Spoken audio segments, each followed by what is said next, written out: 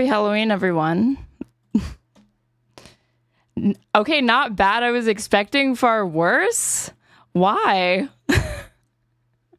I dress up for, like, I don't dress up in a costume, but, like, I wear makeup and a nice outfit every single stream. Why would my Halloween costume suck? How are we doing? How are we doing, you guys? I was AWOL for a couple of days, but things have happened in the time that I've been gone. Can you guys believe it? Give it a 7 of 10. Great effort. You guys are fucking tough critics. Fuck you guys. Do you know how many people in this world go to Spirit Halloween and use the infinite Halloween costume glitch? Because apparently Spirit Halloween will literally take... It doesn't matter if you've worn the costume. If you bring the costume back in the bag sealed, even if you wore it, even if there's like signs of wear, they put it back on the floor. So it's weird to me that you can return a Halloween costume. You'd think that that would be like the one thing that you can't return because they'll never get their money back because everybody would just return it.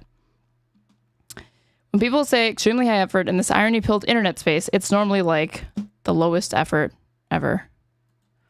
This is, I mean, for me, it's extremely high effort, okay? I'm getting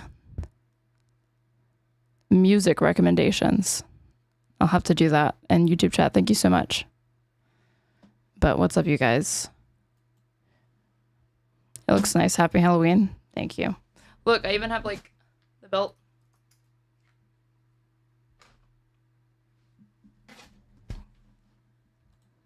I'd stand up. I don't think it's, like, a good idea.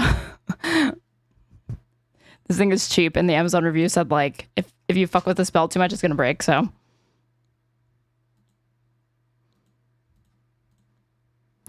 Okay, let's do this. I'm like dying to see this Cenk panel where he like goes off on Katie Miller, who goes off on him first.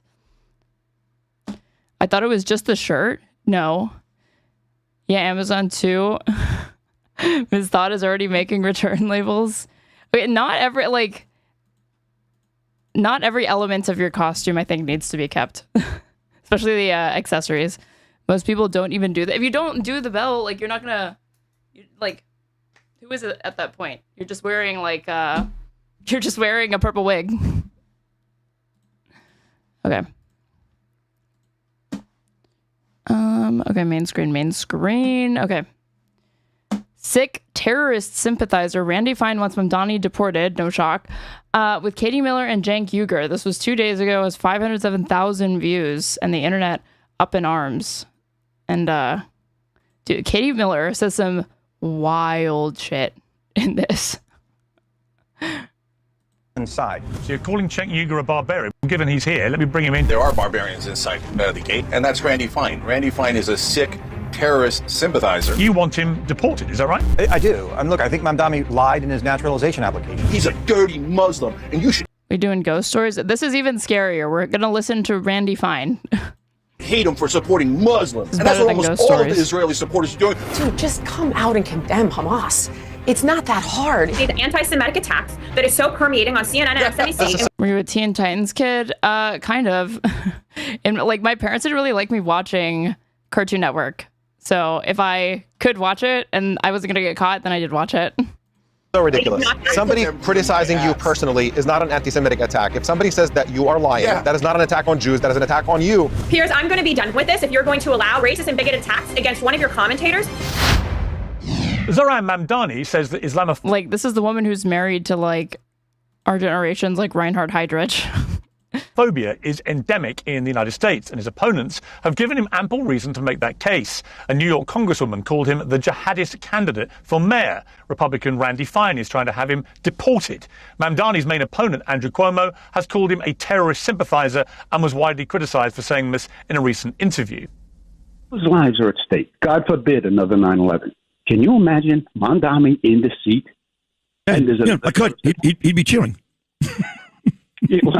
It's another problem. For his part, Mamdani has not always struck the right tone on issues of race and faith. He previously compared the NYPD to the Israeli Defense Forces, for example, and he fought back crocodile tears while talking about some of the real victims of 9/11.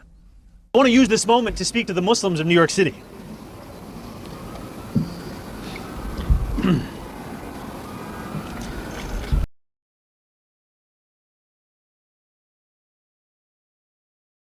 I want to speak to the memory of my aunt. Oh no, I was muted. Somebody asked me who's Reinhard Heydrich, and I was saying he's one of the main architects of the Holocaust.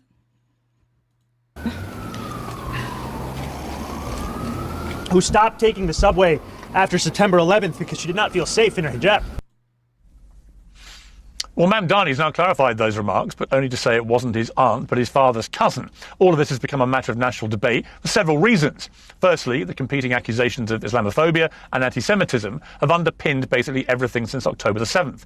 Second, if Mamdani wins in New York, many think the Democrats will follow his socialist lead. And finally, it comes at a time of Who is many? hand-wringing. Why do they think this? Like, the Chuck Schumer still has not endorsed him. Hakeem Jeffries has at the very last second. Yeah, he endorses him. But where is this evidence that, like, this is the direction that the Democratic Party is going to embrace? I wish they would embrace this, but there's no sign of that. Soul-searching over ICE raids, anti-immigrant rhetoric, and the question of what it means to be an American. Is Mamdani the embodiment of this great colourblind meritocracy, or as Randy Fine puts it, part of the invasion?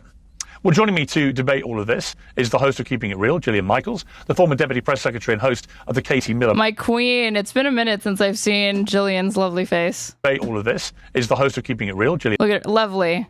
In her lane, thriving ever since she walked off Her Take, a show that she was literally the host of and probably overpaid to do because Anna Kasparian went too hard at Israel. That's in her words. That's not my assessment of Anna Kasparian's commentary on that particular episode. That was her stated reason. And she said later, it's because of anti-Semitism. Gillian Michaels, the former Deputy Press Secretary and host of the Katie Miller podcast, Katie Miller, the founder and CEO of the Young Turks, Cenk Uygur, and the Palestinian-American journalist Omar Badr. Well, welcome to all of you. Gillian, let me start with you. Welcome back to Uncensored. Yeah, priorities, Piers. Yes, let's please let us start with Gillian's. Yeah, I thought it'd be helpful probably to start the debate about Mamdani by reminding us all of some of the more inflammatory things that he's said on his record. In June 2020, he wrote on X, "We don't need an investigation to know that the NYPD is racist, anti-queer, and a major threat to public safety. What we need is to hashtag defund the NYPD." True. In 2023, he linked the NYPD to the IDF in a Democratic Socialists of America panel discussion, saying, "I think that for anyone to care about these issues, we have to make them hyper-local. We have to make it clear that when the boot of the NYPD is on your neck, it's been laced by the IDF." In June, he declined to condemn the phrase globalize the intifada, instead saying that's not language I use, and he would discourage the use of it. In September, when asked if he agreed with the Israeli Prime Minister's stance that Hamas is a terrorist group that needs to be destroyed, Mamdani said, "I'm not going to echo the words of Benjamin Netanyahu." When you take it in totality, I can see why people have got exercised about this, albeit with the last two, a failure to do something is not quite the same as endorsing it. I mean, that should be recorded. But what is your view about Mamdani? Well, the one thing that I would hope people stop doing is pointing out that he's Muslim, because honestly, who cares? What does that have to do with anything regarding his policies and how he will run New York City? So that should be called out from the get. It's wrong. Nobody should do it. Simultaneously, yes, a lot of the things you said are alarming to me. I do wish, dude, just come out and condemn Hamas. It's not that hard. It's very... Y'all remember that? Remember when Mamdani launched his campaign and the first thing that he did was avow support for Hamas? Me too. Common sense, in my opinion. What's alarming to me about Mamdani are his policies. And if we're going to talk about that, I feel like I can pontificate on it. But with regard to him being Muslim, I go back to, again, who cares? And people should stop calling that out. It's wrong. But I guess I love how she refers to people being Islamophobic or launching anti-Muslim bigotry at him is like, what should stop calling that out? It's wrong. Stop calling that out. Stop drawing attention to the fact that he's Muslim. Like, the way that she says it insinuates, it's not great that he's Muslim. It's not, I don't like this, but, it's a bit rude. It's a bit unbecoming to kind of focus on that, you guys. Let's chill, okay? Focus on policy. I guess it's relevant if he is saying that Islamophobia is endemic. She done went woke. What the fuck? No, she's not. Here's the thing. Gillian Michaels is herself a lesbian, but she's also really, really transphobic, from what I've seen anyway. And her whole thing, most really, really pro-Zionist people, pro-Israel people, is the one exception that they carve out. They're anti-DEI in every single respect. but the people that love Hasbara will always carve out an exception for Israel, for Israelis, and Israeli Jews specifically. They will always do this and claim to be, suddenly they become the biggest SJWs, and you're going to literally see this occur, not just with Jillian Michaels, but also with Katie Miller. In the United States. I mean, do you believe that it is endemic in the United States? A hatred of people for their Muslim faith? I don't think it's endemic in the United States, but it... Is anyone surprised? Muslims, especially after 9/11, were treated really great in this country. Does exist. Racism exists. Sexism exists. I don't think it's endemic. And I think that kind of fear-mongering, rage baiting is literally tearing us apart, which is why I want to see it stop when it comes to his religion as well. So, listen, he said a lot. Fear-mongering and rage baiting is when you, as a Muslim candidate, talk about all of the bigotry that you faced on the campaign trail, both from your opposition as well as the general public. That's you being divisive, and that's you rage baiting people, like using this fucking internet lingo to describe all of the attacks that he, like his response to the attacks is just, fantastic. Hmada, thank you so much for subscribing or resubscribing at tier 1. You've been subscribed for 2 months. Hello from Phoenix. Well, hello from Florida. A lot of things that I don't like. This is America. He's allowed to say those things. I go back to what I wish people would attack him on specifically are his policies, because that's where I believe he has exceptional vulnerability. Like, if you don't like the things... I love how she said you need to attack him for his policies, and then the things she's calling out are like his rhetoric not being like pro-Israel enough. How is that a policy criticism? He's saying about Gaza or Hamas or the Jews. Don't double down by saying those things about him being Muslim. That's my opinion. He's never said anything about the Jews. We should just be clear about the fact that he's never said anything about the Jews. That's a way. Not wrong. And if he had said something as blatantly anti-Semitic as invoking the Jews, do you honestly believe that you wouldn't be seeing that quote from Zohran Mamdani every single day in your social media feed, in some sort of headline, someone drawing attention to it constantly? If he had ever made a statement that inflammatory and anti-Semitic, you would know about it. It's just a phrase that gets imposed on him because people can't find anything to condemn. Yeah, but that's not saying anything about the Jews, whatever his views are. Why not ask him? I mean, this is all true, but why not ask Jillian, where did he say he hates Jews?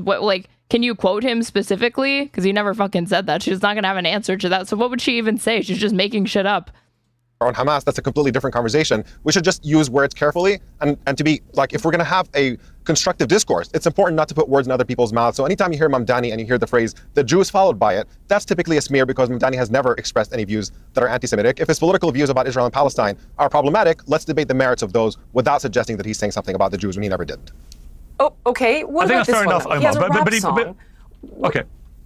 I was going to say he has a rap song where he celebrates the Holy Land Five, who have gone to... She just said 30 seconds ago, I want to keep this about policy, not about his Muslim identity. I just want to talk about the substance. Now we're talking about Zohran Mamdani's rap songs from years ago. These are the substantive things that matter to Jillian Michaels and should concern you as a voter if you're from New York City.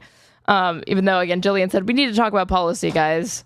Jail for sending millions of dollars to Hamas. How do you think that would make a Jewish person feel? Probably not great. 2025 is a crazy year that what she just said even means anything at all. Let's just one more time on that one. Great. A rap song where he celebrates the Holy Land Five, who have gone to jail for sending millions of dollars to Hamas. How do you think that would make a Jewish person feel? Probably not great. Zohran Mamdani had a rap song in the past where he celebrates the Holy Land Five, a thing we obviously all know what that is, of course, who gets funding from Hamas. And I guess this means that Zohran Mamdani supports Hamas or something. And also, how would that make a Jewish person feel? Okay. Not great, Jillian. I've never heard of that song. Israel slaughters. Hold on. Okay, I mean, it exists. Our children over and over and over again, and all we do is and Piers, this is really important. It's not that the American people are Islamophobic. It's that American media, mainstream media, and almost all the Israeli supporters are the most bigoted, racist people in the country. They despise Muslims. All they do is smear Muslims 24/7 while pretending that they're concerned about bigotry, but only when it affects their beloved Israel. So they're like, oh my God, I'm so concerned about anti-Semitism. Oh, Okay, Cenk's cooking. He like basically stole the words out of my mouth. Like, yes, this is the only form of bigotry that they pearl clutch about, and they actually say that they care about. Every other demographic, nationality, ethnicity, minority, you need to just calm down. If you're demanding that you be treated with a modicum of respect by people in this country, if you call out attacks on your identity or bigotry that you face, that's you being a woke, triggered SJW that needs to chill the fuck out and stop rage baiting people. But when it's related to Israel, if you don't say Israel is the greatest country in the world, you're an anti-Semite. If you say, oh, Israel killed this Palestinian child yesterday, it was reported by ABC and like the New York Times, also an example of anti-Semitism. These are things you need to care about. But that is the MO of these fucking supporters. It's insane. You said something slightly true, actually very true about Israel, but it hurt my feelings. Like he's not gonna, I don't think he's going to say it here, but if he did, he would be cooking. On Twitter a couple of weeks ago, he was saying that like the supporters of Israel at this point are genuinely more concerned about perceived anti-Semitism or criticism of Israel than they are about just hundreds of thousands of kids dead. That is far more offensive to them. And it's abundantly true with the things that they say and the things that they draw attention to. Again, it's like 2 years since October 7th. And Jillian is like, was doing like, why won't he condemn Hamas shit? You're an anti-Semite, fire him, cancel him, etc. This is all thuggery. There's a bunch of pro-Israeli forces inside America. They've taken over our Congress. They've taken over mainstream media. And not only do they try to smear, cancel, fire, and arrest anyone who criticizes Israel, but on top of that, they now demand that you be racist and bigoted against Muslims. And it's so hilarious. Because Mamdani, hold on, let me finish. So let me finish. So now they go, okay, even though Mamdani has never said anything anti-Semitic, nothing against Jews, and even though the majority of Jews, according to polling, are supporting Mamdani, 67%. Well, it's not just that, Cenk. It's also what he doesn't say. And apparently he doesn't condemn Hamas. I bet that's not even fucking true, but I could be wrong. Of younger Jewish Americans in New York that's under 45 are supporting Mamdani. We're going to lie anyway, and we're going to say, you know what? He's a dirty Muslim, and you should hate him. Those are self-hating Jews, Cenk. For supporting Muslims. And that's what almost all of the Israeli supporters are doing. Almost all of mainstream media and that sick, disgusting Andrew Cuomo, who's as bigoted as it gets. Today's show is sponsored by Oxford. Oh my goodness, Piers. Look at you go with your sponsorships. Ode Piers. Instead of, following Piers's links, you guys should follow my donation links pinned to my Twitch chat and my YouTube description box if you want to support the stream. All right, now I'm done. Go ahead. Why is it that every time someone wants to criticize Mamdani, it immediately comes back to the Jews and the anti-Israel movement instead of actually talking about his viewpoints, which is that nobody said Jews. You just said it. You always do that. We say Israel, you say Jews. We say Israel is a government. Please don't make it about Jewish Americans. And you come back and go, you have to make it about Jewish Americans. What's wrong with you? What's wrong with you? She's been watching Pisco. She's hitting him with the yes or no. Is Israel a Jewish state? Yes or no? Yeah. First of all, okay, so Saudi Arabia is a Muslim state, and you can criticize it all. I mean, just say he should have said they claim to speak for all Jews, right? They have a Star of David on them. They're not officially recognized as like the Jewish state, but they claim to speak for all Jews. But anybody who's ever met Jewish people knows that you cannot treat any demographic as a monolith, certainly not Jewish individuals. And no, a state does not speak for an entire ethnicity or religion. No state does. That includes Israel. All day long. There's no special protection. Because what you're doing is you're decoding language to attack American Jewish state or and a to Muslim say that state. we should not be here and we should not be in existence, and that you would be happy for other people like Mamdani to use. I want Israel to be safe. Nothing of the sort. Nonsense. You're totally lying. That's very normal for a Miller to be completely and utterly lying. That's not true. We want Israel to be a safe haven for Jews, 1967 borders, but you guys say, no, more Palestinian land. Take Gaza, take the West Bank, take southern Lebanon. Your greed knows no bounds. And by the way, you and your husband are supposed to be safety in this context just means being kept away from Arab people. That's it. They're not really truly talking about safety. For America, not for Israel. She's like talking about maintaining like apartheid and ethnic supremacy. I think you're betraying this I will country. All right, Cenk, let Katie. Piers, all right, if I She and her husband deserve each other. Dude, she has said, let me see if I have it? I think I have it. Hold on. She made these like comments about him. Yeah, I do. On Fox News, where she like, it's like, I honestly thought, there's all these rumors that she's like had an affair with Elon Musk. I have no idea if that's true. So right now I'm just going to say it is allegations and rumors. But these comments only lend credence to the idea that a divorce could be impending, or like something is off between these two. Because like, why would she make these comments about her husband? Listen. Okay. This is just called Matador of White Panic. And you will see why. You are married to Stephen Miller, so you are the envy of all women. What is that like? The sexual matador, right? What is it like being married to such a sexual matador? He is an incredibly inspiring man who gets me going in the morning with his speeches being like, let's start the day. I am going to defeat the left and we are going to win. You are married to Why did she say that? Why did she go on Fox News and make those comments? And it's clearly like alluding to something that she and Jesse Waters may have talked about behind the scenes. Why would she say that about him? That was bizarre. And it honestly came off so clearly like they're passive aggressive like digs at him, or at the very least sarcastic, but that was weird. I don't think I'm the only one. But here she's going hard in the paper, kind of. Just jump in here on a quick note. Yeah, Omar, I'll come to you, but let Katie finish her point, then I'll come to you. Katie. No, Piers, quite frankly, I'm really sick. Sexual matador, so he kills the mood. See, isn't the matador in the context of like a bull, if you're doing like, is it bull racing or whatever? You're the one like holding the drape, right? And the bull is the thing that like runs at you. So is she saying that he like dangles intimacy in front of her and then like yanks it away at the last second? Or is she saying that she is like relates to like the bull and is like trying to go at like, or like he's the bull and he's like trying to go at her? Like I don't understand what she was getting at entirely. And tired of Bits of Go, thank you so much for the 100 bits. Really appreciate that. this racist, bigoted rhetoric that comes from people like you against my husband, against my family, and my children. I am raising Jewish children in this country. Who brought your children into this? What a weirdo. Piers, I'm going to be done with this if you're going to allow racist and bigoted attacks against one of your commentators just for the sake that he will not hang on. speaking. Casey, to be clear, what like races, like again, cannot be ignored.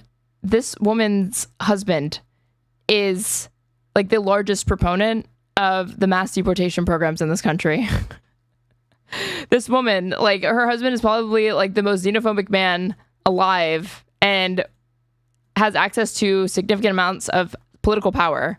And she is over here whining about racism and bigotry that she's personally facing. Inserted a line that says the Miller's lie. Is that not coded language? Or therefore we are Jewish? Come on, Piers, where are you? What? Where are you standing? God, you're so Casey, pathetic. if I can speak. Everything's your shit. If I can speak, Anti-Semite. Fire him, cancel him, cancel him, America. Oh my God, Israel's feelings have been hurt. Why don't you work for this country? Can we try and get this country instead of Israel? Can we try? All right, can we please? All right, let's stop the ad hominem attacks. Let's try and get this back to a more civilized debate, which is actually about the likely incoming mayor of New York. Katie, I was giving you the chance to respond. If you want me to do it for you, I'm happy to do that. But normally in a panel discussion, if someone makes... You know, I agree, and you shouldn't be interrupted. So, Katie, let me just ask you, separate, let's not get into ad hominem stuff. It's honestly, I think the viewers are sick of it. Let me just ask you... This panel's well, never condemn Comrade Cenk. He's our strongest soldier. I don't know about all that, but in this moment, he is cooking. Let me just ask you, Katie, what is your fundamental opposition to Mamdani? Because my view of Mamdani is I think she should have to explain why Stephen cannot pronounce beta. I mean, I'm pretty sure this could totally be like a false memory. I'm pretty sure somewhere in this she complains about being like asked to answer for her husband, like I'm my own person or whatever. Don't get me wrong, I totally understand that. But the thing is that nobody knows or cares who this person is if were it not for her husband. So the reason why she's even on this panel is because of him. So this idea that she's going to be surprised that she didn't have like a career, as far as I know, independent of him. Like the only reason why she launched a podcast that like doesn't even get the views is because of him and the connections that she can get because of him. If I put Katie Miller podcast, Katie Miller until very recently, okay, has 7.59K subscribers, so less than 10,000 subscribers. Dude, she has Cheryl Hines on her podcast of Curb Your Enthusiasm fame. She gets 3.6K views in 3 days. I have some VODs on my channel with less than 2,000 subscribers that have more views than that podcast episode. He's very charismatic. He's a skillful politician. He has reined back on some of the more inflammatory things he undeniably said. The stuff he said about the NYPD. She worked for Pence. Yeah, but I mean, did she have like a public-facing role or career before Stephen Miller's tenure in Trump's administration? I don't believe so. Or if it was public-facing, it was something more like obscure. If we were talking about like working for Mike Pence. Would be for some people disqualifying, frankly, in a city like New York, but he's managed to come through that by reining back on some of that stuff. And he is, as Cenk Uygur rightly points out, he has a remarkable popularity with young Jewish New Yorkers. I mean, it is remarkable that for someone who people have branded anti-Semitic, a lot of Jewish New Yorkers simply don't agree. They want to vote for him. So he is what he is. I also think, as Gillian pointed out, that probably a more obvious stick to beat him with politically are his views, which are pretty socialist. And what is fascinating about this politically, looking at the totality and potentially a future... Yeah, I agree. People should spend more time talking about his policies and trying to attack the idea, the proposal. Let's have some free buses. Let's build... public grocery stores, see how that goes, kind of like how we have like the post office and shit. Let's try that. Let's try to make things more affordable for New Yorkers. Yeah, let's talk about that, and then I can watch these people try to attack that and those concepts. Yeah. So for once, I don't even disagree with Piers. Election is if you have a progressive socialist like Mamdani who wins in New York, is that the way the Democratic Party is now going to go? What is Jillian doing here? I thought she was done doing politics. I don't even remember it, but he introduced Jillian as as the host of some, I guess, new show that she's doing. She's already moved on from her take. It's so sad. Have any chance of winning against what would likely be another MAGA candidate in 2028. So these are big picture issues that will come out of a Mamdani victory. But from your perspective, Katie, what is your fundamental opposition to Mamdani becoming New York mayor? I want to start off with, do you agree when your guest says that the Millers always lie? Because that's what your guest on your show just said, is that the Millers always lie. And so now I'll continue into saying Mamdani, just as you said here, is a socialist. He is someone who is going to drive New York to the bottom. I'm excited for him to win because he'll prove to every other single large city in our country that what you will see is failure, what you will see is high crime, what you will see is murders, what you will see is a prominent city in our country fall into complete disrepair, and you will see large amounts of capital and tax dollars exit the city immediately, because what people are voting for is their own downfall. When you play into identity politics as he's done, when you stand behind a podium and your first comment is... Identity politics is when you defend yourself from bigoted attacks and call out pervasive anti-Muslim bigotry that you have seen throughout your life and within this country. Things that don't count as identity politics is when your husband says that we need to deport Abughazaleh and have ICE agents go to Home Depot and get rid of anybody and pick up anybody who looks vaguely brown. That's not identity politics. Something different.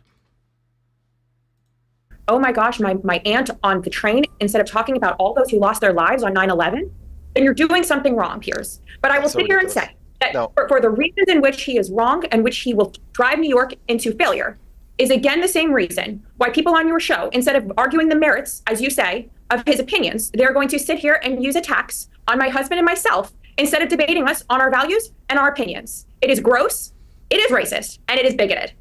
And I will not join your show again if you... Your values suck. That's what I'm debating. This is so ridiculous. Yeah. Well, Katie, let me just make it clear. I don't know why she thought this was the play. There's even ways to like pearl clutch about these kinds of issues without going the route that she did, which is really, really alienating, not only to any just normie kind of independent person watching this, but even to the right, because this comes off as like even beyond the typical pearl clutching that you would expect from an Israel supporter. Cenk, stay out of this. Katie, let me just respond to that. Katie, normally when someone makes an ad hominem attack on another panelist, that panelist who's on the receiving end gives it back, right? And you've chosen instead, it seems to me, to want me to do that for you. I don't mind doing that, right? But to me, you could easily respond. You're perfectly skilled and capable enough to respond to what Cenk said about you, and you've done that. And you've argued, very passionately why Mamdani would be a New York mayor. I'm not taking sides here. I actually don't like any of the ad hominem attacks that come on the show.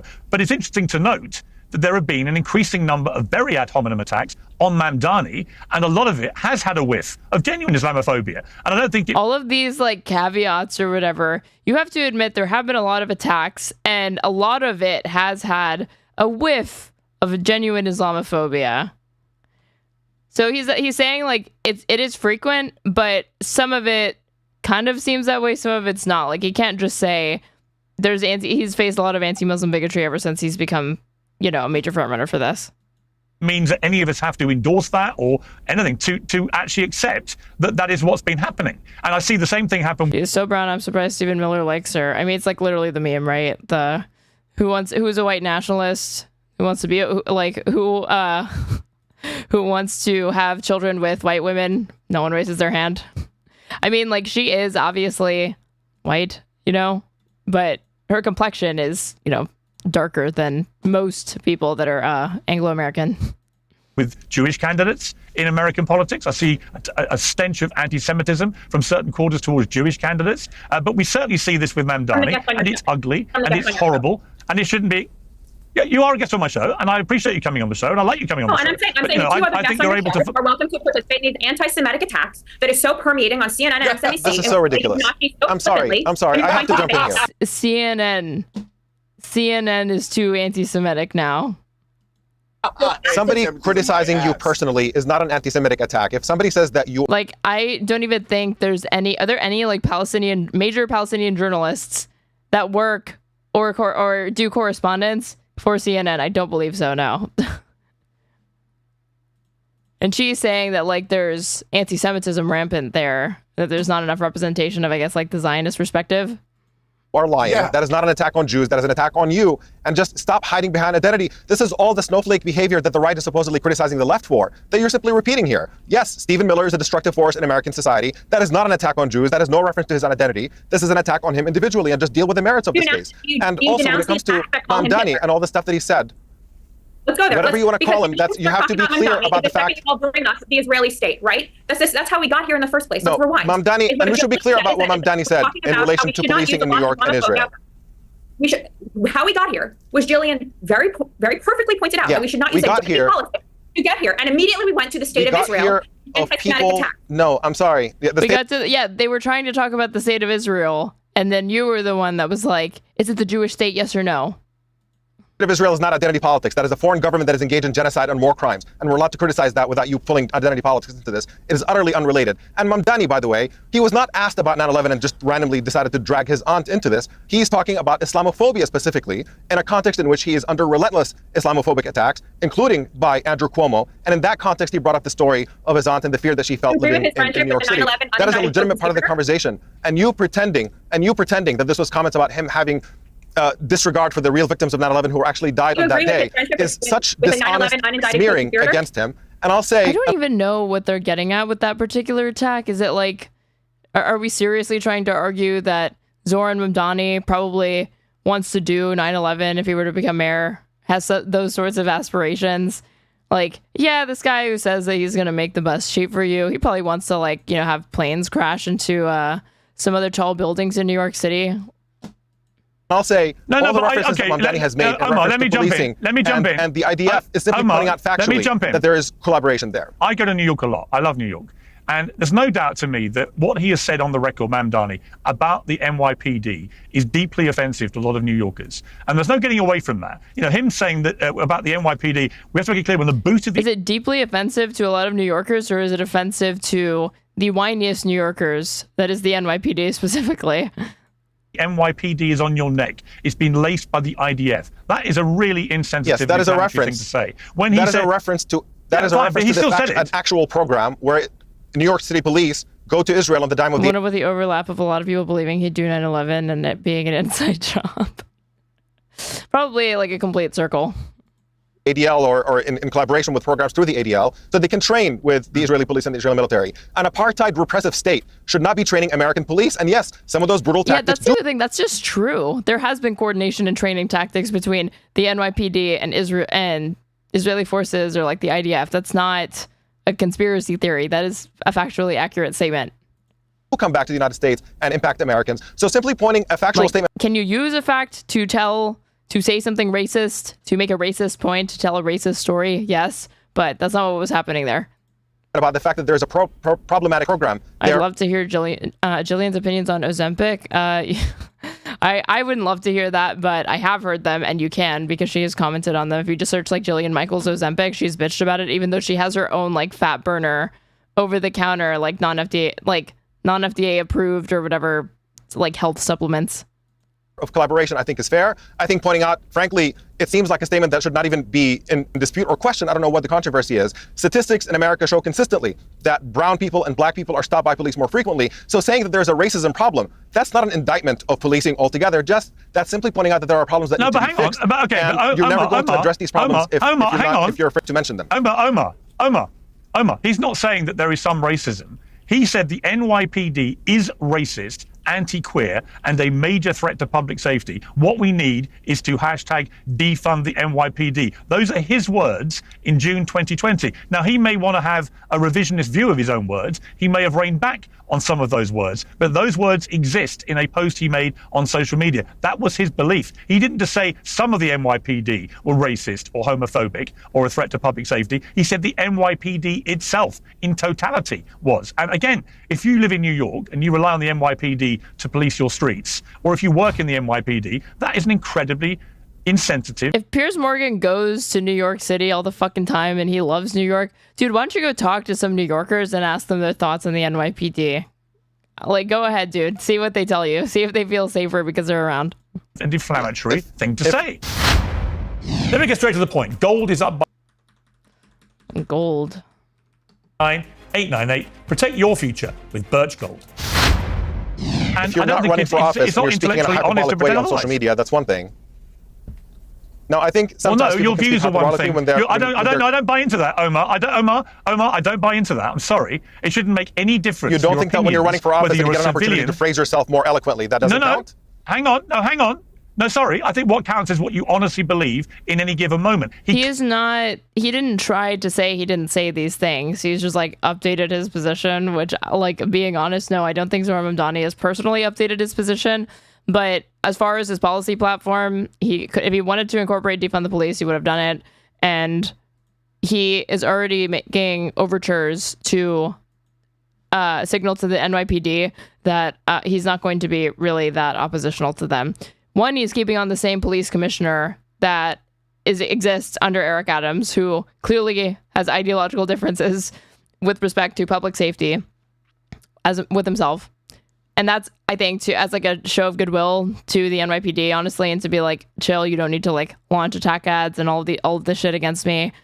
Or obviously they launch attack ads, but he's, I think, trying not to have this like really, really adversarial relationship with the NYPD right off the back, for one. For two, he dropped the defund the police. Like, he never mentioned defund the police. And three, he fucking apologized to the NYPD, something he definitely did not need to be fucking doing, because it just leads to conversations like this, where no matter what it is that you have done now, it will never be good enough because you said those things in the past.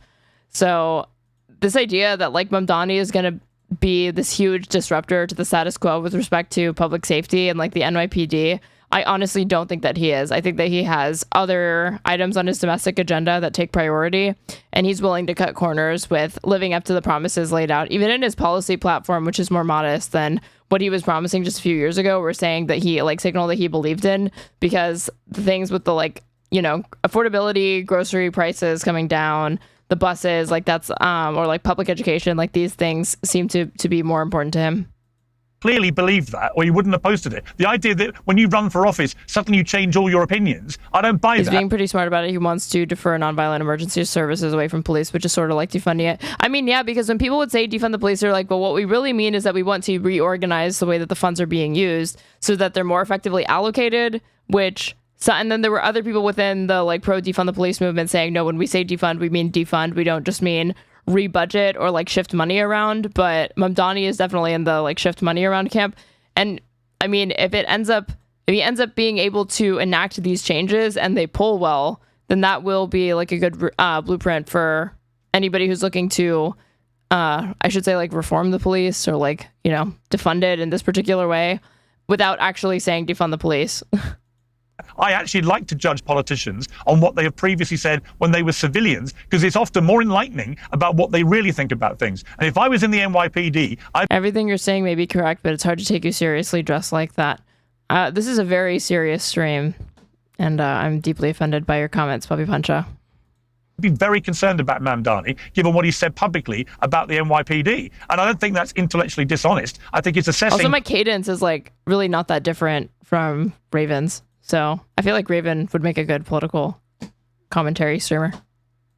What Mamdani said in real time as his honestly held belief about the New York Police Department. So there are things that, look, like I say, he's charismatic. He's clearly very popular, notably amongst young Jews in New York. I think that's really interesting. He's likely to be the mayor of New York City, but he thoroughly deserves proper scrutiny of what his views have been. And I think his views about the NYPD are inflammatory. And, he's got to address that. Proper scrutiny, as if this hasn't been a thing that they have repeatedly tried to attack him with and use against him. And it just doesn't have the salience that they want it to have, at least not with the voters that he was reaching out to, for one. And for two, even with those attacks, he has largely moderated both his rhetoric and position to be more in line with the status quo with respect to public safety and cooperating with the NYPD. He's not going to be adversarial. It would be a big deal if he was able to get this like social worker program off the way and like reform 311 and the non-emergency number and stuff like that. But it's not going to be like a major overhauling of anything.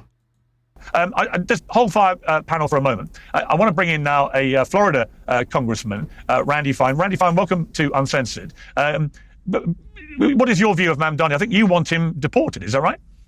I do. Look, I think Mamdani lied in his naturalization application. He did not share he was a member of DSA. He did not share his affiliation and his love for the 5 Muslim terrorists. And I think that was dishonest. And I don't think he should be a citizen. I think that needs to be investigated. This dude is a psychopath, by the way. That's not me being like exaggerating. I can't even show you guys the tweets that he has made because he's like made fun of the death of like Palestinian babies. As we need to do for many people who've come in over the last 30 years. One of the most fascinating things... This is the guy who thought Israel should nuke Gaza. Yeah, like something like that. About this election in New York is Mamdani is losing overwhelmingly among those who were born in the United States. His only chance of becoming mayor is because of those who grew up with values other than being American. And I think that's something that should alarm everyone. What in the fuck are you even talking about? This is like, well, I know exactly what they're talking about. Like, you hear these things from, I'm pretty sure, what is it? God, am I really about to pull up Ezra Klein? Am I really about to do that? But yeah, I am. When he was talking to Ross Douthat, I remember him saying this. It's almost... Where they talk about, like major leaders within this country appealing to the idea that, like, what constitutes being, like, a true American is somebody not with ideological predispositions or somebody who embraces, like, the Constitution, the Declaration of Independence, being raised here, etc., things that you typically associate with, like, an American identity, right? Melting pot, this sort of thing. No, your like ancestry and lineage is like what's going to determine it. Let me see. This.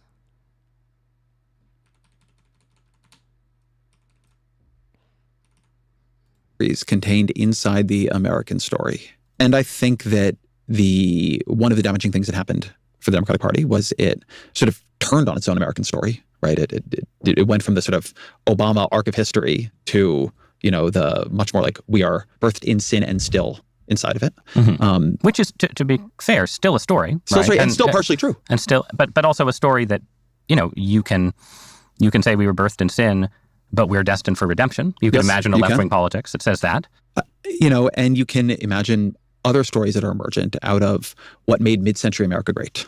I've been thinking about this because I've been a bit obsessed with this speech J.D. Vance gave at the Claremont Institute. That's what it was, the speech of the Claremont Institute. And listen, what he quotes here is practically a verbatim quote from what J.D. Vance says. And it's telling that Ross Douthat was like, I don't think he exactly meant it like that, but he did. Part of the speech was him taking aim at the sort of creedal America, the sort of Frederick Douglass America, the America where belonging is at least partly defined by a commitment to the ideals of the Declaration of Independence. And Vance says, that he prefers attaching belonging to whether your ancestors were here in the Civil War than whether or not you believed in the Declaration of Independence. Okay, that's one level. And that's already scary enough because like the Civil War, it's like, okay, but what side are you talking about? Like J.D. Vance actually thinks that you are more American even if some people in your ancestry were literally part of the Confederacy. and wanted to secede than immigrants that come to this country, work hard every day, are more patriotic on average, buy into the American mythos, the American dream, believe in largely agree with the Bill of Rights, the Constitution, Declaration, like all of these things. You're still not more American somehow than somebody who happens to have been related to somebody who wanted to, it was like traitorous to this country. Of the fight. And I'm just going to say, I think that slightly simplifies what he was saying, but please continue. I don't really, but we can. It did not simplify anything. That is pretty much verbatim what JD Vance said. I'll see if I can't find a clip. But the way you phrase that, if I can pick you up on that, what do you mean? I mean, you have to. What if you're an immigrant and your ancestors predate 95% of the white people here? I think JD Vance's head would explode if you asked him that question. To be born in America, to be an American, is that your position? No, but by the way, there's a reason the framers of our Constitution said that to be president of the United States, you had to be born here. There is something about growing up here, going through your childhood, being inculcated with American values, becoming part of that melting pot that made America great. When my family came here over 100 years ago, they came here because they loved America, not because they wanted to change it. They wanted to become part of... But he's saying that, you can grow up here and still have not been born a citizen. You could be brought here at 3 years old and live your entire childhood, adolescence, teenage, young adult, into your being middle-aged. You would be born and raised here effectively. The only difference is that you would be missing socialization from the first 3 years of your life where you don't even remember anything anyway. The American social fabric. But what you see in New York is people who have come here not to become part of America, but to change America. And there's nothing wrong with America, and there's nothing that fundamentally needs to be changed. This is the greatest country in the history of the world, and we have too many people coming here who do not believe that, starting with Mamdani himself. You said yesterday that Cenk Uygur, one of our panelists today... And I mean, Mamdani is a naturalized U.S. citizen, is whatever American means to, whatever that means. He is certainly and far more American than somebody like Randy Fine is and ever will be. Is an invader. What did you mean by that? I think it's a great example. I actually talked in that post about Mamdani. I talked about Ilhan Omar. I talked about the gentleman you recognize. These are all wealthy foreigners who moved to the United States and then constantly... I was also Islamophobic and bigoted against Ilhan Omar. Cool. Talk about how bad it is. He's been really, really busy. Post saying I should be deported to Israel, that I have dual loyalty. My family's from America. I was born here. My parents... Yeah, I wonder what could give people that impression, Randy. He would love to say, oh, it's just because of my Jewish background that people are saying that. And don't get me wrong, the dual loyalty trope is well and alive and something that people baselessly accuse Jews of all the time. I'm not saying that doesn't exist, but we are talking about Randy Fine here. If there was ever somebody who you definitely know that comment in 9.9 out of 10 instances is not being motivated by anti-Semitism, it would be this motherfucker right here because of the comments that he's made about Israel. Parents were born here. Most of my grandparents were born here. My relatives that came here over 100 years ago came because they were desperate to be part of the greatest country in the history of the world. It's all of this can be true, and it still won't change the fact that you spend a significant, if not more, the majority of your public appearances and time at this point, just shilling and advocating for Israel. They did not come and then go on constantly about how bad it is and about how terrible it is and about how things need to change. If folks want to come to America, they should love it, they should share its values, and they should want to add value immediately. Yeah, people born in this country as American citizens have never, ever demanded change. That's so true, King. Far too many people who are coming do not share those values, and I believe it is a threat. The barbarians are no longer at the gate. They are now inside. Wow. So you're calling Cenk Uygur a barbarian. Well, given he's here, let me bring him into this. Cenk, what is your response to that? It's again, he whines about being accused of dual loyalty, a charge that absolutely applies to him.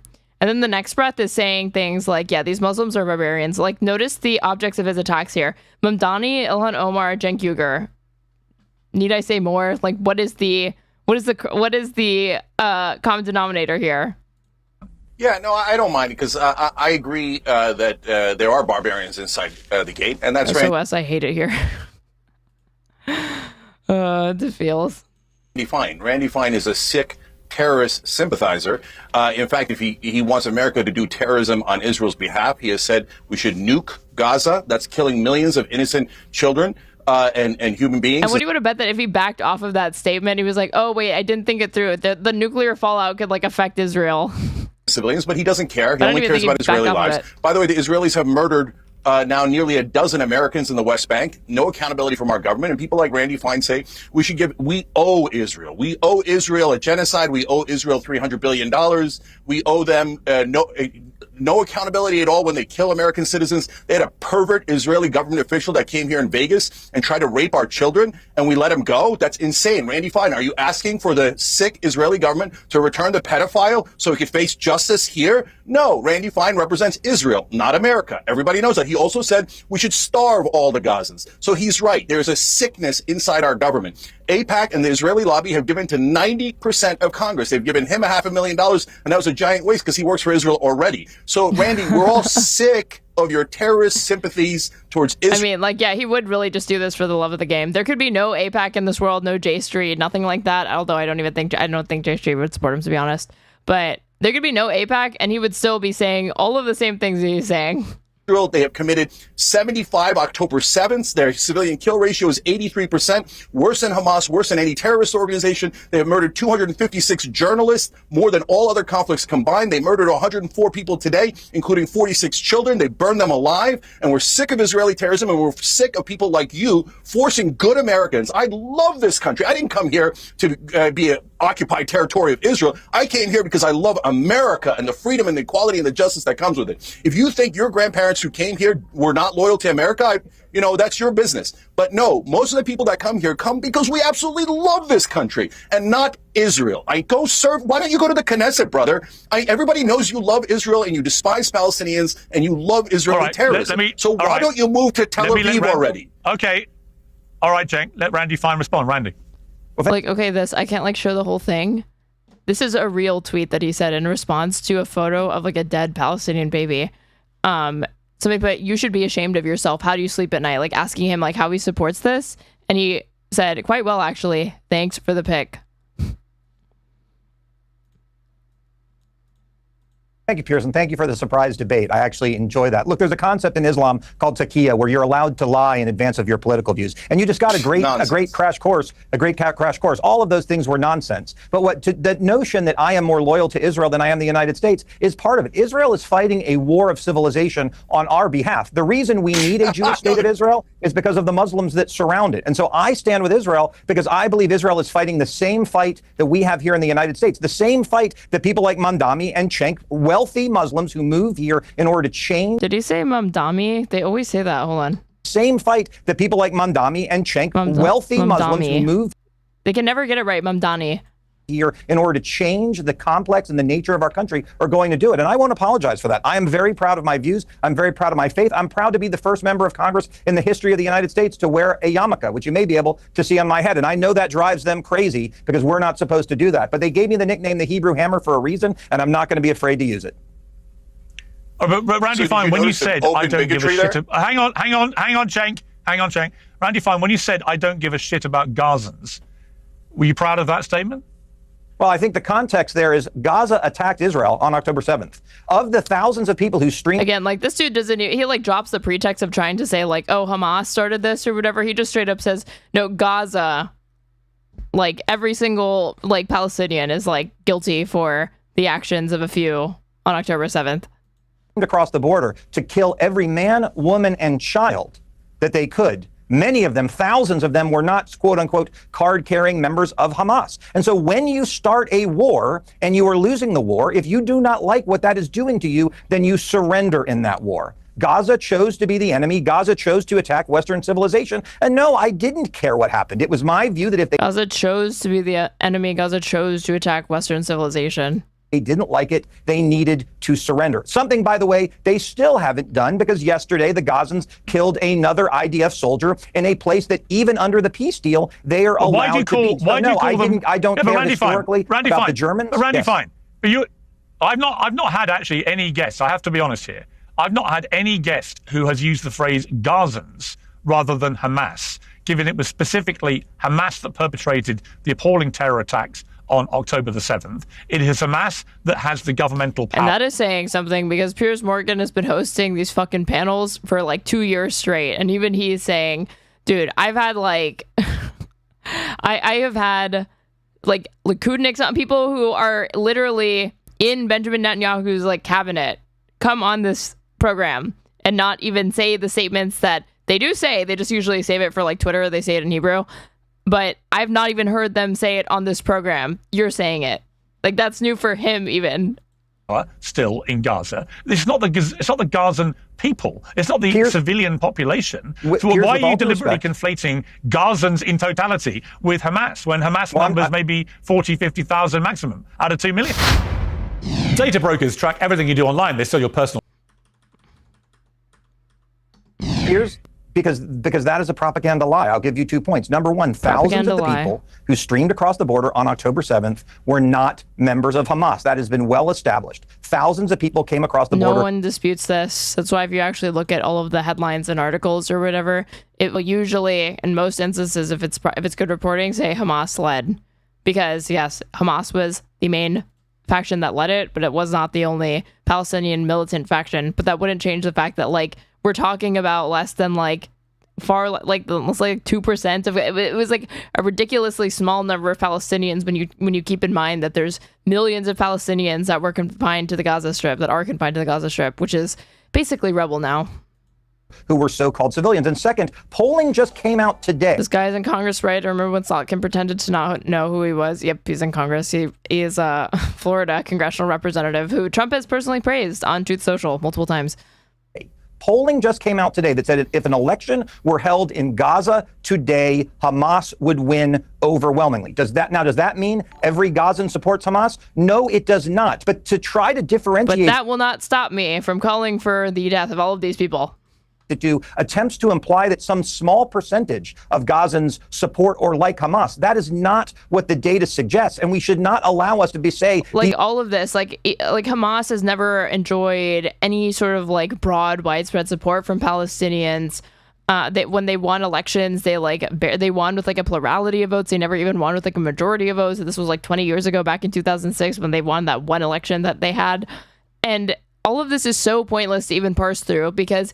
Even if every single person in Gaza was an out and about Hamas sympathizer and just like they wore shirts that said, I love Hamas, it still would not be okay to bomb and starve children. It still would not be okay to bomb and starve civilians, even if they are sympathizers with them. It wouldn't change anything in the calculation. So it's nonsense to even bring this up in the first place.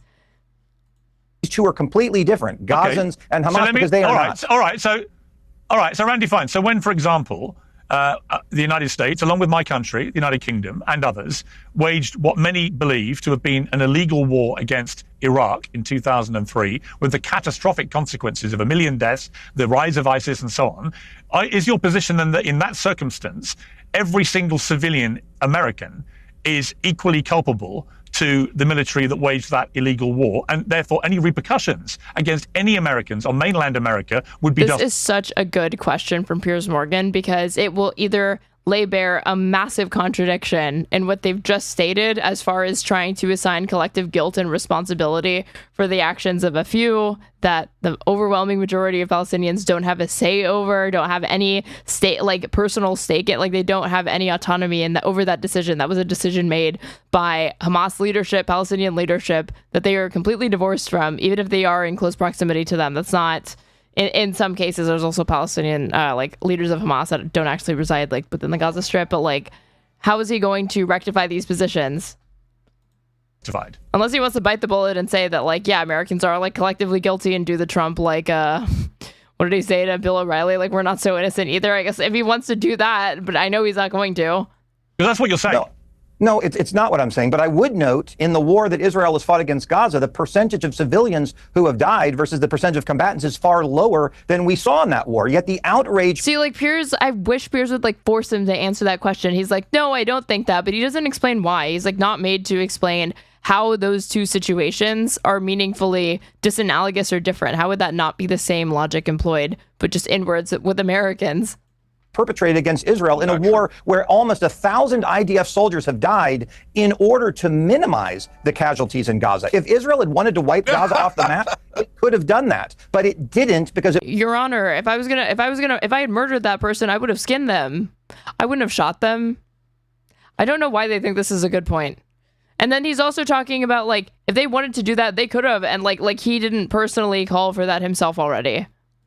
Wanted to minimize the death that was over there. The only difference between Gaza and Israel is Israel has the capability to... Piers does that a lot, though. When he asks a good question on something, he never presses a suitable answer on it. It is so frustrating. Because sometimes he does press for an answer. Like, there was a... What is it? That, like, barrister for, like, like lawyers for Israel or whatever. This woman who... I can't think of what she's like an international scholar that like works for the state of Israel. Like he did force her to answer some question with respect to is how many civilian deaths that Israel's responsible for, or something like that. Every now and then he'll have these like testing moments, but overwhelmingly he does like just drop it and backs off way too quickly. He'll spend all of this time like laying out the premises, laying out the question, only to let the guest just like not answer it. Do what it is accused of and chooses not to. Gaza does not have the capability to execute the genocide that it wants to because Israel stops it. That is the fundamental difference between the two sides. All right, Cenk, your final response before we let Randy Fine go. Yeah, so as you've seen, he's constantly referring to the Muslims that surround Israel. They're the real problem. It's open bigotry. He's not even hiding it. And then he'll go and hide behind the human shields of good, innocent Jewish Americans and say, oh, no, if you criticize Israel, you're actually criticizing Jewish Americans, which no one did. It's the dirtiest trick in the using the anti-Semitism card to protect his form of terrorism that he supports, which Jewish Americans do not support. And so he says it's okay to kill the Gazans, which is collective punishment. He's not only said to nuke them and starve them, but he just said it right here on this air. He's a deeply sick man who wants to put a moral stain on this country by forcing us to fund the genocide of the Palestinians. They have already done 75 October 7th, but it's never enough murder. My first, just a small, pedantic almost disagreement with Cenk, where he says he wants to put a moral stain on this country as if it's like not already there and deeply entrenched. And I don't just mean with respect to this one thing, like those sorts of moral stains, like many of them exist on this country's history, but it certainly exists and it does already exist for our complicity in the genocide. Like that's not something that Randy Fine wants to do or advocates for. Like that already happened and is happening still. For Randy Fine. They've already killed a stadium full. Imagine 20,000 murdered children lit on fire. Their heads exploded. Israel did all of that. And Randy Fine is saying it's not enough. Americans, go work another shift because you got to send Israel more money to kill more Palestinian children and put that on America's soul. Don't listen to this guy. He doesn't believe in America. His whole point is to make sure that we fund his beloved Israel and their sick, disgusting terrorism. Just call me a dirty Israel Jew. is the largest terrorist entity.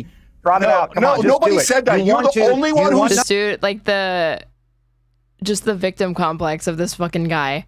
Like you saw it happen with Katie Miller, where just like this unbelievable reach of you just say you hate all Jews already. Just say it, and then he's doing the same thing, like goading him into it. Like he wants that. No, you're the so sick, disgusting Muslim bigot. No one wants anti-Semitism. The only person who wants anti-Semitism is you because you want to hide behind it. You bring up your yarmulke when no one else did. No one minds your yarmulke except you brought it up as if like you're some sort of victim. You're the one who wants to nuke over a million I'm not people. A victim at all. You're not a victim. I relish you're a disgusting terrorist sympathizer. Like you. And you should not be inside the United States Congress. You are a stain on this country. And all of your fellow invaders you are trying to occupy America, so you steal our... Piers, where are you at? Obviously this is like the bullshit that he wants to cultivate, but this you and all you like fellow invaders. Money I was born here. To send money over to Israel to steal Palestinian and Arab and Muslim land. And on top of that, Piers, one thing that's important is pro-Israel people like Randy Fine have spread hatred and fear of Muslims in this country my entire life. They have tried to get everyone to hate Muslims so that they could say, oh, look, now that Israel is defending Western civilization, you should murder all the Muslims and you should let Israel take all of their land because we are defending Western civilization. And then they have the audacity to complain about anti-Semitism. Do you mind if I make one closing remark? They are the biggest bigots in the country. This is a literally for mass murder. Randy, okay. I just want to make it clear to viewers before you... Randy, I'll give you one final response because to be fair to you, you did not know you would be engaging in a wider debate with other panelists. I decided to bring Cenk in because you called him a barbarian invading the United States. I think if you do that about a panel member, they're entitled to respond. He's now obviously responded angrily and passionately to you. I'll give you one last word back, and then we're going to move back to the panel. I would note I did not do that on the show. You could have warned me in advance. But again, I don't mind having the debate. I would note this. Oh my God. That is so fucking Weasley then. Hey, that hyper-inflammatory thing that I intentionally said about Muslim people, Piers, you're just ambushing me here. I didn't say that on this program. I only tweeted it, put it on all of these different social media platforms before the general public to consume. How are you going to do me like this? If Islamophobia was... the conversation must be confined just to literally what is said on the show, and you could never bring in other things that they've said or quote them. The big issue that Cenk makes it out to be. Mamdani would not have... I decided to bring Cenk in because he called him a barbarian. I just think it was fair. That statement is fucking wild. This is still an average... This is still not even in the top 10 craziest Piers Morgan panels that I've seen. In a minute, it's been more crazy, but no. Had to lie and make up an aunt that did not exist, who was not in the United States, dealing with so-called Islamophobia after 9/11. If the problem was real, the stories would be endemic and they would be everywhere. So people need to not believe the nonsense. The fact of the matter is, if you hear someone yell, Allahu Akbar... I've never heard of this guy, Randy Fine, but he seems like such a spineless creep to me. Your read is totally correct, and lucky for you that you haven't heard about him, but if things get worse in this country, which it looks like they're on trajectory to get... he will probably be somebody who you hear about more and more, unfortunately. Walking down the street, Islamophobia after 9/11. If the problem was real, the stories would be endemic and they would be everywhere. So people need to not believe the nonsense. The fact of the matter is, if you hear someone yell, Allahu Akbar, walking down the street, you're probably going to take cover. Fear of Islam is rational. Doesn't mean all Muslims are bad. They are not. But this... I can't even... is there any point to try to, respond to, the individual, just, racist comments that he makes? Can I be spared? Can we we know that this guy is just a fucking moron and flaming asshole? Concern that many Americans have and that they have in your home country, it is real. And I thank you for having me on your show today. Happy to come back anytime. Imagine if I said the same thing about Judaism. Cenk was right about that. He wants you to say that so that he can claim to be a victim. Okay, Randy Fine, I appreciate you coming on. Thank you very much. We're going to go back to the panel now, who've been waiting patiently there. Gillian Michaels. I have fear for his fashion sense with that ugly beanie. You guys, dude control on Twitch chat. That is not, that's not a beanie. That's a yarmulke. Today. This Happy is to not come a back beanie. anytime.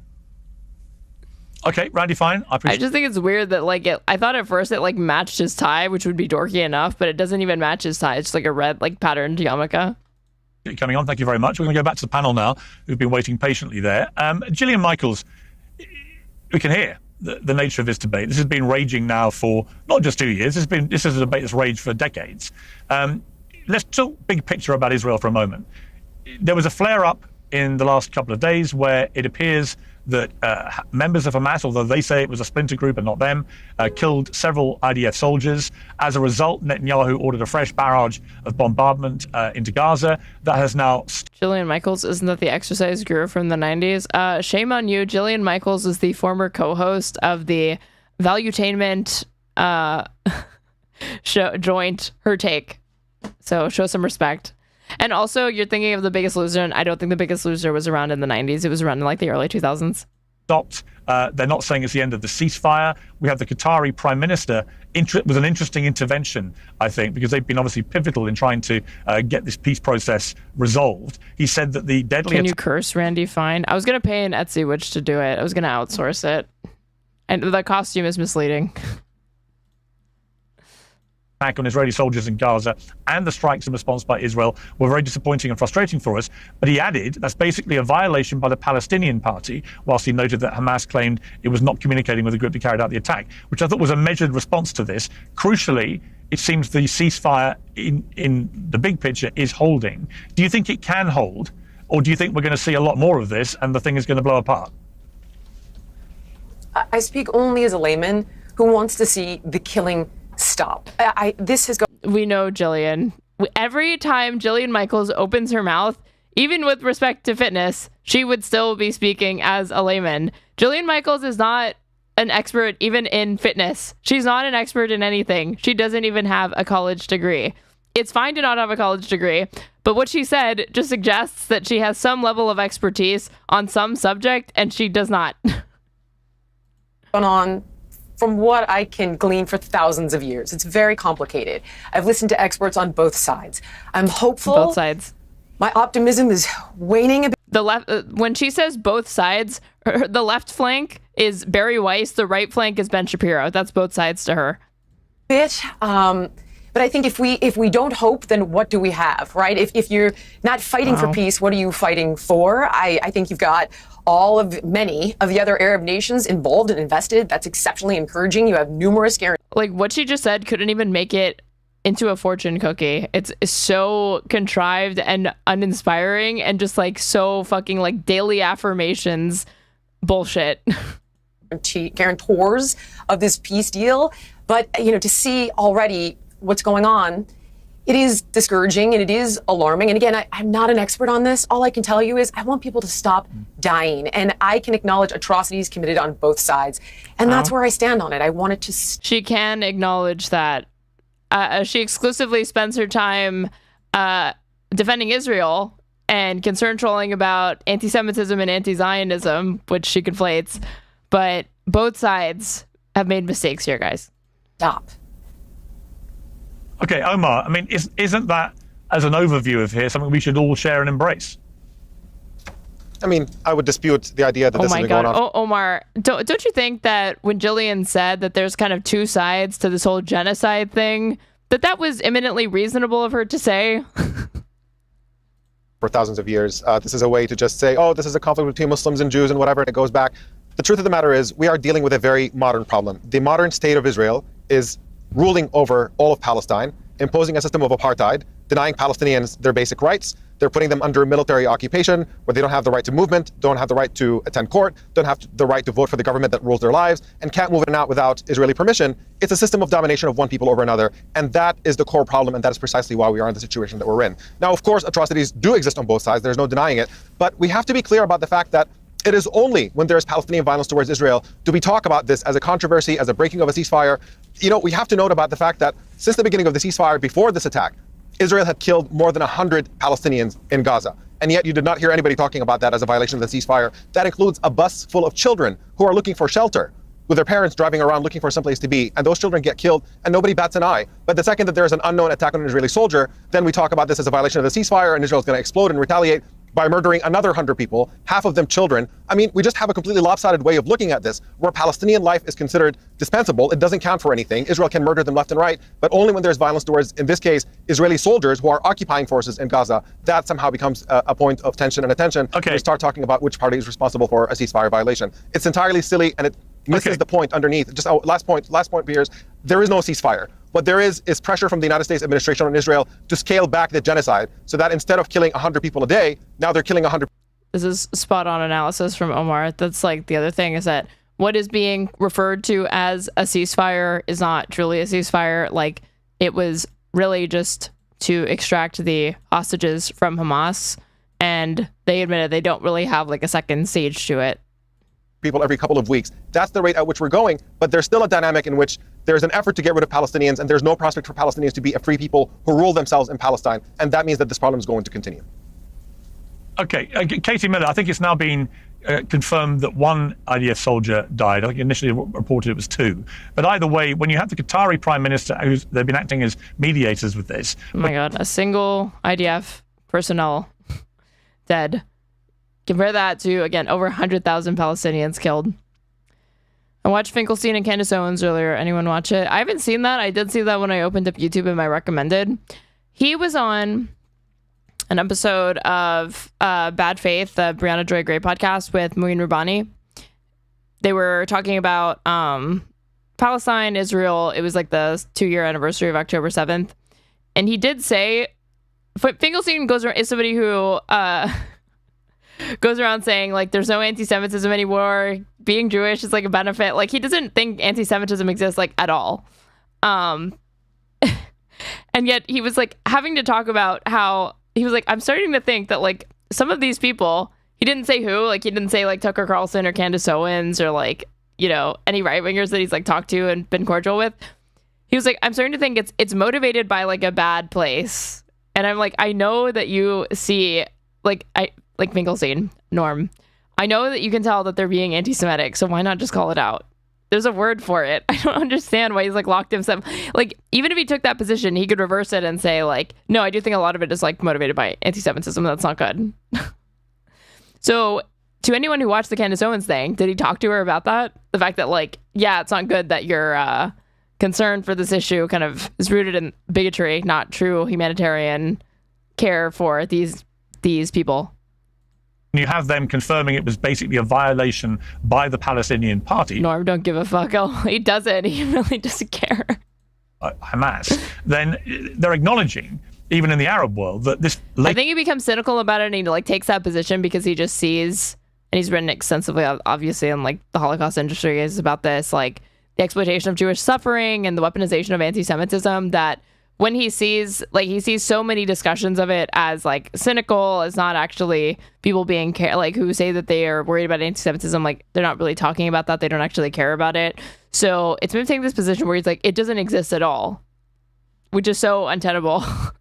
His flare-up was precipitated by the death of an IDF soldier. Now, people can argue about the scale of the response from Israel, but thankfully it has already stopped. Well, you can shake your head, but I mean, the reality is... Like Dave Smith being more anti-Israel than pro-Palestine, if that makes sense. Yeah, exactly. Like, with Dave Smith, I do see more humanitarian concern from him, but I think first and foremost, it's informed by his, like, kind of isolationist, like, you know, minarchist, libertarian, Heritage Foundation ideology that he just doesn't think we should be involved in foreign wars. They responded to the death of one of their soldiers. We may not like the scale of it, but that's what they responded to in this particular flare-up. The more important thing for me, Katie Miller, by killing bystanders, that's not a response. Killing a third party is not a response to this. Well, like I say, you may not like the scale of a response. They murdered children because one of their SS soldiers was killed, and it wasn't even by Hamas. Are you kidding me, Piers? So they're occupying 53% of Gaza right now. So shouldn't they get the hell out of Gaza?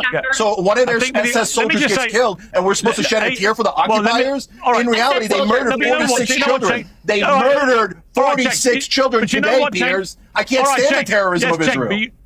Yeah, but you know what, Cenk? When you call the IDF SS soldiers and you compare them directly to the Nazis, yes. Katie Miller like looking around and like doing these faces is, how do I say this in a nice way? Like making her look nonverbal. You know they're Jewish. Yes. I'm not. It's not doing what she thinks it's doing. Jewish, and I find that horrible. So no. Israel does. Hold on. Let me explain. So Israel does not get a pass on committing another genocide because Jewish people suffered the Holocaust. What happened in the Holocaust was disgusting. You don't get a pass for calling them Hold on. So what happened in the Holocaust and all the pogroms were disgusting. Like, again, these are like the most fragile people. She was just crying about like racism and bigotry earlier in this conversation. She just threatened to say, you need to worry about your citizenship papers because like I'm gonna try to get you fucking deported. This is like literally, there's a scene like this in The Zone of Interest where the like Nazi wife is like speaking to the help. I assume she's some sort of like Polish migrant or something, maybe a Jewish individual, I can't remember, but she snaps at her and she says, if you do that again, I'm gonna my husband's gonna be spreading your ashes. Like she makes some sort of like really, really dark remark like that.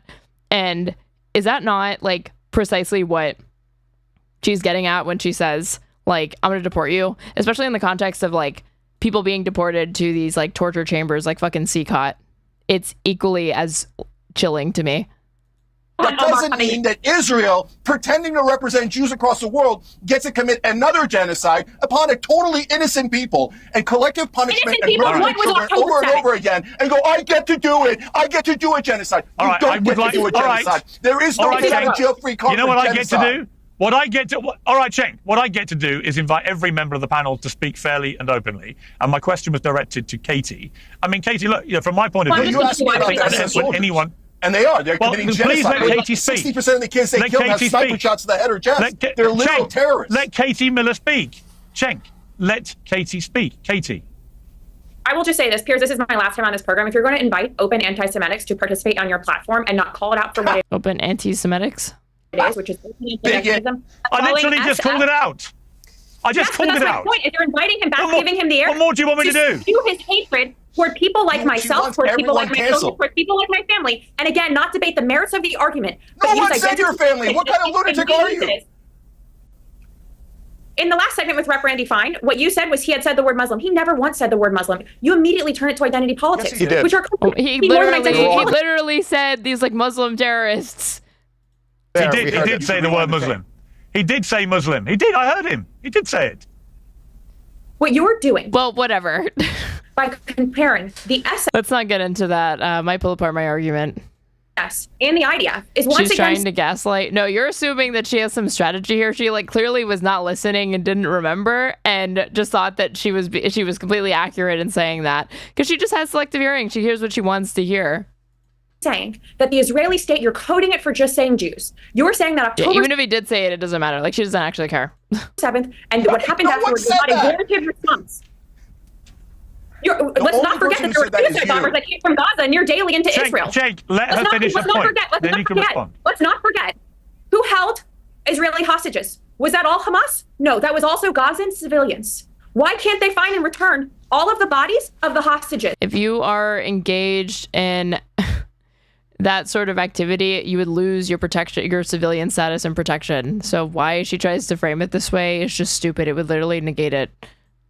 Why? We saw on video yesterday from this is like when people would talk about like the BLM rioters or whatever, and it was like the so-called peaceful protesters are like burning shit, looting buildings. It's like, okay, but then now you're talking about looters. Now you're talking about rioters. So they, by definition, are no longer protesters. That will be a separate thing entirely. Drone that a body was recovered because and then Israel was genociding Gaza. You can't keep track of what's going on in Gaza when it's under relentless bombardment from the north to the south. I mean, it's incredible. We're looking at a dynamic in which literally Israeli soldiers are shooting children in the head. Snipers are doing it. Were they all Hamas? Or were some Gazans? I would like to ask Katie. Katie, let me ask you a question. The thing I found offensive. Daily suicide bombers in Israel. She said that. Did I miss that? Did she say that? Yesterday from an IDF drone that a body was recovered and then reburied. Let's not forget who held Israeli hostages. Was that all Hamas? No, that was also Gazan civilians. Why can't they find and return all of the bodies of the hostages? Why? We saw on video yesterday from an IDF drone that a body was. And like even this point, like if we're really getting into it, lady, the reason why, even if they wanted to earlier, they could have difficulty finding those hostages is because most of Gaza is rubble. There's not some sort of protective force field around a hostage. That's taken into Gaza. When you do these sorts of aerial bombardments, when you genocide an entire population, that will end up having collateral damage to the extent that they're not intentionally targeting Israelis, whatever, and that's going to include hostages. Recovered because and then Israel was genociding Gaza. You can't keep track of what's going on in Gaza when it's under relentless bombardment from the north to the south. I mean, it's incredible. We're looking at a dynamic in which literally Israeli soldiers are shooting children in the head. Snipers are doing it. Were they all Hamas? Or were some I would like to ask Katie. Katie, let me ask you a question. There's a thing in between a Hamas and a civilian. It could just be a combatant. The thing I found offensive, or just somebody engaged in hostilities. Of what Randy Fine said, amongst other things, actually, but his particular statement in which he repeatedly referred to Gazans, not Hamas. I don't think that helps anybody in this debate. Hamas, we know what they are. They're an armed military and political power in Gaza. They do not represent every Gazan. And to try and constantly call the people that perpetrated October the 7th Gazans, I think it's wrong. Okay, good. Because I think it's wrong. I might be sexist, but I just hate her shrill tone. If you don't love the sound of Katie Miller's voice, you are not only sexist, but a massive anti-Semite. I find it offensive when Cenk says, yeah, but Cenk says the IDF are the SS. I find that incredibly offensive, particularly given that they're Jewish. Why? Right? Are they allowed to genocide? Why is that offensive? Because you're singling. Could you imagine like defending like or calling somebody out for perceived Islamophobia, and your citation for that is you criticize the Taliban or ISIS, but did you know that the majority of people within those organizations are Muslims? Why are you making attacks on Muslims? Like you would never do that for those sorts of groups.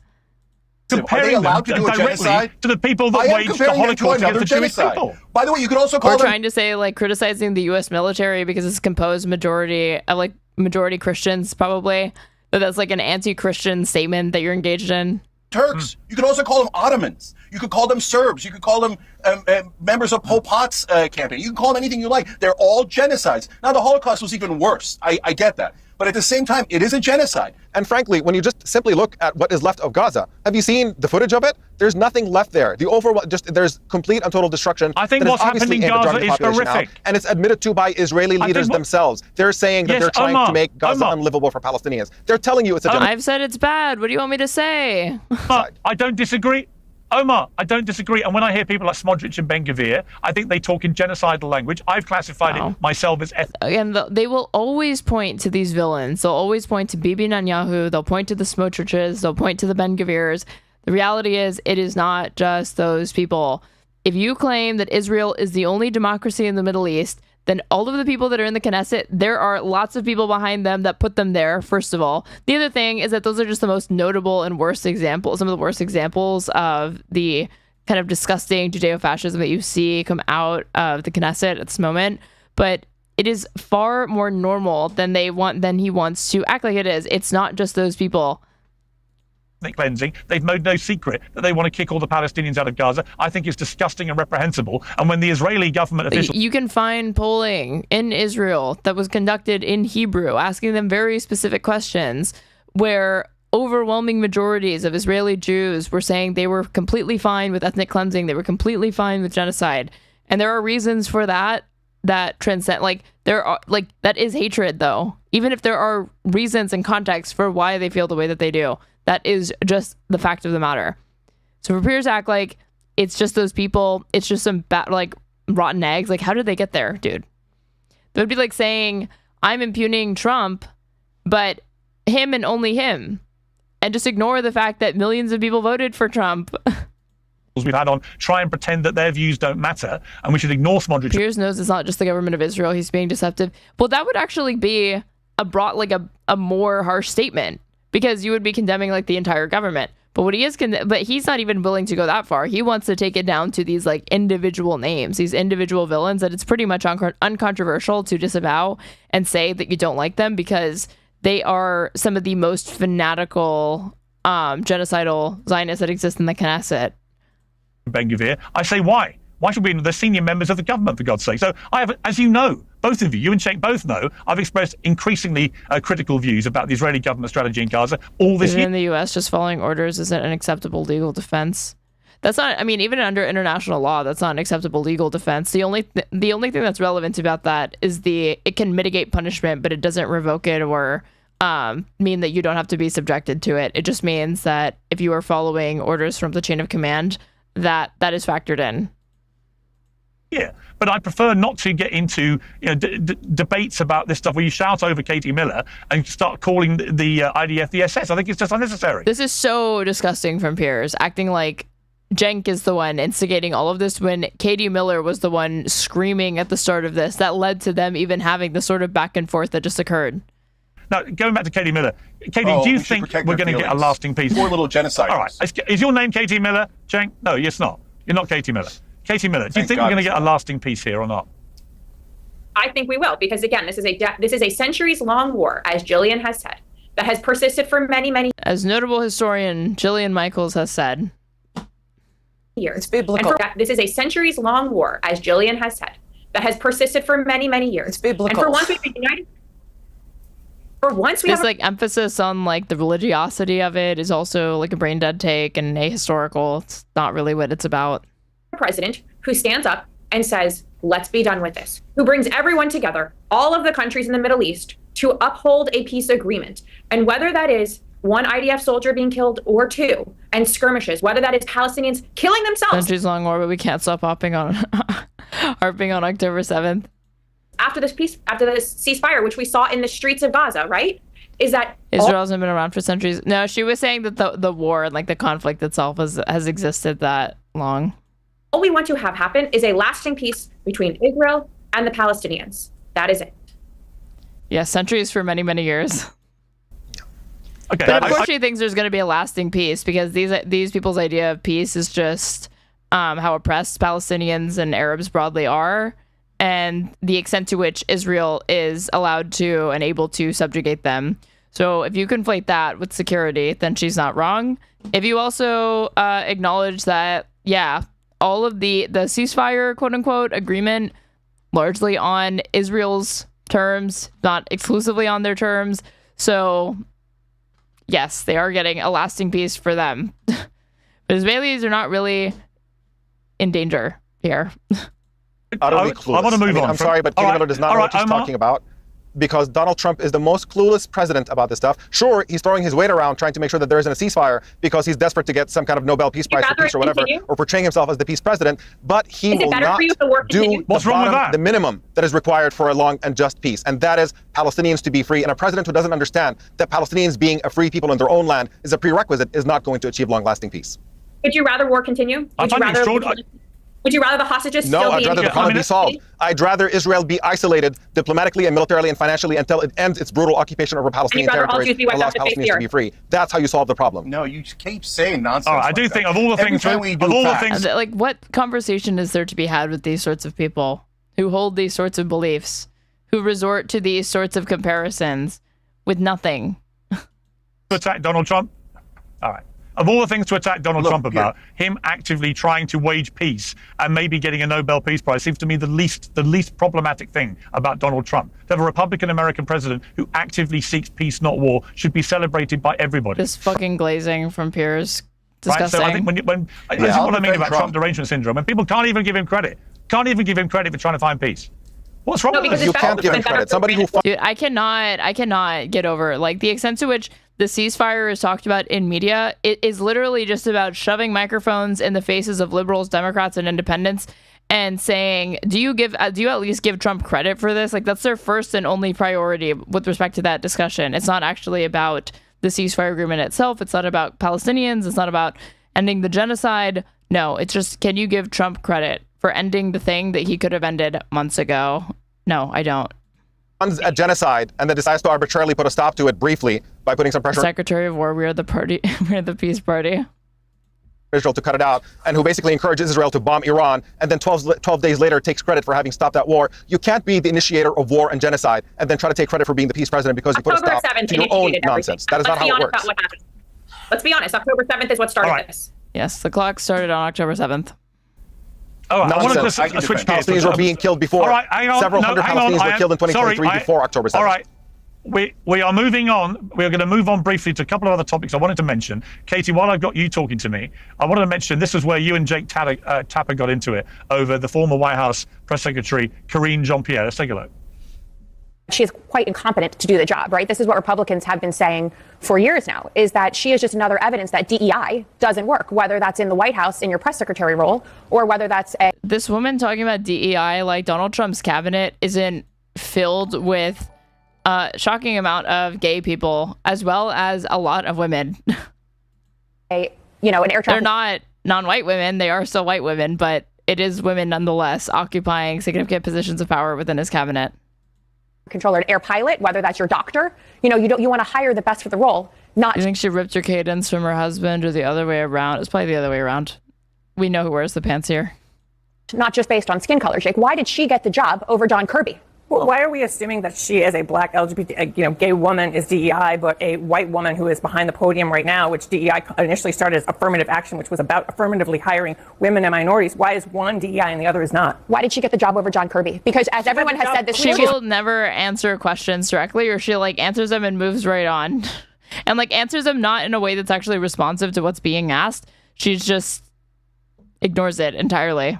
Woefully incompetent. Or just changes the question and then answers a different question. Job long before John Kirby. I will just say she used to be a commentator on CNN, then she was one on MSNBC, and she was good at that. I'm without getting into the job I thought she did as press secretary. I thought it didn't seem crazy to me because she was eloquent as a commentator. Why is she trained every 4 sentences to say she is a black, queer, LGBTQ woman? Because that's how she's been promoted her entire career. I thought it was an interesting debate, Casey. It is so painful to watch her smug face as they play that. Look, just watch her reaction to it. That's how she's been promoted her entire career. I thought it was an interesting debate, Casey. I mean, she really thought she cooked with that. On her book tour, all we've heard from Karine Jean-Pierre is her repeatedly saying how proud she was to be a black, queer, LGBTQ woman. Let's take a look. As a black woman, as a person who's also LGBTQ, as a black woman. Can you believe that? I don't really like this woman, don't get me wrong, but like, she's 50. She is like over 50 years old. I looked it up the other day. I thought she was like way younger. I literally thought she was in her 30s. I am a black woman. I am a queer woman. Yeah, what's her name? Jean-Pierre Corrine. She's 51. This person is 51. It's like so insane to me. Looks 50 to me. She doesn't look 58 to me. She looks like she's in her like mid to late 30s. Immigrant. And like at first glance, that's just after looking at her for a little bit. At first glance, I literally thought she was in her early to like late 20s to early 30s. I thought she was like a millennial. Being a black woman, as a black woman myself, that is the thing that I understood as a black woman, is that I meant a lot to people because of the communities that I represented. And whether it was women of color, black women, queer community, LGBTQ community, and as a black woman, and I have my queerness too. I mean, as an advertisement for DEI gone wrong, there you have it in her own words. Right? All she could do. The idea that, again, like this Katie Miller, who like earlier in this episode is like, I'm Jewish, I'm raising Jewish kids. Like, I'm facing racism and bigotry right now. Here's what you mean. Like, instructs like the straw man, like fighting ghosts left and right, trying to like claim victimhood. And this guy like is going to turn around and be this fucking smug over people cynically invoking their identities, which I shouldn't even say that because I don't even know the extent to which, or like the context of her, like in bringing up her background or talking about the fact that she's black, that she's gay or whatever. They love when people on the right do it. To justify her performance, in which, to remind everybody, for 2 years she kept telling us how brilliantly cognitively aware Joe Biden was, when it was quite obvious that the complete opposite was true. So she was lying from that podium. And I don't care about her skin color or sexuality, but my God, she cares about it. And so when people talk about DEI and they look at the way she's been handling her book tour, all they're hearing... Piers says this like he didn't just derail a panel that I watched between Brian Tyler Cohen, Mark Lamont Hill, Michael Knowles, and Jack Posobiec to talk about trans issues for the billionth time and recapitulate the same tired talking points over and over and over. And he's like, she's obsessed with these things, always going on about her sexuality. Yeah, well, we all have our special interests, dude. And yours is just looping on trans conversations and Leah Thomas and nothing burgers of yesteryear. Is identity politics. That the reason we should rate her as a press secretary is because she was a black queer woman. Well, sorry, I don't. I rate you on whether you are any good in your job. If you read her New Yorker interview that she did, she gives an excuse for that, the fact that Joe Biden was wrongfully kicked off the ticket and that's why she left the Democratic Party. It's not because the Democratic Party did anything wrong, right? She perpetrated the biggest fraud in the American people. But yet she also says Kamala shouldn't have been the presidential nominee, but also says Kamala... She perpetrated the biggest fraud on the American people. Did these people not realize that, like, the press secretaries don't... This is not to say that she doesn't help, like... You can't hold her accountable or anything like that.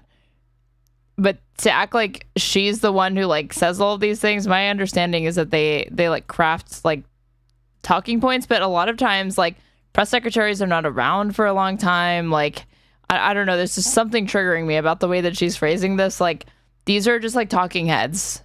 And that's not to say that they can't be complicit in spreading propaganda, spreading atrocities, but like probably like spreading lies. But like this whole, she pulled off like the biggest fraud. Like, dude. Thank you for the bits. The 200 bits. Eddie Bombay just got here. Are you Raven? I am Raven tonight because it's Halloween. Well, it's no longer Halloween. Halloween ended an hour ago, but yes. Was wronged because she's a black woman. She should have been more celebrated as the nominee. She has so many hypocrisies in one sentence, but then every other sentence talks about her black queerness. And at a certain point, you either stand on the merit that you were qualified to do the job, which we all know after watching 2 years of her every day give this very terrible press conferences, that she wasn't qualified to do the job. And to me, that is emblematic of the larger problem of the last 4 years of the Biden administration, in which people were not chosen based on their merit or their qualifications. They were chosen solely based on their race. And whether you saw that again with pilots in the sky or your doctor or air traffic controllers, which if you looked at when President Trump came in on January 6th, there was literally qualifications that said, we preference the hiring of dwarfs. That is really what it said. And that's not what I want in my air traffic controllers. I want someone who is best for the job. Okay. What is she talking about? What? This is like when that Libs of TikTok woman debated Taylor Lorenz, and like the clips that I saw, there's one where she's like, so here's the video of the blowjob. Like, I have, like, only you are this in the weeds about some elementary school teacher from a school in Kentucky posting a TikTok that on the weekends they talked about having top surgery. Like, only you're like this in the fucking trenches with this stuff. We don't know what you're talking about. All right. And there was literally qualifications that said, we preference the hiring of dwarves. That is really what it said. And that's not what I want in my air traffic controllers. I want someone who's best for the job. Also, that is probably not literally what it said, because if she's referring to little people, I'm telling you, like, the PC term for that is just that it's little people. It would not be dwarves. Okay. All right. Check Uygur. When you look at Karine Jean-Pierre... Did she say dwarves? Actually, she didn't say it. She was just quoting somebody else that did. She's saying that this is how DEI works. This is the logic of the Democratic Party. On, you see the repeated identity politics that she's spewing here to justify her role and her performance. You must cringe too, don't you? I mean, nobody wants to see somebody who just endlessly says, I'm so proud of being a black queer woman at that podium. Why would anyone care that she's a black queer woman at that podium? Why don't we just care that she's good at her job or not? I do totally cringe. I hate to say it, but I half agree with Katie here. So the half I don't agree is that here we go. I brought you together. Okay. Cenk's like, okay. I immediately regretting trying to, give an inch because these people take a fucking mile. So I don't agree that she was. And it's also never reciprocated. Hired for that position because she's a black woman or she's queer, etc. She's perfectly capable of being a liar, like every press secretary for every president is. Their job is to literally lie for the president. In fact, when Karine Jean-Pierre was asked, "Hey, do you have any sympathy for the Palestinians? Do you regret any of the propaganda you did, at the time in that role?" She said, "Well, I'm a queer black woman, so I was proud of what I did." What? Well, that doesn't make any sense. They're asking you about a substantive. I meant to look at this. I don't even know if it was that literal, but like, let me see. Where is it?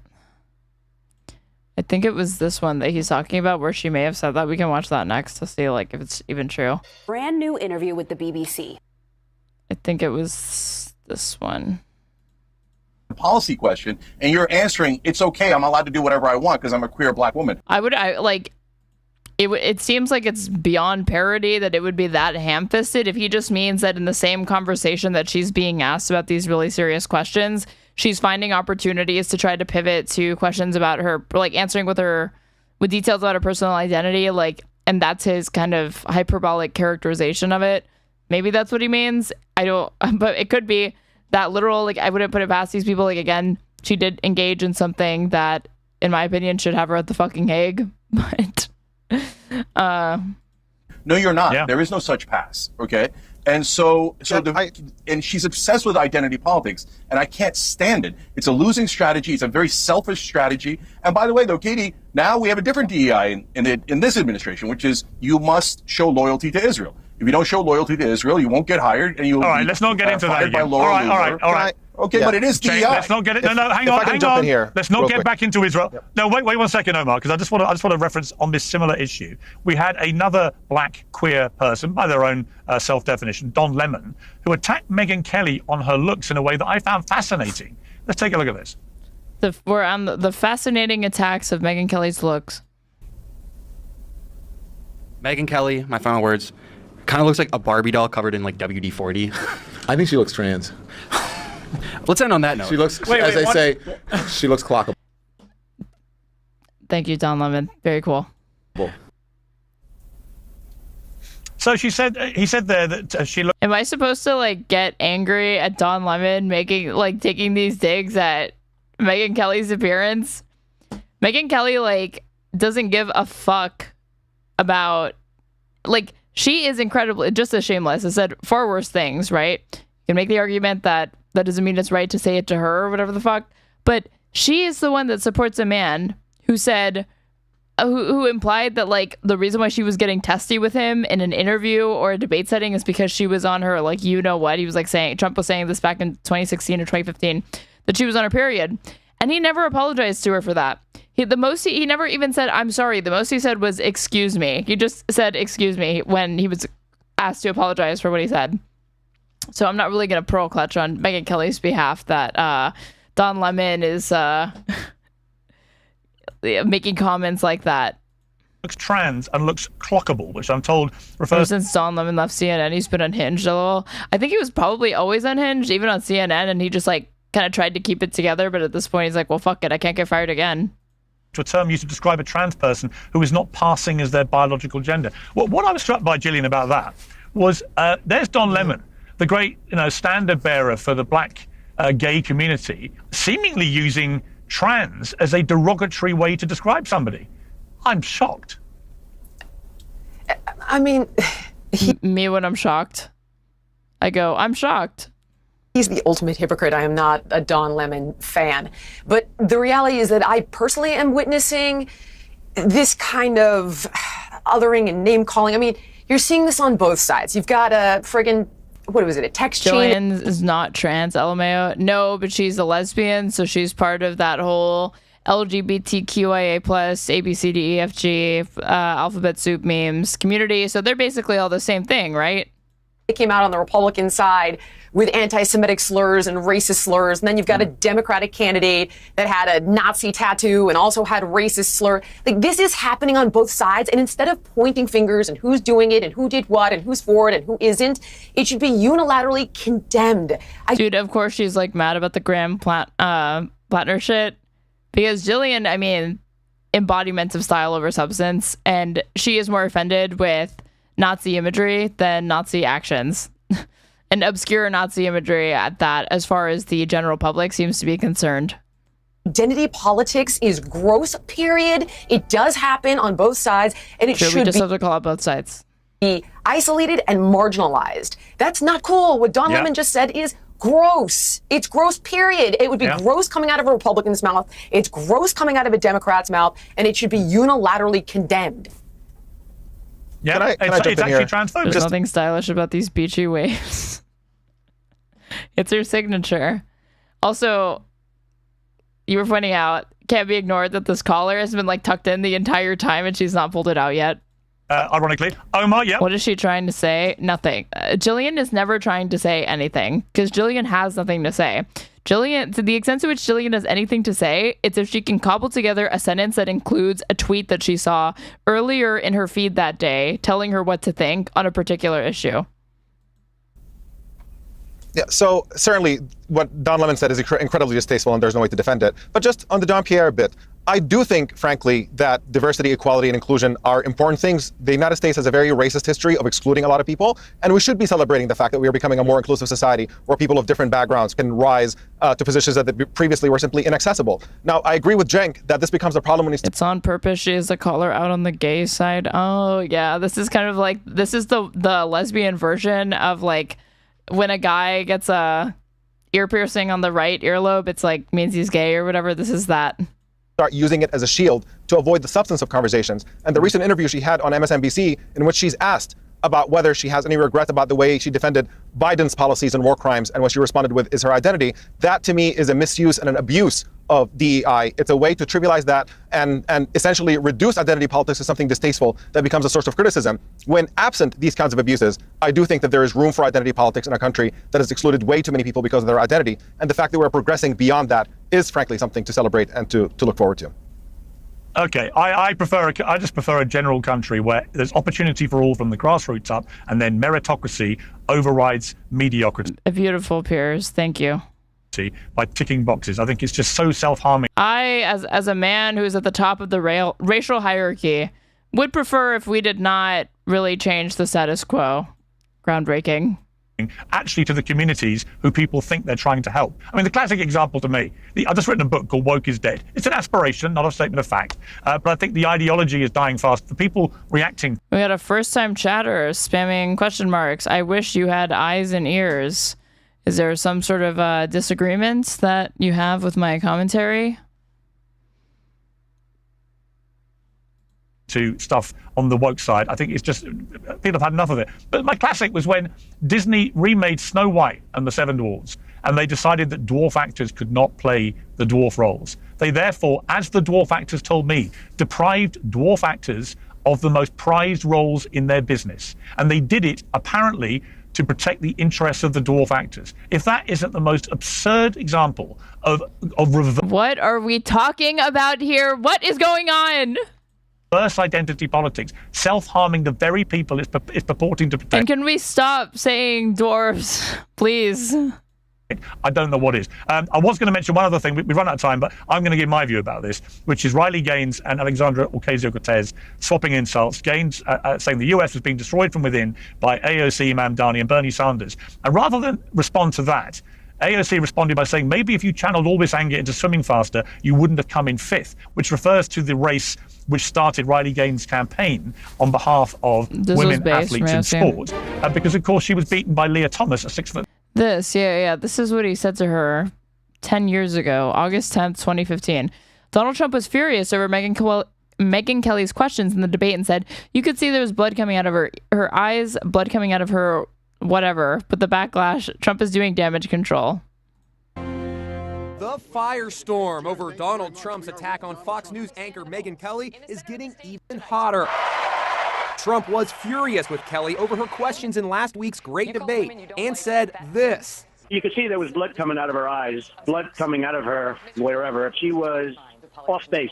There was an immediate backlash, and Trump spent the weekend doing damage control. He was asked about the remarks this morning on the Today Show. I said she was so angry that blood was coming out of her eyes, blood was coming out of her, and then I didn't even finish the answer because I wanted to get on to the next point. If I finished it, I was going to say ears or nose. How do you feel about getting beat up a bit? It's classic Donnie.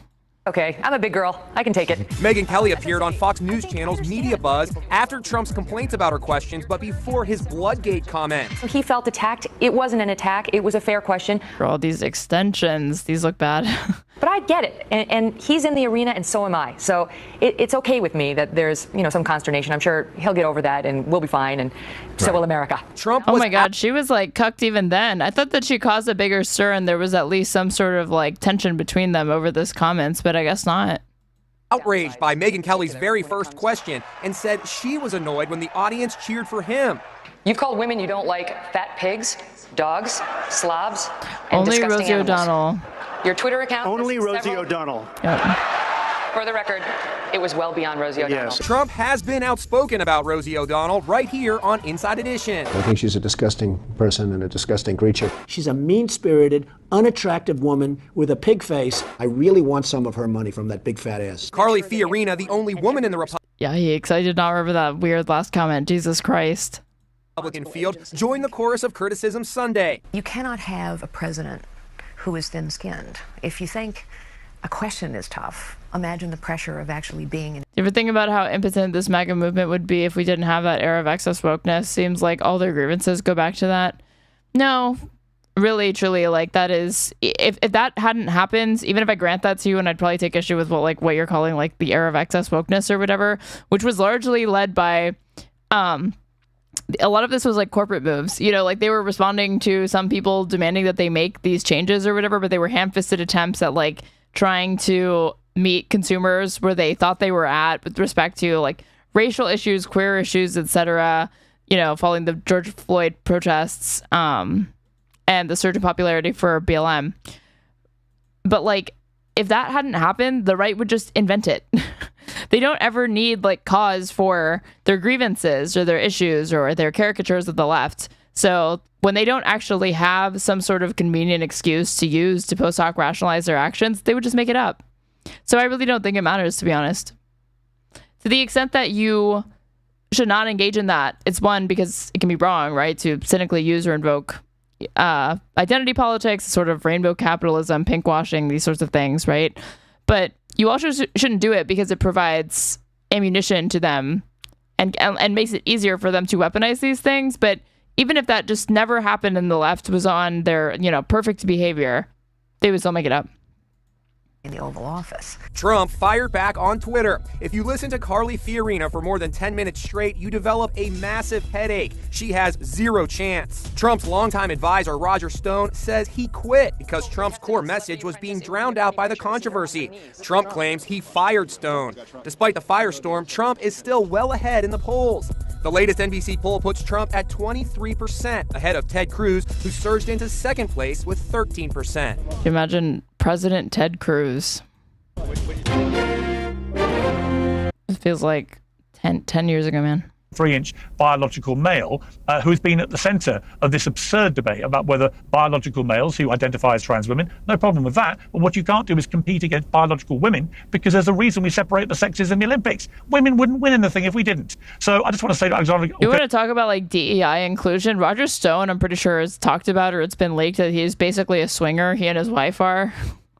So couldn't you argue that the inclusion of that is like an overture to like poly people? Or something like that.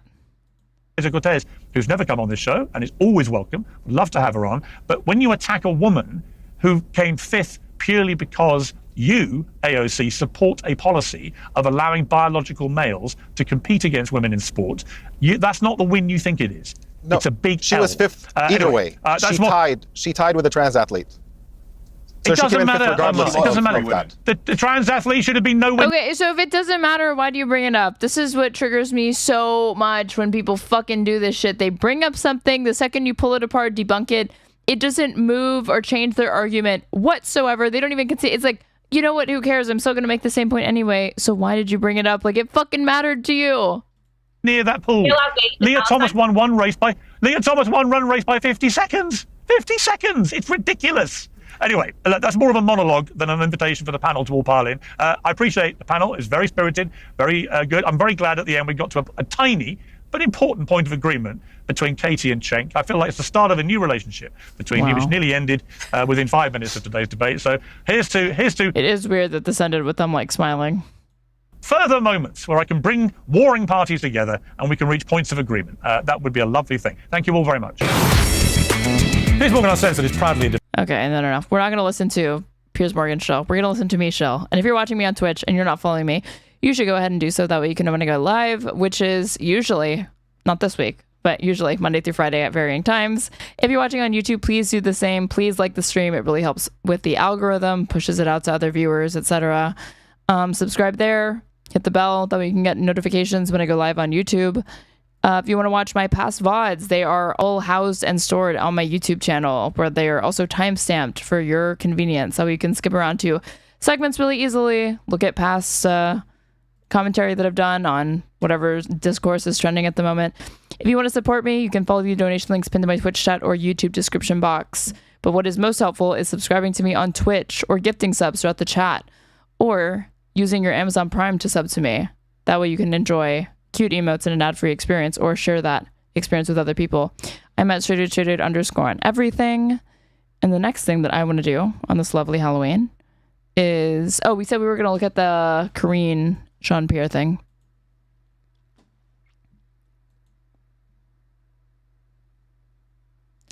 Karine Jean-Pierre on regrets in the Biden years. I don't take anything back. This is This was on October 26th. Former White House Press Secretary Karine Jean-Pierre joins MSNBC's The Weekend to discuss her new book, Independent, A Look Inside a Broken White House, Outside the Party Lines. It's got 100K views. And I think at some point, Cenk made the claim that she said when asked about her position on Gaza and how she felt about, like, making statements, propagandizing Americans from that podium over what was actually happening in Gaza and trying to act like this is just a war, this is business as usual, and obfuscating the fact that we are obviously complicit and a party to genocide that Israel is conducting. That she deflects by saying, I am a lesbian black woman who is proud of the work that I did. And I guess that's supposed to mean including that sort of genocide propaganda, or like atrocity propaganda. Former Vice President Kamala Harris is hinting at a comeback in 2028 after losing to President Trump last year. When are they going to see a woman in charge in the White House? In their lifetime, for sure. You say in your book, I'm not done. That is correct. I am not done. And our next guest, who has worked alongside the former vice president during the Biden-Harris administration, recently revealed that she didn't actually believe Harris could win the 2024 election. Let's bring in former White House Press Secretary Karine Jean-Pierre, author of the new book, Independent, A Look Inside a Broken White House, Outside the Party Lines. In it, the former press secretary explains why she left the Democratic Party. Yo, is this a leftist stream?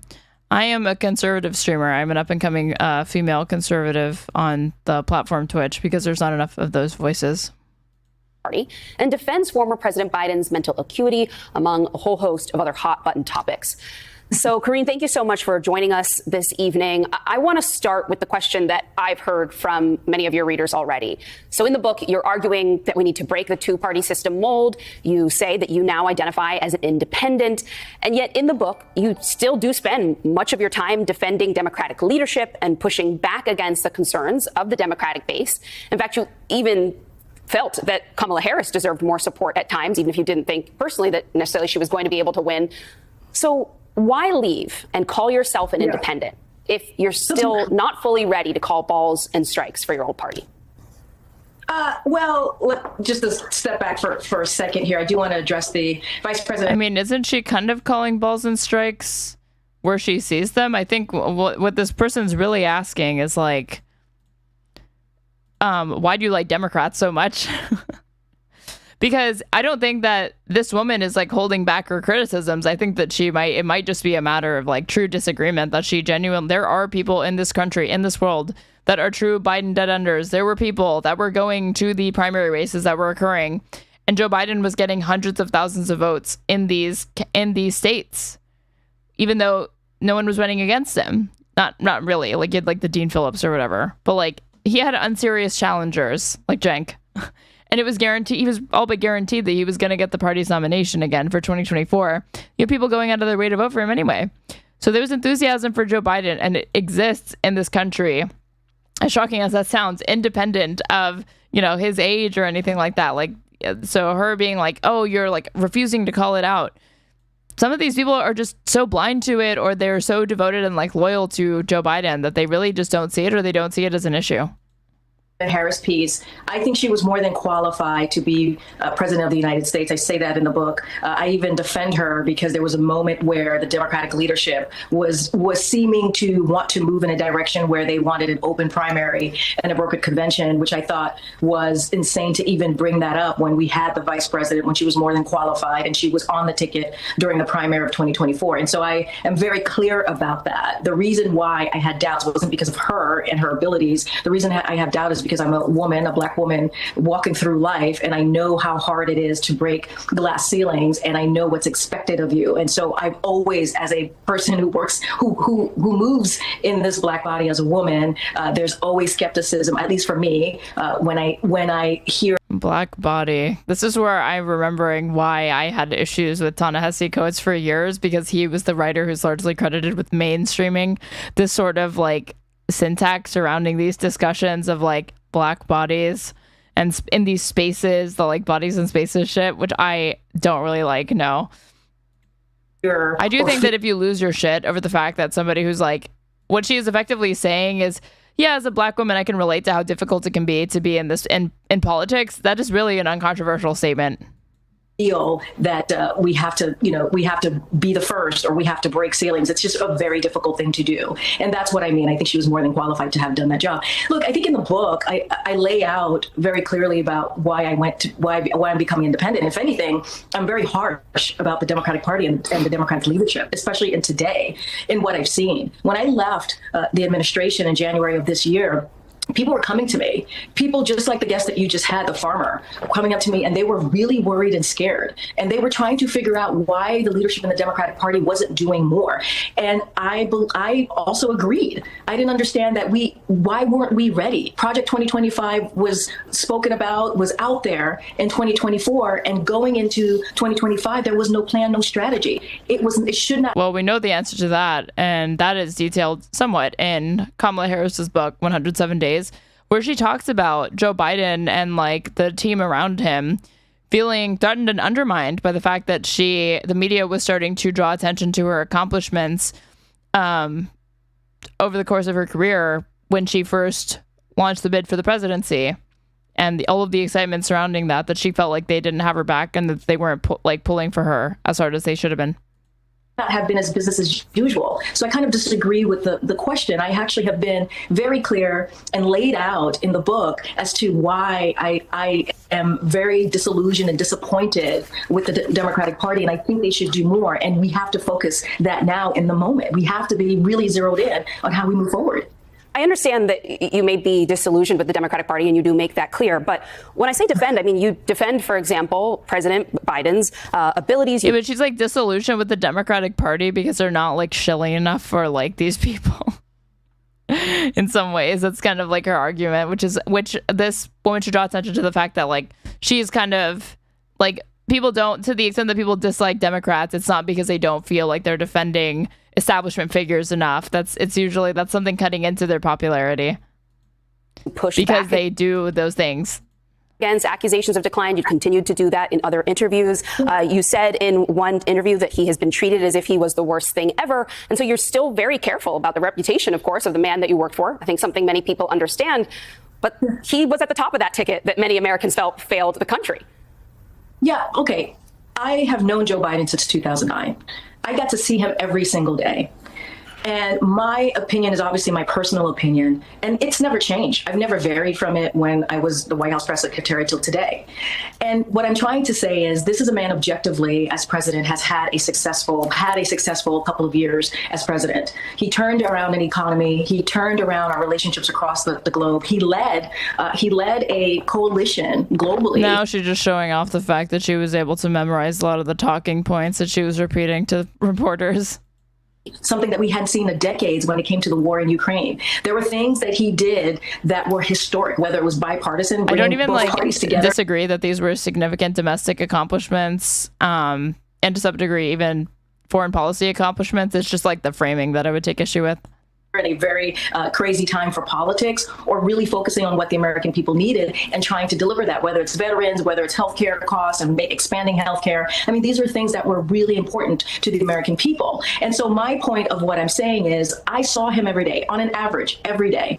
And I wanted to be clear and speak to what I saw. Now, you got to remember, I was really quiet. I spoke at the podium, right, about issues of the day. But this is an opportunity for me to speak out loud and be really clear and not speak for anyone but myself. And that's an issue that I had to deal with every day. And so I wanted to continue to be and to push so forward. Karine, this is what I saw. You said you've testified about your personal opinion about Joe Biden, the man. For someone who's a press secretary and like their entire thing is to be able to be very exacting and precise and concise with their language and responses, she is so rambly. And you have also said, including just a couple minutes ago, that Joe Biden objectively had a very successful 4 years. And yet, even before that infamous debate performance, his approval ratings were hovering around 40%. By the own objectives that he set when he got into office, he often fell short. Just as an example, when he came into office, he talked about a new social compact with the American people and a cradle-to-grave new social welfare system. And instead, Joe Biden was the first Democratic president in 100 years who left office without permanently expanding the social safety net. So at least on domestic policy, by what metric was he objectively successful? Well, it was objectively successful by what he was able to do. Okay, when we came in, there was a crisis with COVID. There was a racial uprising because what we saw with George Floyd and so many other young people of color, black people who were being killed by police. We saw that. It was videotaped. It was really speaking to what brown and black communities were feeling. We saw that internationally, more broadly, our allies and partners were not trusting of the United States. And the climate crisis. There were crises after crises that we had to come in. This president and the vice president had to come in and fix and deal with. Schools, almost all the schools were closed. Businesses were closed. 3,000 people a day were dying. I mean, the economy was upside down. And so what we were able to do, what the president was able to do was turn. I always wonder how you're supposed to remind people of all of these things, because what she's touching on is completely true. What Joe Biden inherited was just a straight up mess.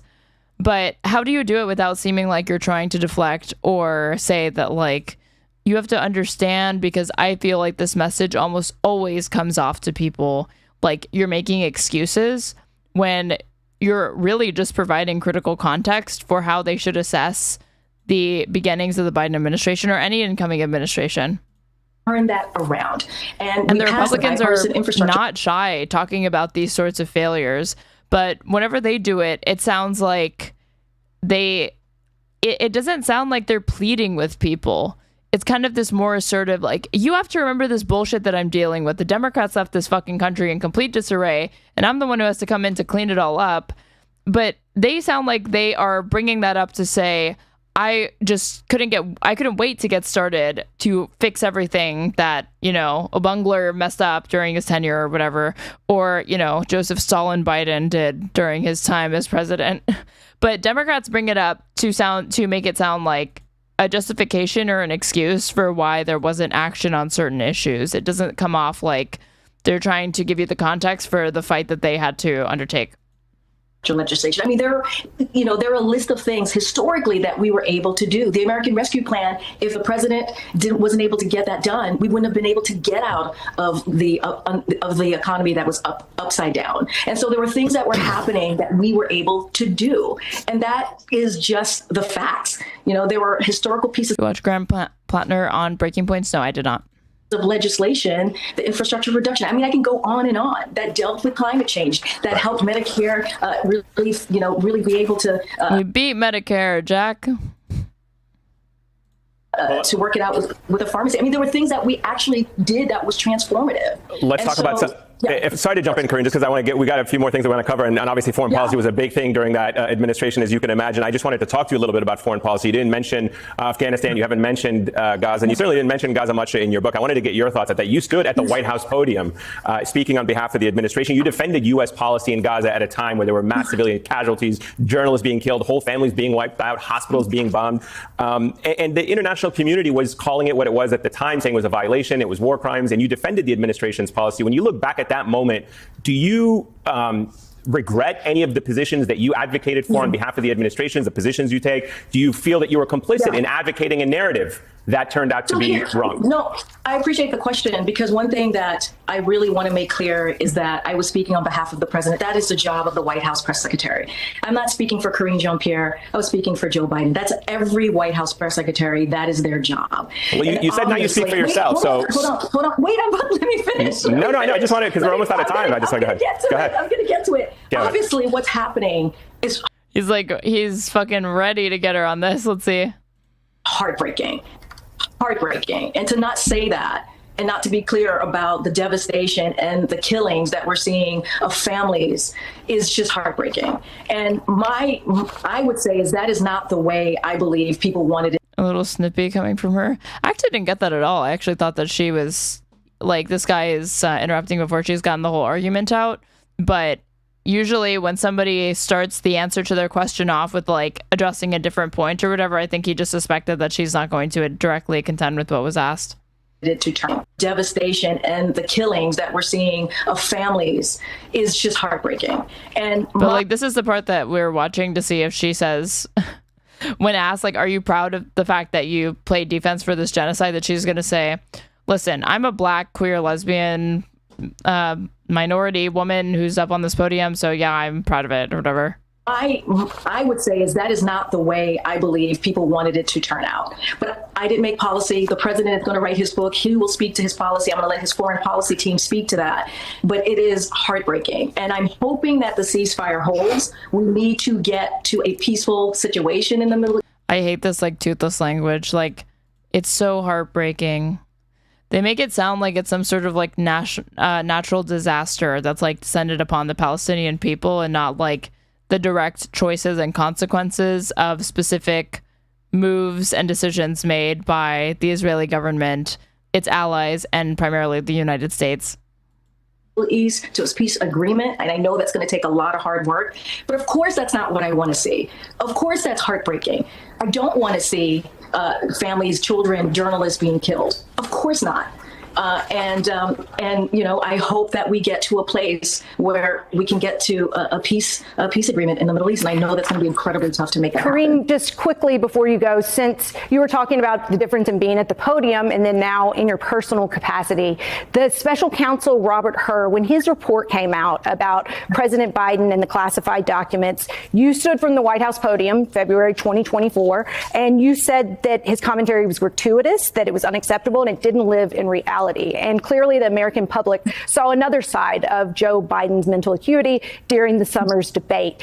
Robert Hur was unemployable. It was so stupid to try to go that hard against the judgment rendered by her, in my opinion. For a period because of the attacks from the Democrats and from the White House that you were at the podium leading. Have you apologized to Robert Hur? I mean, look, what I can say to you is I've seen the... Wait, did she ask Proud? From the White House that you were at the podium leading. Have you apologized to Robert Hur? I mean, look... This is a weird question. Can say to you is I saw the president every single day. It wasn't one. It also doesn't change the fact that like Robert Hur is a Republican. Robert Hur is also at the time a lot of these sorts of things were politically motivated, and so there's no reason to suspect that his comments couldn't be, because again, absent having the audio, a complete fabrication or to some Democrats, you know. I never suspected it was like a complete fabrication. I just wondered like, well, without the tape there to assess it, I do think it's weird that he's making these characterizations, but then, you know, the Biden White House didn't want to release the Hur audio, and like that came out later. Biden sounded visibly confused in it. I don't know that like Robert Hur, like such a weird question to me. Offs. It wasn't once in a while. I saw him every day. He is someone that was sharp. Case, have you gone back to someone who you had pretty sharp comments about, and we all saw a different reality in your personal capacity? What I'm saying is my reality was this. My reality was somebody that because he was talking about his motives. He was like, Robert, now it's coming back to me. Robert Hur was saying, like, I don't want to do certain things because it honestly kind of feels like elder abuse. And he kind of just seems like a doddering, old, confused man or something like that. So the public didn't have the audio to even judge whether or not his assessment was accurate. I think, obviously, the reason why they pushed for it to not be released was, one, because they knew it would be weaponized. That's not even wrong. But so they couldn't use it to, like, exonerate it. Two, it was largely correct. But him phrasing it in that way is not some sort of statement that's devoid of political agendas or ideology. So this idea that like you're slandering Robert Hur or whatever is like kind of strange to me, because it's like both of these people are engaged in politics here. They are politicking, you know. It's one thing to say like that's not the right move from the Biden administration, and I probably agree with you, because they should be transparent with the public about these sorts of things, even if it's unprecedented or whatever, because that was the argument for why they didn't need to release the Hur audio, that like there's audios that like this that are recorded all the time and they don't get released to the public, so it should be fine. But I think the position should be that you push for more transparency, not use, you know, a lack of transparency to justify even more transparent, like lack of transparency is in the future with the public. But this idea that like she just slandered this guy out of nowhere, like the Biden administration is doing that out of nowhere or whatever, it just seems like, again, is that not just like part and parcel for any administration? Won't any administration do this? I'm not trying to say it's right just because anybody does this, but it's not, I guess, some sort of like unique evil that, or like unique decision that to me necessitates like an apology from a press secretary to an individual. How often does that even happen? Are there other instances of like White House press secretaries going on record to say that they have apologized to certain individuals that, in the capacity of their professional job and representing the administration, were the ones that uttered a statement or repeated it on behalf of the Biden administration, but then they felt compelled to personally apologize to somebody who was on the receiving end of a scathing criticism from an administration? It just seems weird. Saw every single day, who was sharp, who pushed his team, was understanding very clearly of the policy of history. That is what I saw. I could only speak for what I saw. I was going to say the same thing. I haven't seen others held to this standard. Like, I could be wrong. I don't know the history of like White House press secretaries, but this seems strange. Daily basis for 2.5 years, almost 4 years actually. And I was White House press secretary obviously for 2.5 years. And that is the president that I know. Someone who woke up every day and was very zeroed in and focused on how to deliver for the American people. And that's what I'm speaking to, is what I saw every day.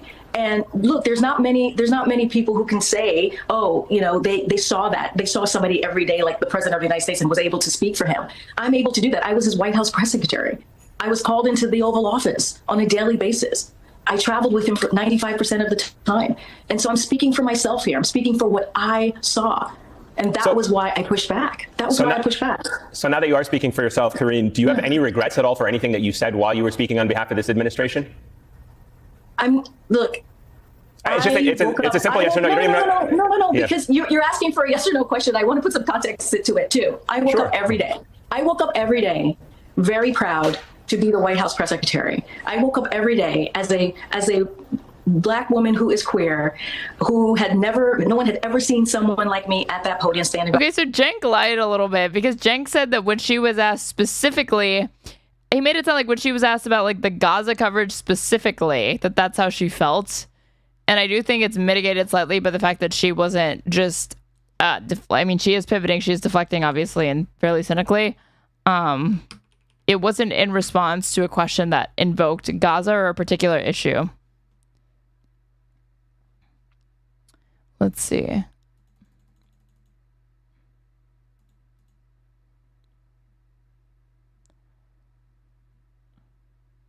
Okay, here's where he made the claim.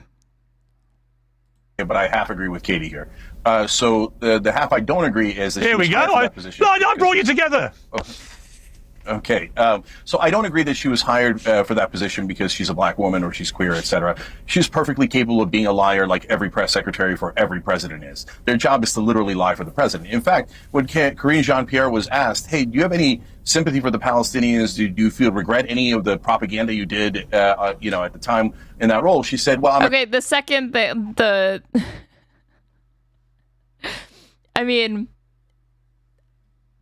I don't know, maybe this isn't wrong to say that that's basically what she did. Queer Black woman, so I was proud of what I did. What? Well, that doesn't make any sense. They're asking you about it. Because, she did say that, but the other necessary context is that she frequently drew attention to the fact that when she was in that role, she's not speaking as herself. She's speaking in the capacity of the Biden administration. So what she's giving sometimes, but not always, aligns with her personal views on these things. She gave a disgusting, measly mouth, totally pathetic, this is heartbreaking. I feel so bad for the Palestinians. I really don't think that she cares about Palestinians. No, I don't think that. She probably largely agrees with the Biden administration's policy. She went up there and she repeated these lies. They couldn't have been that too far off from what she was saying if she was comfortable enough doing it. You don't have to do this job, right?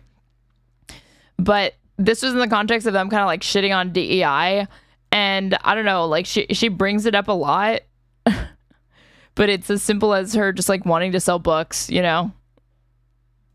Substantive policy question. But yeah, she was making a broader point about how, when asked this kind of yes or no question, do you regret it? Do you regret the work and things that you said or whatever?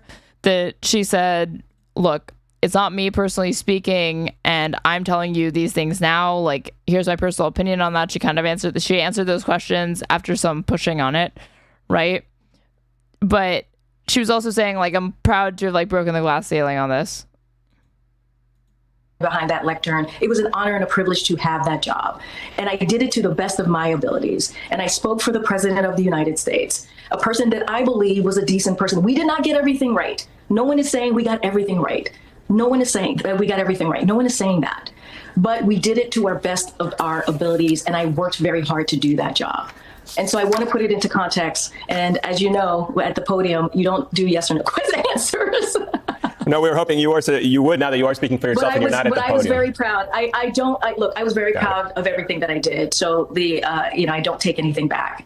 See, she goes to the trouble of saying, I'm not acting in a personal capacity, but all of her other politics seem to suggest that may not be exactly one-to-one your opinion, but you're in large, broad agreement with Joe Biden, it seems on practically everything that was touched on in this conversation. So the delineation feels a bit moot. So I guess I don't see Cenk's comments as that inaccurate. I was really proud of everything that I did. Again, we didn't get everything right. All right, Karine Jean-Pierre, thank you so much. We greatly appreciate you coming on the show. Cenk made it sound like she used her identity to deflect from Gaza. Yeah, she used it to deflect from everything, though. When fielding these questions from us. Thank you. Bye. Let's see. Okay, what's next? Interesting. Oh, this, you guys. Okay. So let me pull up this tweet that I saw from Tara Palmeri, who's an independent journalist that I like her work to the extent that I've seen it. But I saw this and I was kind of disappointed with what I saw. So this tweet comes across my timeline today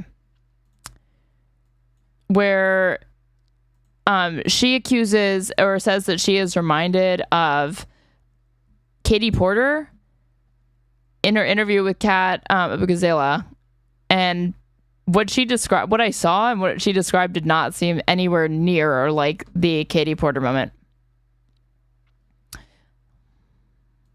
Watch this wild moment when I asked congressional candidate Kat Abughazaleh a very basic number of questions about Abughazaleh said it wrong, I think. What it was like to be indicted over her protests outside of an ICE facility. But when you see that, what do you think right now? Tara, once again, this is my first time being federally indicted. Like I said, yeah. I plan on pleading not guilty. The evidence will come out in court, and I plan on winning. Thank you so much for having me. Yeah. Did she just sign off? I don't understand why she left the chat. I thought I was asking some pretty basic questions. She just decided to end the interview. Why? It just makes me think that why can't these social media stars?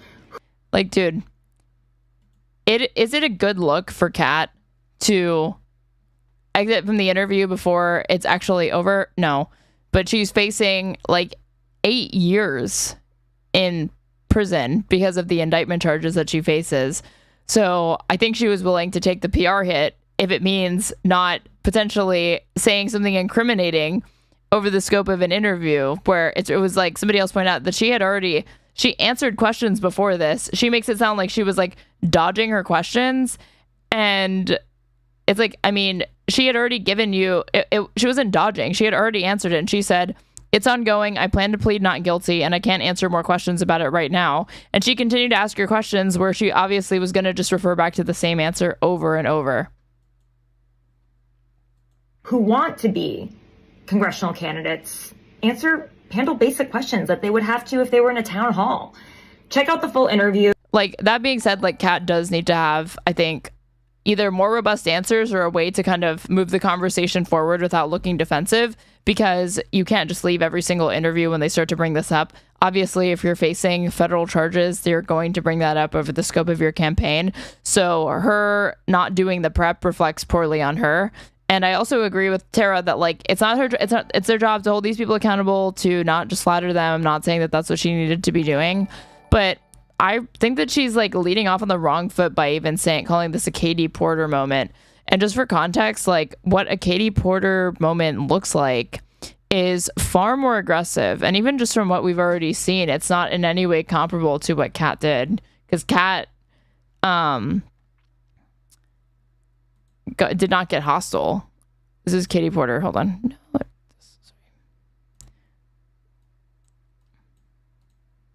What do you say to the 40% of California voters who you'll need in order to win, who voted for Trump? How would I need them in order to win, man? Well, unless you think you're going to get 60% of the vote. You think you'll get 60%. Everybody who did not vote for Trump will vote for you. That's what you're saying. In a general election? Yes. If it is me versus a Republican, I think that I will win the people who did not vote for Trump. What if it's you versus another Democrat? I don't intend that to be the case. So how do you not intend that to be the case? Are you going to ask them not to run? No, I'm saying I'm going to build the support. I have the support already in terms of name recognition.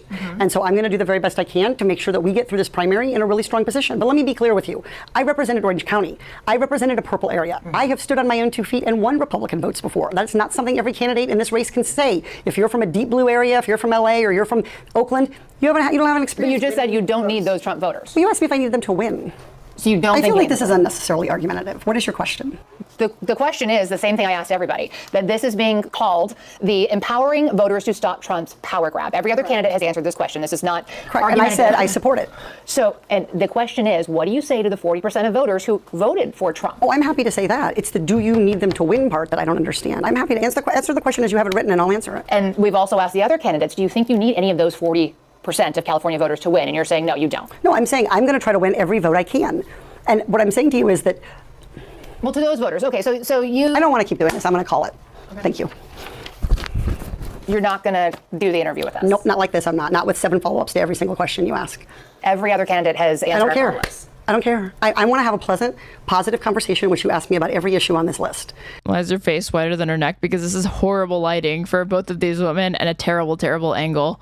And if every question... But also, this is her being, like, unreasonable and belligerent. Even if you are in the middle of an unfair and what you perceive to be a hostile interview, I think that what you should do is take it on the chin and remain composed and give your answers calmly. I don't think that this sort of queening out and, like, leaving, unless it's particularly egregious or it ventures into, them asking personal questions that are just unrelated to your job, your career, your political career, etc., like that are out of bounds. I don't think that this is a good reaction at all. You're going to make up a follow-up question, then we're never going to get there. Ms. And Porter, we're just going to circle around. I am an investigative I have never reporter. had to do this before, ever. You've never had to have a conversation with to end the an reporter? interview. Okay, but every other candidate has done this. What part of I'm me? I'm running for governor because I'm a leader. So I am going to make... So you're not going to answer questions from reporters? Okay, why don't we go through? I will continue to ask follow-up questions because that's my job as a journalist, but I will go through and ask these, and if you don't want to answer, you don't want to answer. So nearly every legislative... I don't want to have an unhappy experience with you, and I don't want this all on camera. I don't want to have an unhappy experience with you either. I would love to continue to ask these questions so that we can show our viewers what every candidate feels about every one of these issues that they care about. And redistricting is a massive issue. We're going to do an entire story just on the responses to that question. And I've asked everybody the same follow-up question. I just don't think that that's what this is comparable to what Kat did. I saw a good comment. Unfortunately, legal defense is pretty chilling on the ability of someone to speak freely on an issue. Anything Kat says would be played in court. The issue isn't with Kat's response, because her response is unfortunately the best legal response to avoid jail time. The issue is the unjust and political charging of Kat, not her inability to respond to questions as a result of those charges. Yes, but all of this is Kat's problem, unfortunately, and not incumbent upon a journalist to flatter or to consider if they are to be treating every single candidate that they face the exact same.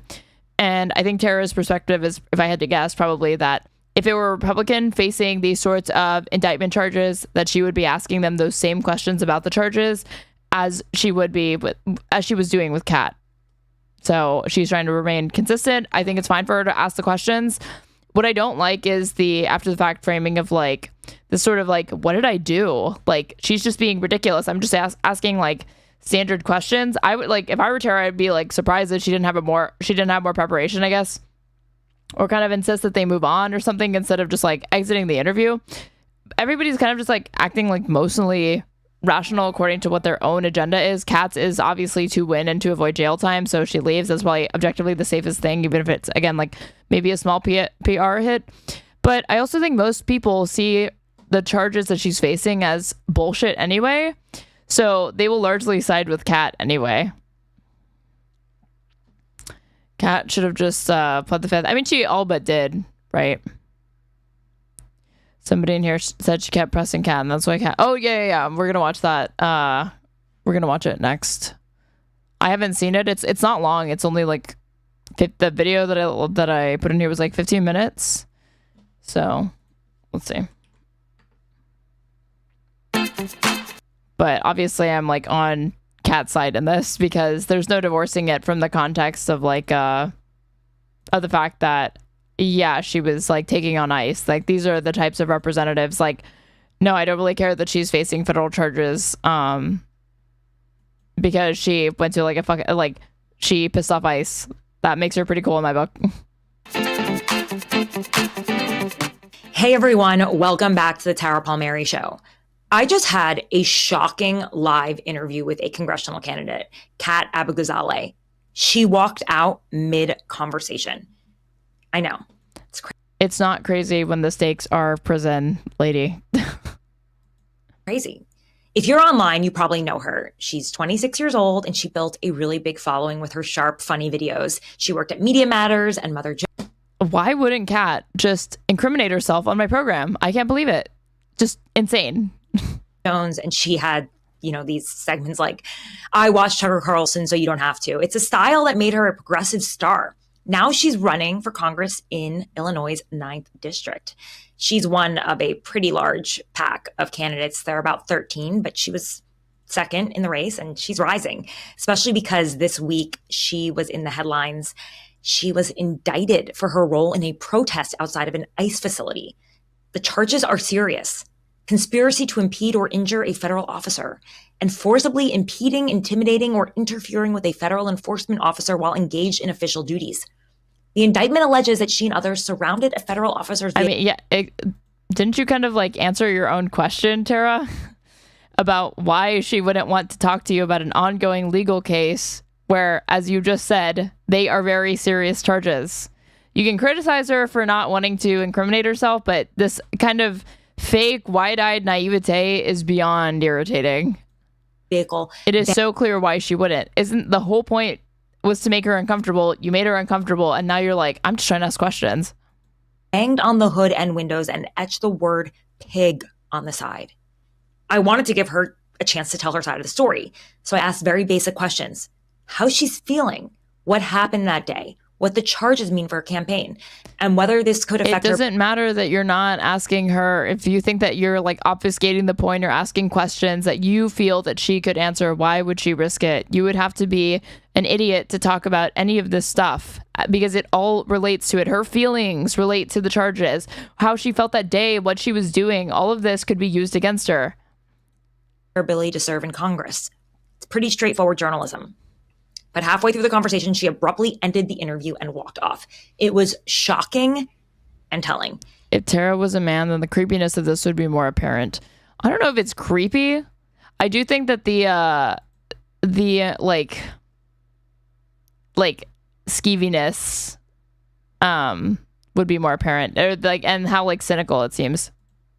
If we kept going, I would have asked her more about how this is being seen as an infringement on free speech and the administration going after its political enemies. I also wanted to talk to her about her campaign, why she's running, what she hopes to change. But of course, I had to ask her about the breaking news. I'm a journalist. Now, she did tell me in advance that she couldn't go deep into it because it's an ongoing legal matter, but she could have just said that. I can't comment on this directly, but I can say, and what she wants to say.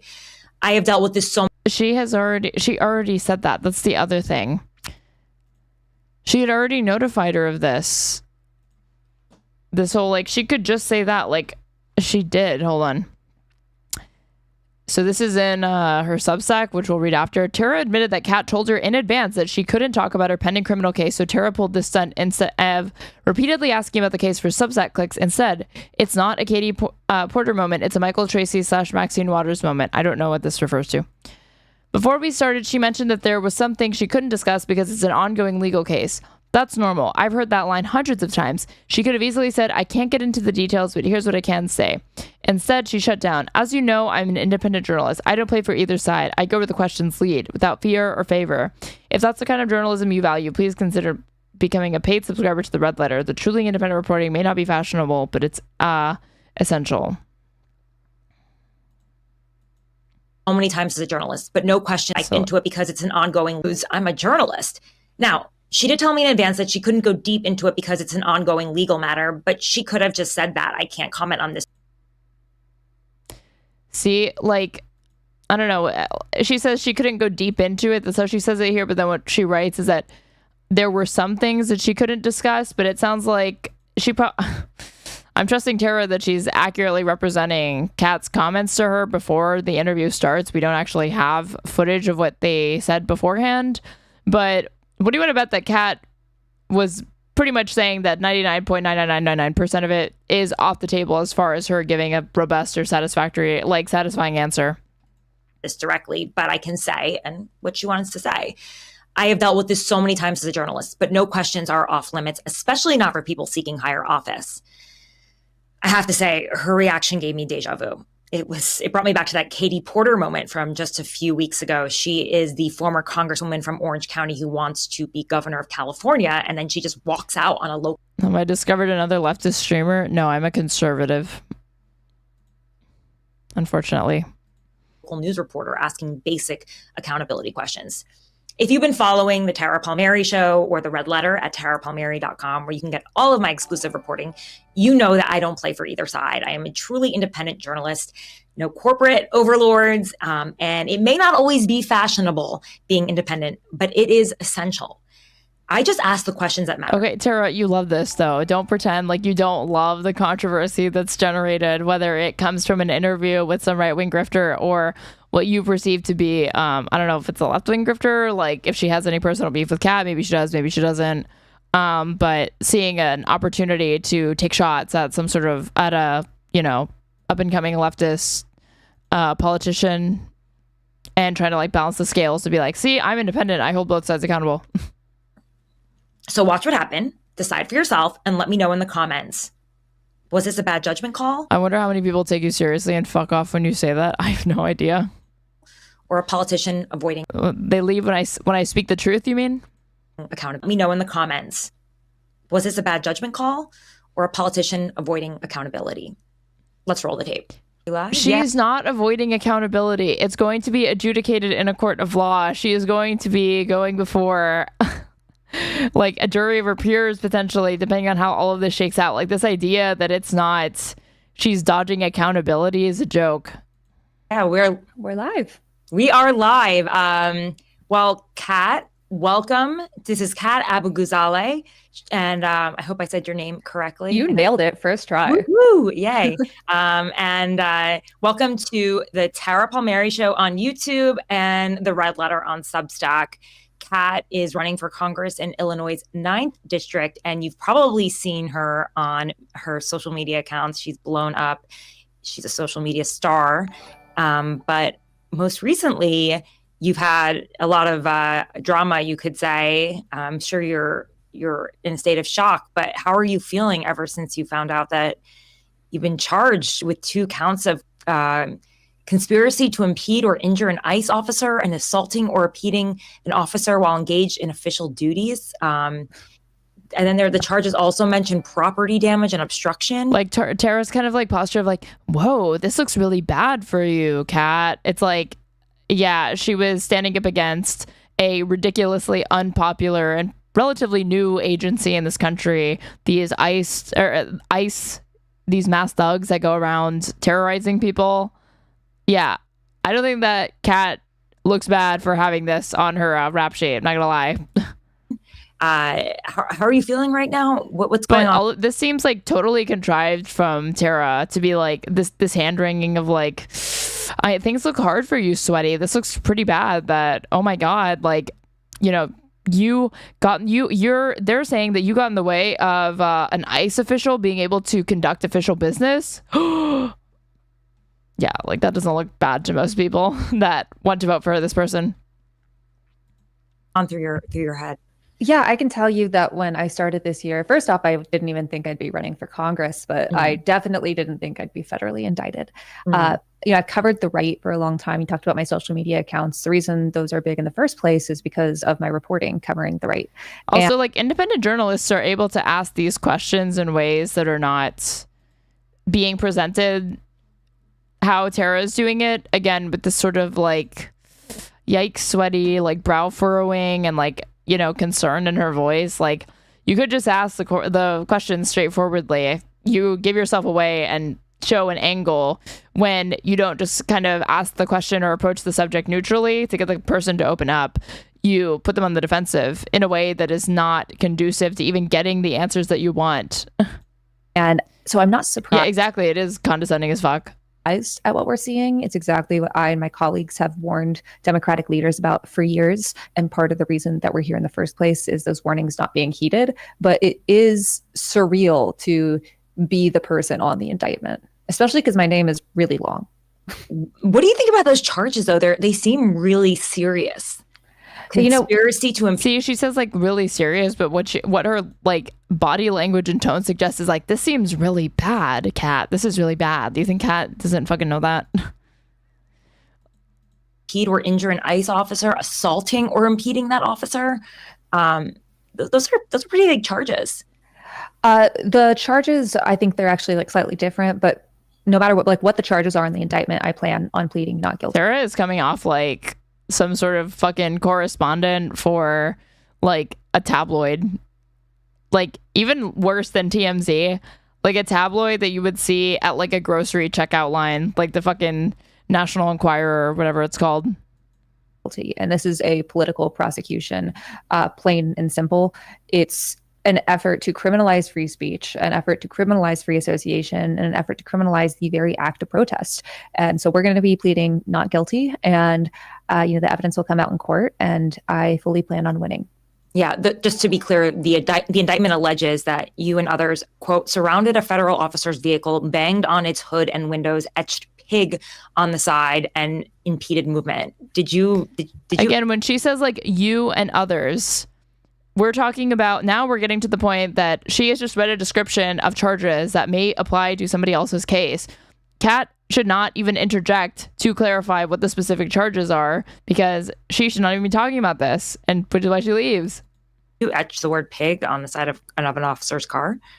I'm not speaking to the specifics of anything that's in the indictment right now, but like I said, I do plan on pleading not guilty, and the evidence will come out in court, and I plan on winning. Whoever said the framing was Piers coded, I agree. Even Piers is like better at kind of posturing as though he is just being neutral and not concern trolling. There's times where he can't help but give the game away because he sounds so dispassionate, and like he's repeating talking points that are only sympathetic to like one side or the other. They're like hyper partisan, even if he's trying to present it as though it's not. But this doesn't even, like, she makes Piers Morgan look like a serious journalist with this interview, if I'm just comparing Tara to Piers. Okay, well, let's all watch the video of what happened that day that they are allowed.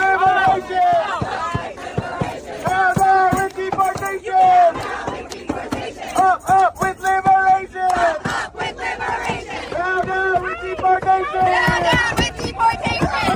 With liberation! But when you see that, what do you think right now? Tara, once again, this is my first time being federally indicted. Like I said, I plan on pleading not guilty. The evidence will come out in court, and I plan on winning. Thank you so much for having me. Yeah.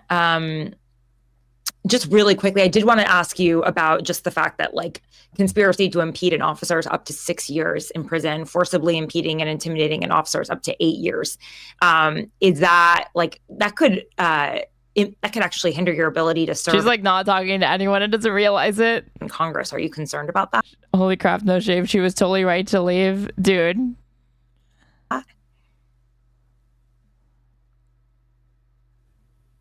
Did she just sign off? Did she just leave the chat? I'm so confused. I'm sorry. I don't know what just happened. How did she not notice that? Hold on. Like, thank you so much for having me. Yeah. She like had to be pretending like she didn't notice that. Is she that stupid? I don't think Tara's that stupid. Really quickly, I did want to ask you about just the fact that like conspiracy to impede an officer is up to 6 years in prison, forcibly impeding and intimidating an officer is up to 8 years. Is that like that could actually hinder your ability to serve in Congress? Are you concerned about that? Trying not to look completely owned. Like, dude, I'm like, after watching the entire context, like, I'm 100% on Kat's side. This is so stupid from Tara. Did she just sign off? Did she just leave the chat? Like, all of this seems so contrived. I'm so confused. I'm sorry. I don't know what just happened. Like, Tara sets up a trapdoor. Kat steps over it. And then she's annoyed that she didn't fall through a trapdoor. And is trying to frame her as, like, having a Katie Porter moment. When Katie Porter was not facing federal indictment charges, so she is being defensive and ridiculous about not wanting to field tough questions about her record. And she feels like she doesn't like the follow-ups, so she wastes time arguing with the interviewer instead of just addressing the questions so they can move on. That's just pure belligerence, pure annoyance. That reflects so poorly on Katie Porter. As opposed to Kat here, why would she ever answer any of these questions, Tara? You already said she told you before you said she can't go deep on these things. Really, she can't talk about any of it. The fact that she's even answering this is still risky. This is like, but Kat was smart to fucking leave. Okay. Well, yeah, this goes on for 7 more minutes. She left because I asked her questions about what happened that day. All right, well, I will continue with the conversation on my own, I guess. This is very bizarre. yeah, so I guess like this is so annoying. Yes, Kat told her 4 fucking times. Like she was like, I cannot believe she wouldn't ask these hyper specific questions that could be used against her in a court of law, where, as you just stated, she faces up to 8 years potentially. This is, I've never had that happen before. Apologies. But yeah, so basically the charges, they could be, 14 years. This could hinder her ability to serve in Congress. It could make it more difficult. Some people might not vote for her, but at the same time, she's probably raised a ton of money off of it. She was in second in it the also isn't shocking. Yeah, it's like not confusing. It's not shocking. I don't know what answer she thought she would give or what. Race. There's still a primary, a very crowded primary of 13 more people who are running to in this congressional district. And she was in second, 13%, and the person above her was an 18%. And so, this could possibly help her. The fact that Tara plays so dumb throughout this entire thing. This is like some Fed shit, man. Maybe hinder her, but I've got to think at this time, with so many people fed up with ICE and, what was going on in this country, that it may help. She's already raised $1 million and she's in a safe blue seat. And unlike a lot of other members of Congress, or people who are hoping, other members of Congress were in the gerontocracy class, she was lucky because the incumbent, Jankowski, I believe her name is, she has decided to step down at 81 years old. So it's not like she is up against an incumbent. Sorry, her name is Jan Schakowsky. That is the incumbent. What the fuck is this dumbass talking? She's like having a conversation by herself at this point. And she has decided to step aside for the next generation. Kat's biggest challenger would be the mayor.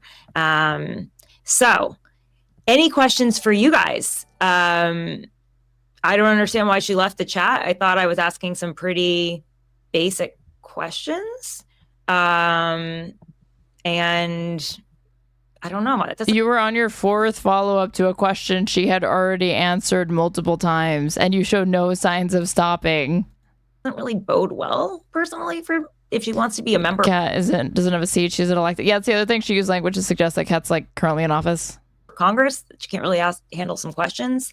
I think probably would have been better just to talk through it. But, if she can't take a few questions about what happened for me, how is she going to handle representing, an entire district? And so, I think people look at that situation, Tara, and they are angry at ICE and the Trump administration, and that anybody would be hit with these charges. They are not angry at Kat or other protesters that are on the receiving end of these charges, because they find them to be fundamentally unjust and wrong and and a way to curtail free speech and opposition to a very, very unpopular mass agency in this country. I don't think they'd be like you.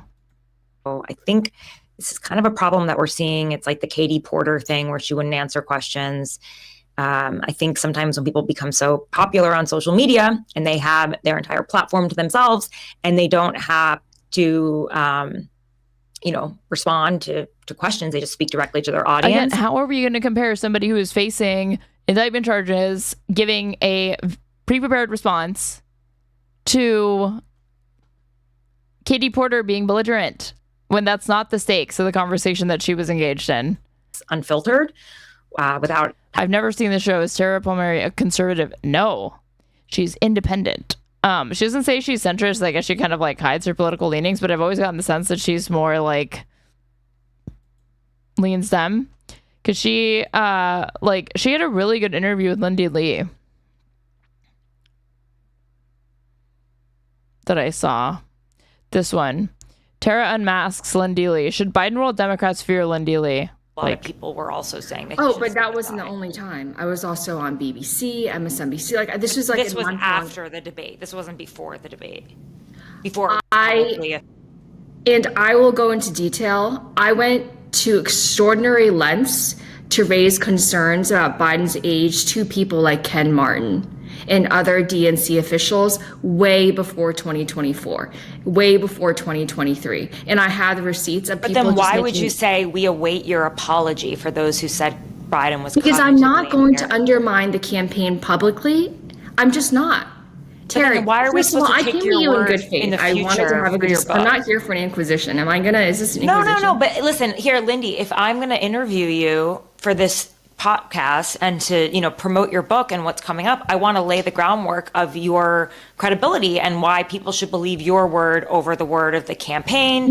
This cross-examination is great because Lindy Lee is clearly a cynical, transparent grifter, right? And this is not me saying that, because I personally like someone's politics, because I personally happen to think that they're a good person, like Kat or whatever, that you can't go hard on them, that you can't ask them difficult questions, that they shouldn't have to be subjected to any sort of like this sort of cross-examination either. That's not what I'm saying at all. The difference is that Tara had all of her receipts for all of the different ways that Lindy Lee had made a cynical and transparent pivot once following the 2024 election after being deeply involved with the Biden administration so that she could begin a career for herself as somebody who, why left the Democratic plantation basically is the type of shit that she was trying to pull. And it's what helped her land the job as a co-host for her take at Valuetainment. So she has all the receipts because this is somebody who has put all of their contradictions laid bare and is making insane claims that she can't substantiate, she refuses to elaborate on, or are negated by things that she said publicly or heavily undermined. So this is a great interview. And you just don't have that in this case. She's Tara's grasping at straws to find different ways to ask the same question, which is for Kat to comment on the indictment, her all of these things just at their base relate back to the indictment. Things that she had already provided an answer for. Kat didn't get belligerent. She just said, here's my answer. Can't talk about it more. It's unfortunate. I'm not guilty. Going to do this in court. She's not evading accountability. She's literally going to court over this. She takes it seriously enough that she's not going to answer all of these questions and have that used against her later. That's not her being belligerent. Having someone who speaks for others and challenges, or even just asks simple questions about how they were feeling, I thought that was pretty straightforward. They can shut down. And I just don't think that's a really good sign for leadership.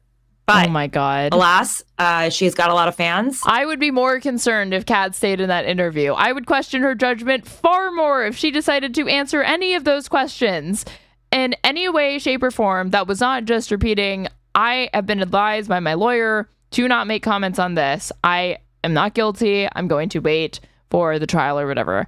She would be stupid. Anyone would be stupid to answer those questions. And then you would be even dumber to watch her answer those questions when it's so dumb and risky legally. And then to vote for her, to think that she has good judgment.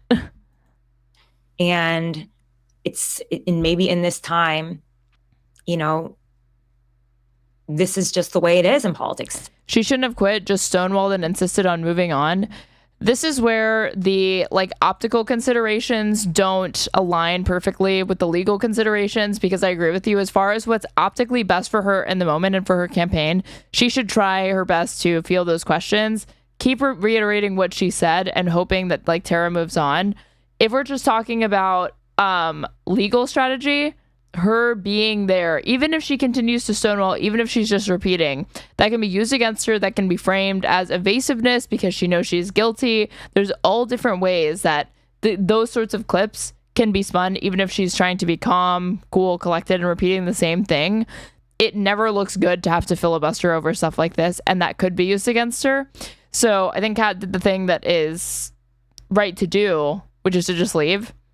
I mean, you could talk about the broader criticism to me is if you're running for office like this, should you be engaged in that sort of protesting and this administration when it could put your campaign at risk and blah, blah, blah, blah, blah.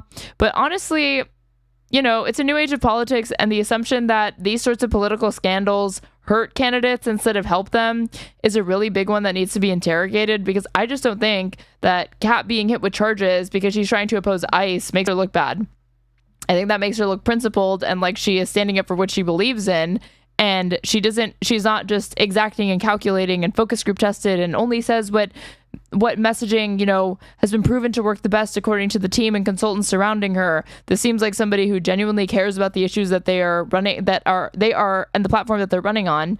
And in their own capacity, even when they're not campaigning, this is the sort of political activity that they're engaged in because they stand up for what's right. So I think Tara is concerned trolling over the fact that, like, this is serious. You're hit with, you know, federal indictment charges because you got in the way of, like, ICE being able to do that. I don't think most people care, or if they do, they're happy about that. People just don't have to. Politicians don't think they have to talk to the press. They don't think they have to take questions from people. I know if she would have stayed, it would have been clipped up to make her look like a liar or a criminal. So no, you do not stay there. Wait till they move on. Yeah, I mean, not if you want to minimize the legal risk. You know, if you want to risk it for the PR reason or whatever, you can do that. But if she does get elected, she'll be in a town hall one day. People will ask her something she doesn't want. Will she walk out? I think that someone like Kat, who's coming out her campaign both as an outsider and earnest activist, benefits more than she loses, especially with low name recognition. 100%. I think so as well. I don't know. She's 26 years old. My impression is she's got a lot to learn.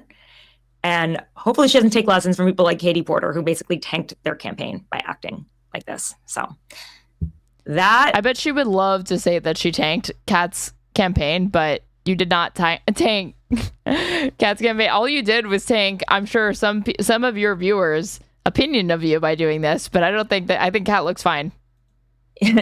Someone just said it's the Trump high name recognition, low name pronunciation. Book.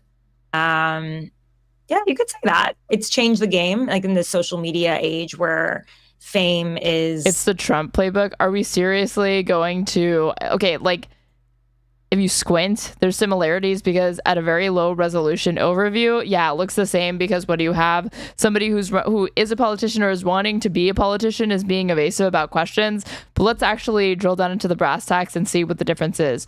Is there a difference between Donald Trump being evasive over questions surrounding his record or criminal indictments that relate to withholding documents, ways that he's broken the law?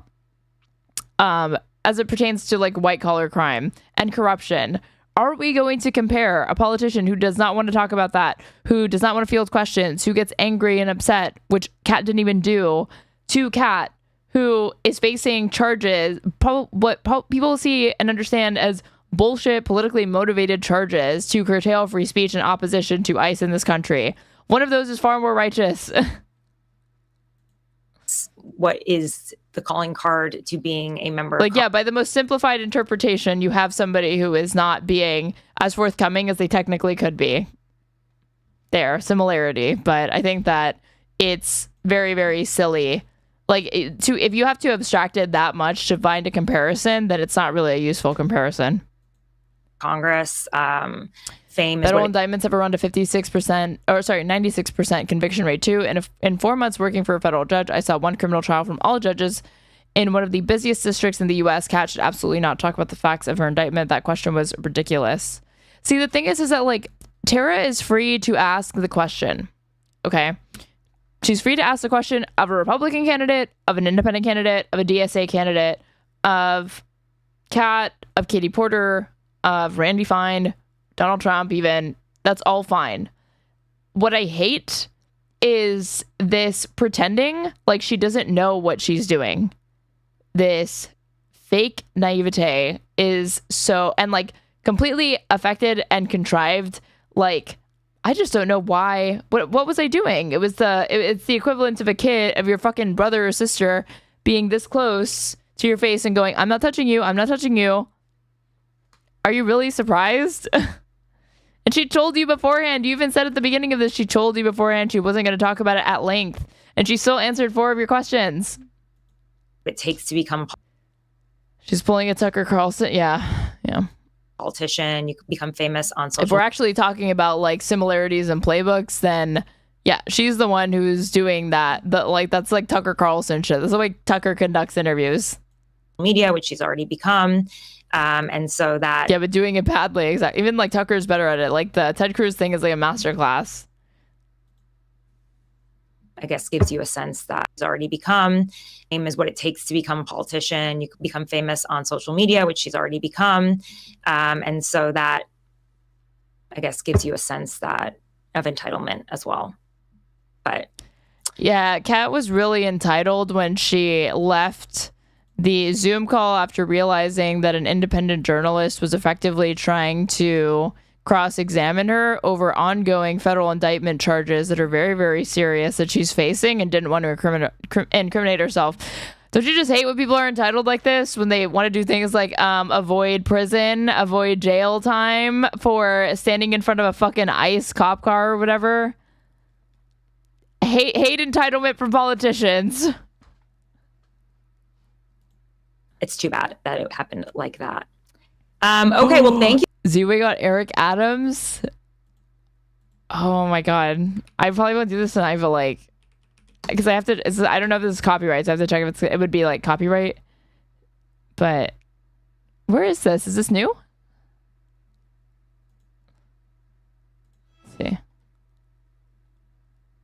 It's not out yet? Oh, okay. I was like, oh my god, I thought it was out already. If it's not copyright protected, then we'll watch it when it comes out next week. Thank you for everyone who tuned in for that very short live. Next time, hopefully... Does she usually conduct her interviews live? That's the other thing that looks weird. Our next guest will not jump after a few basic questions. Not a great sign for Kat and her future, but you know what? This is just the way it is. I'm also surprised too, because she says that she was a journalist. I mean, she was obviously a liberal, progressive commentator who created a show called I Watch Tucker Carlson So You Don't Have To.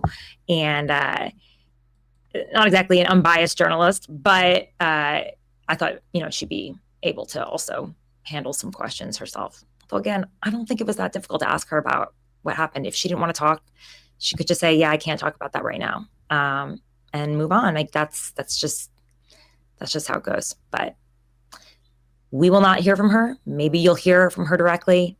Is that good enough for you? That's up to you. Notice the confrontational shift in her content as she gains popularity. I haven't watched like too much of her stuff. I've like just seen that Lindy Lee thing. But you. All right. Thanks to everybody who joined in. Share this with your friends. Because it was weird. Yeah, when she's like, Kat's not an unbiased journalist. It's like, what? Unlike you think that what you just did was an example of you being unbiased or whatever entirely? Give me a break. Dude, look at this, UA. Mayor Eric Adams is an iconic guest. Watch Thursday, November 6th at 8 p.m. Eastern on YouTube. Impossible is nothing. This is amazing. What if she like eats him up in this? Okay, so let's see what the reaction from our community is. So she pins a comment that says, what does Kat's walkout say about her readiness for Congress?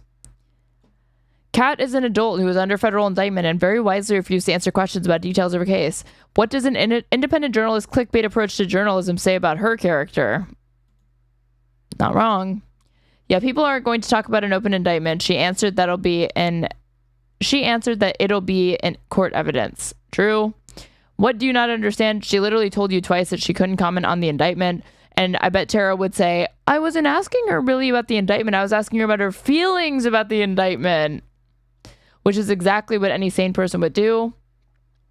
There's no way that you don't know about that. Talking about specifics of an ongoing federal court case is a horrible idea. Not sure why you even asked her to do that in the first place. I mean, we know why. The thing is that, like, would Tara Palmeri answer these questions if she was facing these sorts of charges? Absolutely not, because she knows the risk that it fucking carries. She's not stupid. This wasn't bad judgment or a politician avoiding accountability. This was an indicted defendant following the advice of her lawyer. True. Kat has legal duty to not jeopardize her defense by answering your specific questions about the case. Also true. The drama. She's doing what her lawyer is advising. Smart woman. Yep. Here's a clue for Tara. When an interviewee says, thanks for having me, that means they're done with you. Let's be blunt. You badgered her with the same question over and over, which she already answered and then did a who me? I'm just asking questions, and then got judgy about it. Tara, huge interview failure. Exactly.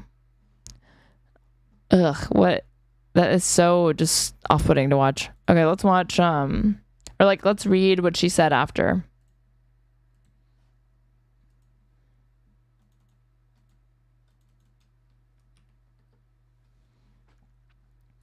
Some days I'm a hero, other days everyone hates me, and that's fine. This is the red letter. This is her Substack. In an age of partisan echo chambers, asking for questions can feel radical. Ew. This self-aggrandizement, this is like some fucking Barry White shit to me. This was published today, or like on Halloween. So she puts a screenshot. Did she just sign off? Tara Palmeri floored when congressional candidate indicted by DOJ cuts off live interview after 4 minutes. Somebody put, what a completely dishonest summary. Tara isn't a journalist by any stretch, as I guess evidenced by her repeated attempts to cross-examine her guest after the guest stated she would not speak about the details of the case. Your failure to contact Tara for a comment says everything. Hack. When I started the red letter, I knew I wasn't choosing the easy path. So magnanimous. It's inconvenient to be independent. It's inconvenient to stand alone. In a world that rewards tribal loyalty and punishes dissent, true independence isn't glamorous. It's lonely, but it's also essential. This week, that independence was tested again. This is either the most boring prose or it's some ChatGPT shit, because holy fuck, there are rhetorical pirouettes, I don't know how to describe it, like being used here that seems like it's AI edited, but I'm not going to say that I think she wrote this like with AI. It just seems like that. I interviewed Punishes Dissent, sounds familiar. Maybe she could have asked Kat about her feelings on political repression and, you know, the chilling effect on the First Amendment the Trump administration is having, if she didn't want to harp on asking her the fifth question about her fucking indictment that she already answered. I interviewed congressional candidate Kat Abughazaleh, a rising social media star on the left. She's smart, quick, and knows how to work an audience. But when I asked her straightforward questions about her recent indictment, basic questions about what happened, how she felt, and what it means for her campaign, she abruptly ended the interview. It was shocking, but also telling. It reminded me how fragile our media ecosystem has become. How many people, especially those running for office, now only want to be questioned by people who agree with them. Oh my God. To take that away from a woman who is trying to avoid potentially up to 8 years in prison. As, again, like this comment just so perfectly, I closed it already, but the comment that pointed out that, like, she's not dodging accountability. It's an open case. She probably would talk about it after the case. Even before I started the interview, I received flack online from the right for using the word protest in the promotion of the interview. They thought it was too late. They changed their tune after the interview. But just because I asked Kat about what happened that day doesn't mean I support the charges against her. It means I'm doing my job, asking questions. She has every right to refuse to answer, and I have every right to ask. That's what journalism is supposed to be. I know, but if you like trash her after, right? But just because I asked Kat about what happened that day doesn't mean I support the charges. Oh wait, I read this. The cost of being nice down the middle. It would be easier to pick a side. If I wanted to be a partisan influencer, yeah, there's definitely there's not an incentive to give the appearance of independence, but you actually align much closer to one side or the other, and you just pretend to fence it as a branding exercise to attract subscribers disingenuously. There's definitely no incentive to do that. If I wanted to be a partisan influencer, I could tap into an instant fan base of people who only want their opinions validated. I'd have the algorithms on my side and probably a super PAC or two supporting me financially, or at the very least, sharing my work and funneling me interviews. Funneling? Is this a chorus light? You know, she's done work and reporting with Taylor Lorenz. But that's not why I'm here. I built the red letter because I believe there's power in independence, not as a position of neutrality, but as a commitment to truth. I go where the story leads, not where the party lines tell me to go. That's why I don't have an issue with this in principle. I just don't think that's what was happening here. That's why I dug into the deciding vote on releasing the Epstein files. Republican Senator Lisa Murkowski and found nearly a decade of quiet business ties to Ghislaine Maxwell's husband, Jeffrey Epstein. That's why I pressed Michael Cohen on MSNBC's glaring omission when he claimed Trump had no ties to Epstein, even though there was a 2016 lawsuit against him. I wanted to know what Cohen really knew. It turned out he'd been asked to take care of an Epstein matter involving a quote-unquote infant, and he used a private investigator to handle it. And now it's why I asked 26-year-old congressional candidate about an indictment. The through line is simple. I ask questions without fear or favor. The reality of independent journalism. Do I lose followers sometimes? Absolutely. Some days I'm a hero on the left, other days on the right. Some days everyone hates me. That's okay. Because independence isn't about comfort, it's about credibility. Again, it's moments like these where, you know, AI is predictive. So this particular sentence structure is not like super unique that I just know that AI came up with it, but it is definitely a hallmark of like AI generated passwords or whatever. It's not this, it's this. Like I frequently see that. M dashes also give way to like AI editing or whatever, but I'm not seeing M dashes in this. To be nobody but yourself in a world which is doing its best day and night to make you like everybody else means to fight the hardest battle which any human being can fight and never stop fighting. E.E. Cummings. Touching. Kat may not need the press right now. She has her own audience, but one day if she wins, she'll walk through the halls of Congress and reporters from every outlet will be shouting questions at her. They won't, I know, but a lot, guess what? Do you think politicians answer every single question that they're given? No. I wish. I would prefer a world where they answer everything as opposed to not, but that's also not uncommon. She's not doing anything like out of the ordinary by, not answering. If she were walking down the steps somewhere and she had like a mic shoved in her face and these questions were asked, she wouldn't say anything.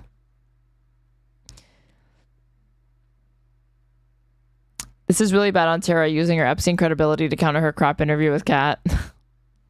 I mean, how else could she like defend this? I mean, she's grasping for straws, right?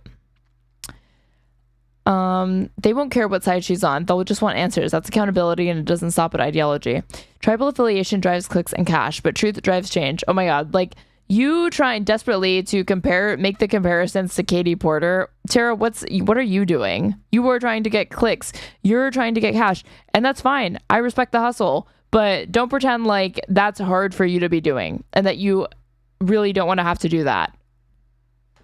Like, you're engaged in that sort of sensationalism as well for your own ends and for your own channel project, whatever that is.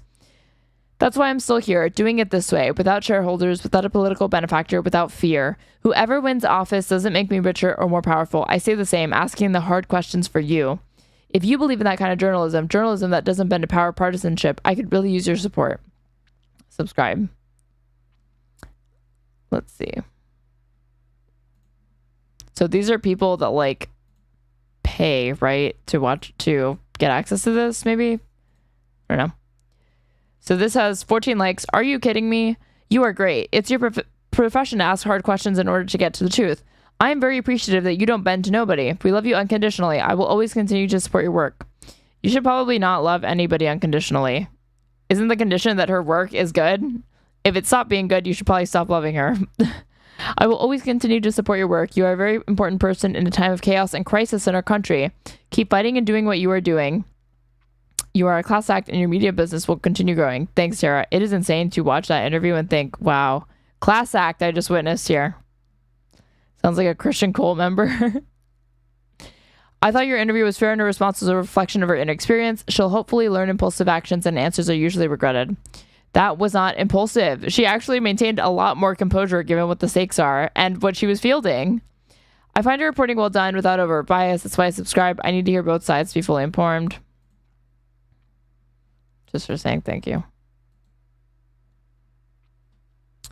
Let's see. Some perspective taking is probably in order here. She is 26 years old and was just indicted by a lawless administration hell-bent on making examples of political rivals. Having never been indicted for anything, I can totally understand why Kat was very tightly bound and unwilling to answer anything about the indictment. Anything she said probably could and would be held against her in a court of law. Tara, read the room. Kat tried to draw the line straight away. Then you put up evidence that will clearly be shown at her trial and then asked her to comment on it. What were you expecting to get out of that exchange? She very clearly freaked out and disconnected from the stream. Kat, you should have just gone radio silent this entire exchange. Going nuclear on Tara just accentuated your immaturity. I don't think so. I think if you have a brain, you can figure that out. Like, you can surmise this.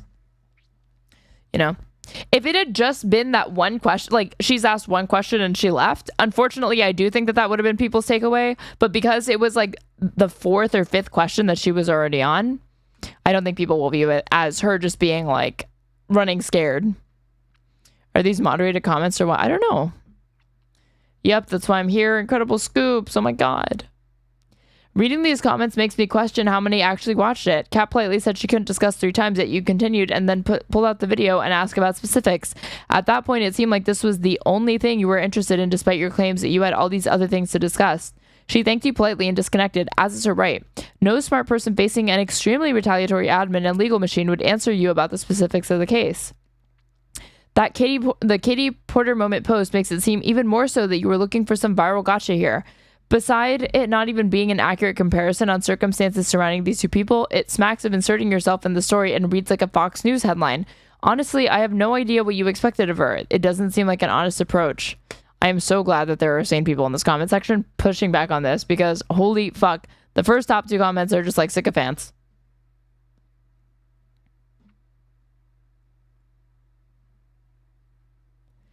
Dear Tara, I absolutely admire your independence and respect your determination to do it your way. When you pressed Michael Cohen in ways that nobody else had the guts or forethought to muster, I cheered from the rooftops. And with you, in many, if not most things, and generally think you're awesome. All that said, I was one of the people in yesterday's YouTube pileup where my equally independent conclusion was that the interview sucked more on your end than hers, and I hope that with some distance you'll see how maybe you could have handled it better. Not all disagreements are echo chamber based, and let a little humility never hurts either. For me, the punchline is that we're all just people, and if you really love people, you don't expect them to be perfect. 9 times out of 10, I think you're a fucking champ, and those are really good odds statistically. So please keep doing what you're doing and know that many of us are ferociously proud of you. There's something to be said for coming and swinging, but if you do nothing but swing when someone walks in the door, I wouldn't be surprised if a certain percentage walks straight back out, which is what I saw happen with Kat. Just saying, your pal in the trenches, Skip. This is very, very diplomatic. I mean, she liked it, but I don't think she responded. She only responds to people that are like, glazing her.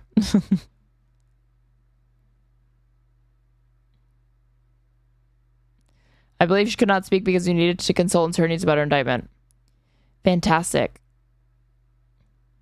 While your questions were not softballs, there was nothing particularly pointed. If she could not answer specifics on her case, she could say that and ask if you would redirect the questions. You gave her a platform, and she did not do herself any favors unless one is already a fan. Thank you for being independent. Many of your colleagues sold their souls, and I'm glad you're not one of them.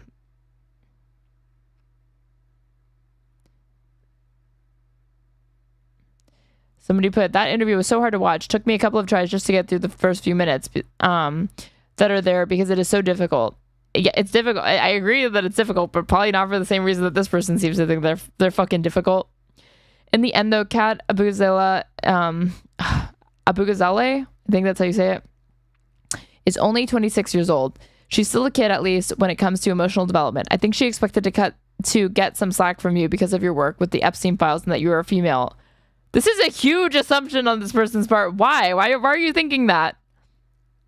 You know, yeah, I think that Kat probably thought you were going to go easy on her since you're also a woman, and because of your work on the Epstein files. Has she ever said anything to indicate that? What? She assumed that you're on her side and would just let her coast through. What? Like, dude, Kat has been on Piers Morgan. Kat has put herself in difficult PR situations to get her message out there. This idea that she's like afraid of like not being in a solid echo chamber is just not borne out. Good job on your part, though. Maybe. I wasn't against her and didn't see this as a gotcha. She had the power to answer how she wanted. I thought all your interviews have been fair and informative. However, it was this one that got me to become a paid subscriber. Thanks, Karen. Dude, isn't that fucking fitting that this Karen, this person, this Substack user named Karen watched that interview and was like, great stuff here. I'm buying it. I'm paying. I'm in. It's like beyond satire. Absolutely bizarre. So, like, and these are the these are the reactions. This was nothing close to a Katie Porter moment. It was someone dealing with a real and scary indictment, not wanting to answer questions that could be used against her in court. Stop with the obnoxious self-promotion. Have some empathy, for fuck's sake. I don't think you can, like, she's going to be like, I'm a journalist. I don't need to do empathy or whatever, but she signed off the podcast after 3 minutes of very straightforward questions. I'm a journalist, not a political influencer. This is not a Katie Porter moment. It's incredibly unwise to talk to the media about criminal charges against you before you have a defense strategy. She understandably doesn't want to go to federal prison, and from what I saw in the clip, she was perfectly polite about it. No one in their right mind is going to answer questions about their pending criminal case, like, you kook. This is I did see one from, like, let me see, Pod Save, like a Pod Save guy. Hold on, is it, who's the Pod Save? If I put, like, Pod Save America, Victor, maybe?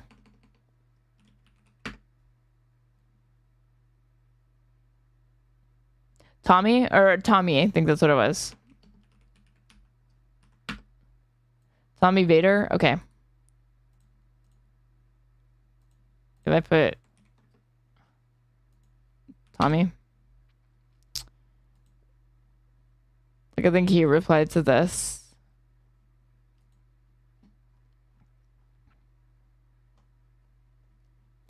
Let's see.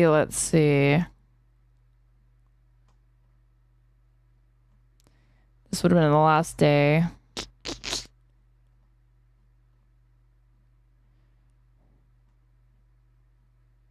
Yeah, here.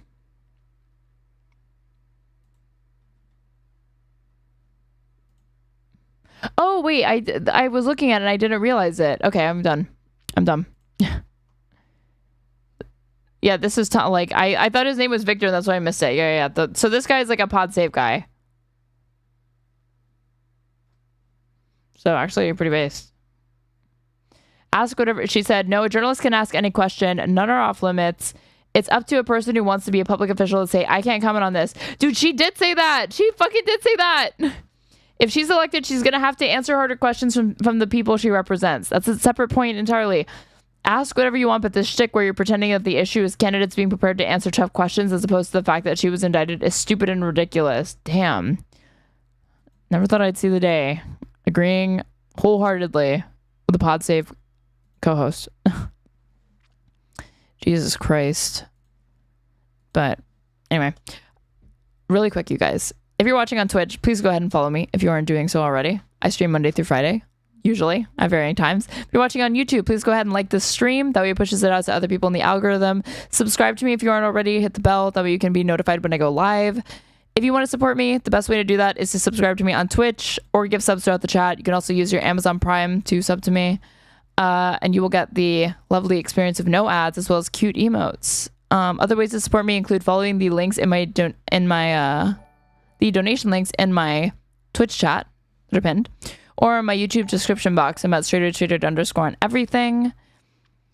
And the next thing that we're gonna cover is I want to see this what the rumor mill is churning out surrounding Mr.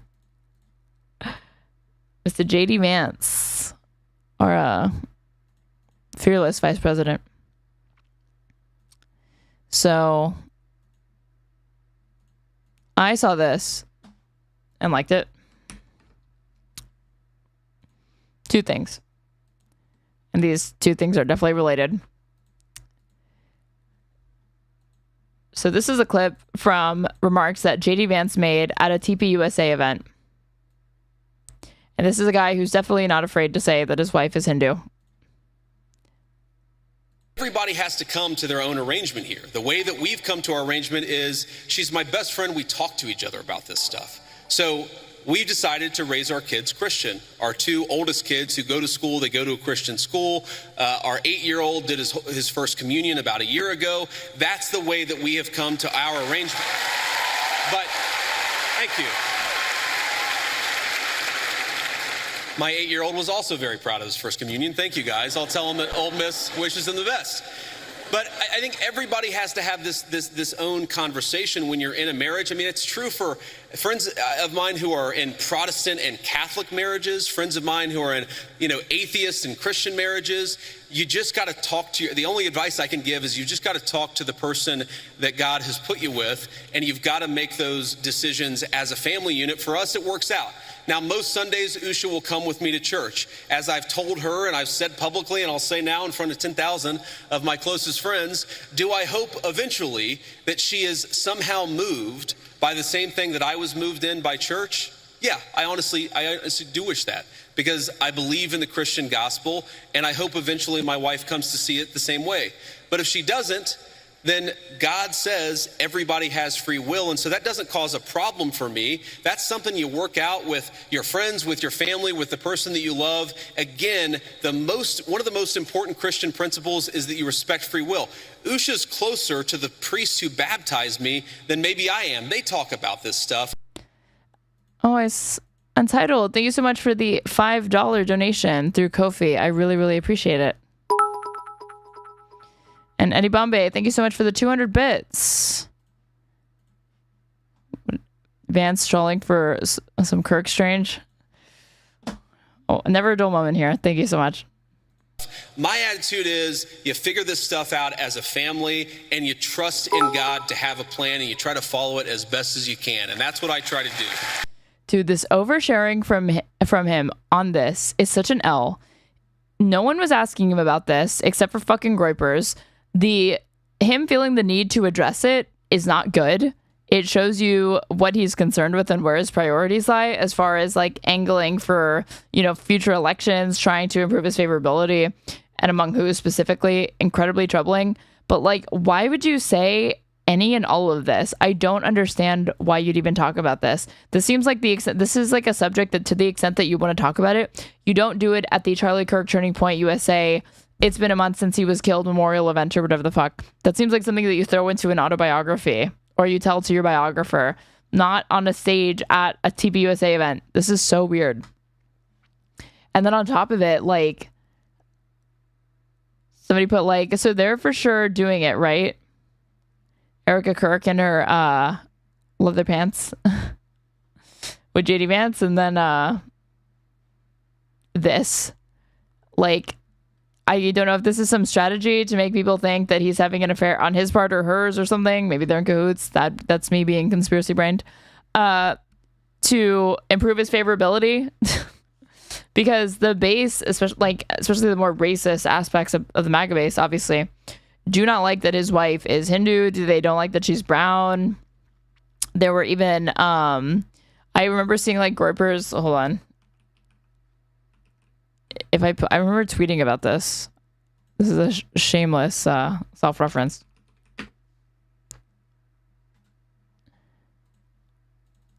Let me see. It was over Newsom.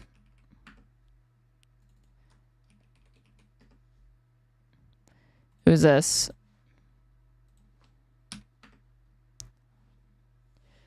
But groypers are now backing Newsom 2028 because JD Vance's wife is Indian.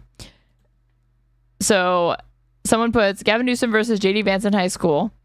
Gavin Newsom quote tweets with, "I miss that scarf." Garbage Tube in 24, which is like a far right or like groyper account. "You have the easiest armchair ride to the White House in history. Your competition is a fat R word with brown kids." To Gavin Newsom. Like, that's how this is fucking rolling out. So when I see him addressing these comments about her faith and how that affects their personal life, I just like don't even know why he's like trying to, well, I do know why, but it looks so bad. It looks desperate also. And then on top of it, like, she said this apparently. So this says, "No one will ever replace Charlie, but I do see some similarities with my husband and JD, Vice President JD Vance, Erika Kirk, widow of Charlie Kirk. These words seem out of place, much like her leather pants." No one will ever replace my husband. No. But I do see some similarities of my husband in JD and Vice President JD Vance. I do. And that's why I'm so blessed. Like, why would she ever even utter the phrase, like, no one will replace Charlie Kirk? That's something that she definitely put on people's minds by framing that compliment of JD Vance in that particular way. JD Vance is a married man. You're a recent widow. Nobody would think that something, or like the people that would try to suggest that you, like her just complimenting him and his aptitude or his, statesmanship, whatever it is indicative of some sort of like intimate affair between them, would be seen as somebody that's like just baiting, grasping at straws, like being desperate. But her saying it in this specific way, no one will replace him, like, it makes it sound like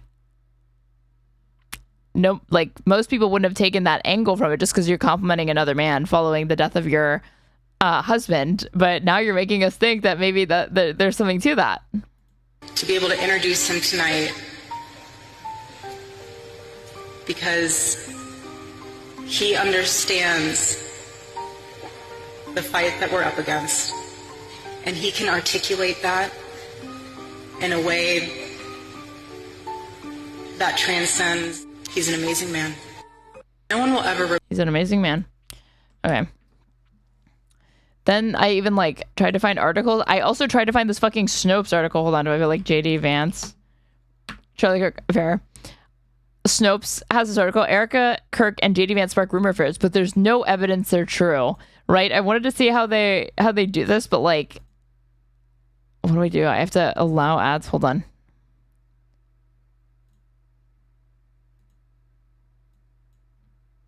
Okay. Oh, sorry. I thought I had to pay to get access to this. I just had to turn on my ad blocker. Okay.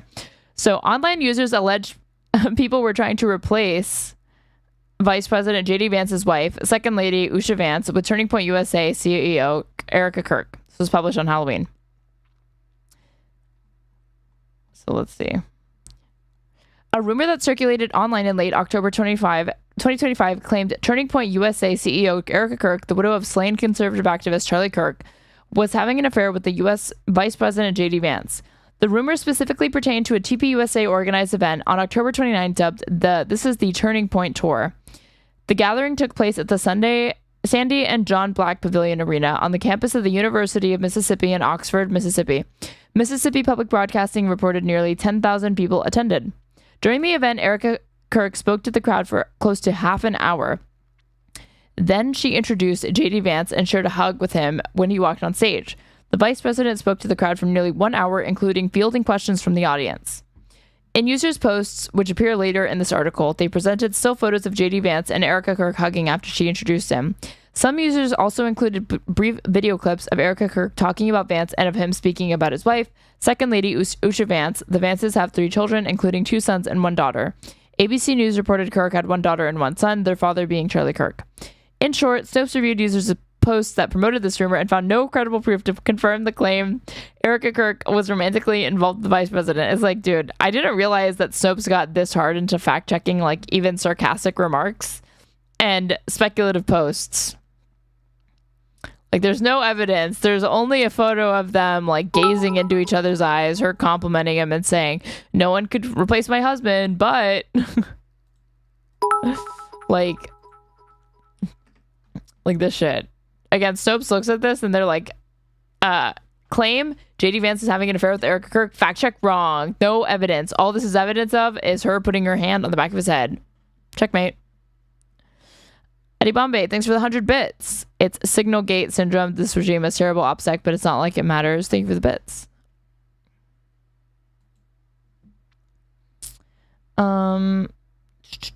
Users alleged one of the widely shared authentic photos from the evening depicted JD Vance resting his left hand directly on the leather-appearing pants of Erika Kirk's right hip.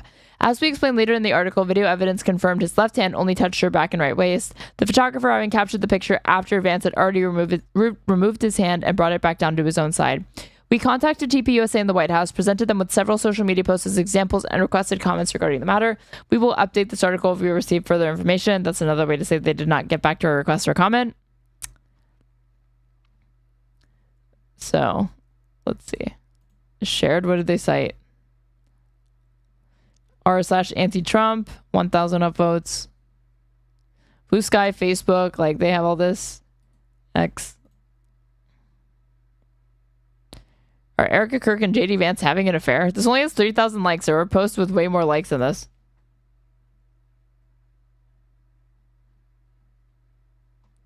TikTok. I'll do these like deep dives. Holy fuck, man.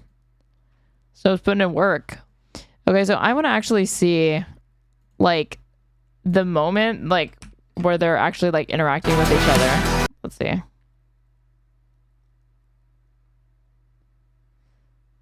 I assume they capture that. She is yapping. Dude, I should buy this shirt. And if I debate a conservative IRL again, I should wear it. I should have done it for Halloween. Would have been a good scary costume.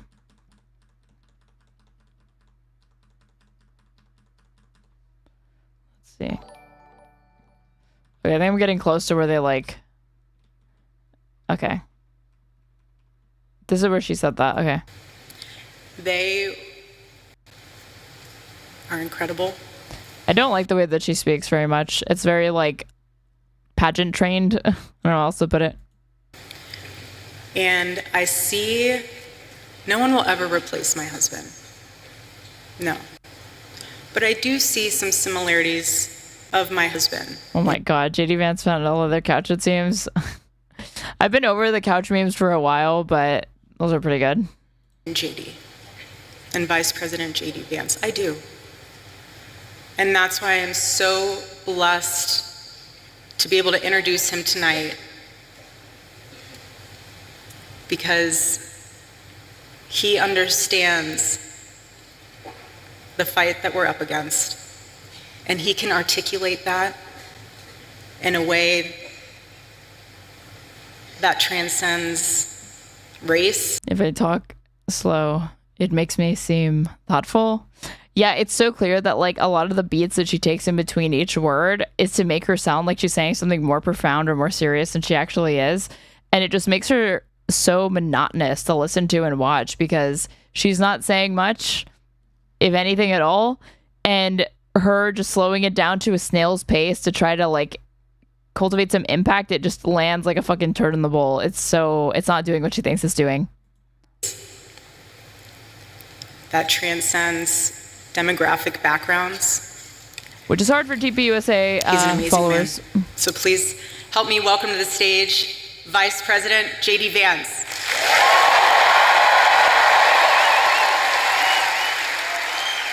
I am honored to introduce a friend of mine, somebody that I have just been so thrilled to see ascend American politics. Weird. I wonder if this is AI or like recorded, or I guess. His story is uniquely American. Growing up in poverty, difficult circumstances, serving his country honorably and heroic.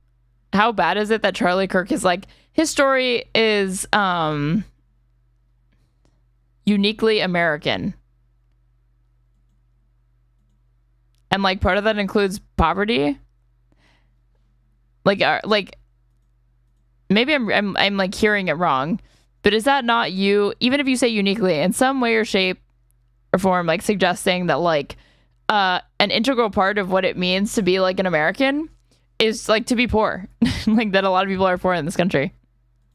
Heroically. And what's unique about it is that like he's trying to say like, oh, rags to riches. Like, aren't you also suggesting that like it's very, very rare for people to actually be able to overcome their material circumstances, especially when they're born into poverty? The United States Marine Corps, being an America First champion in Congress, and somebody who I know will bring this vision to make America great again. Join me in welcoming JD Vance, everybody.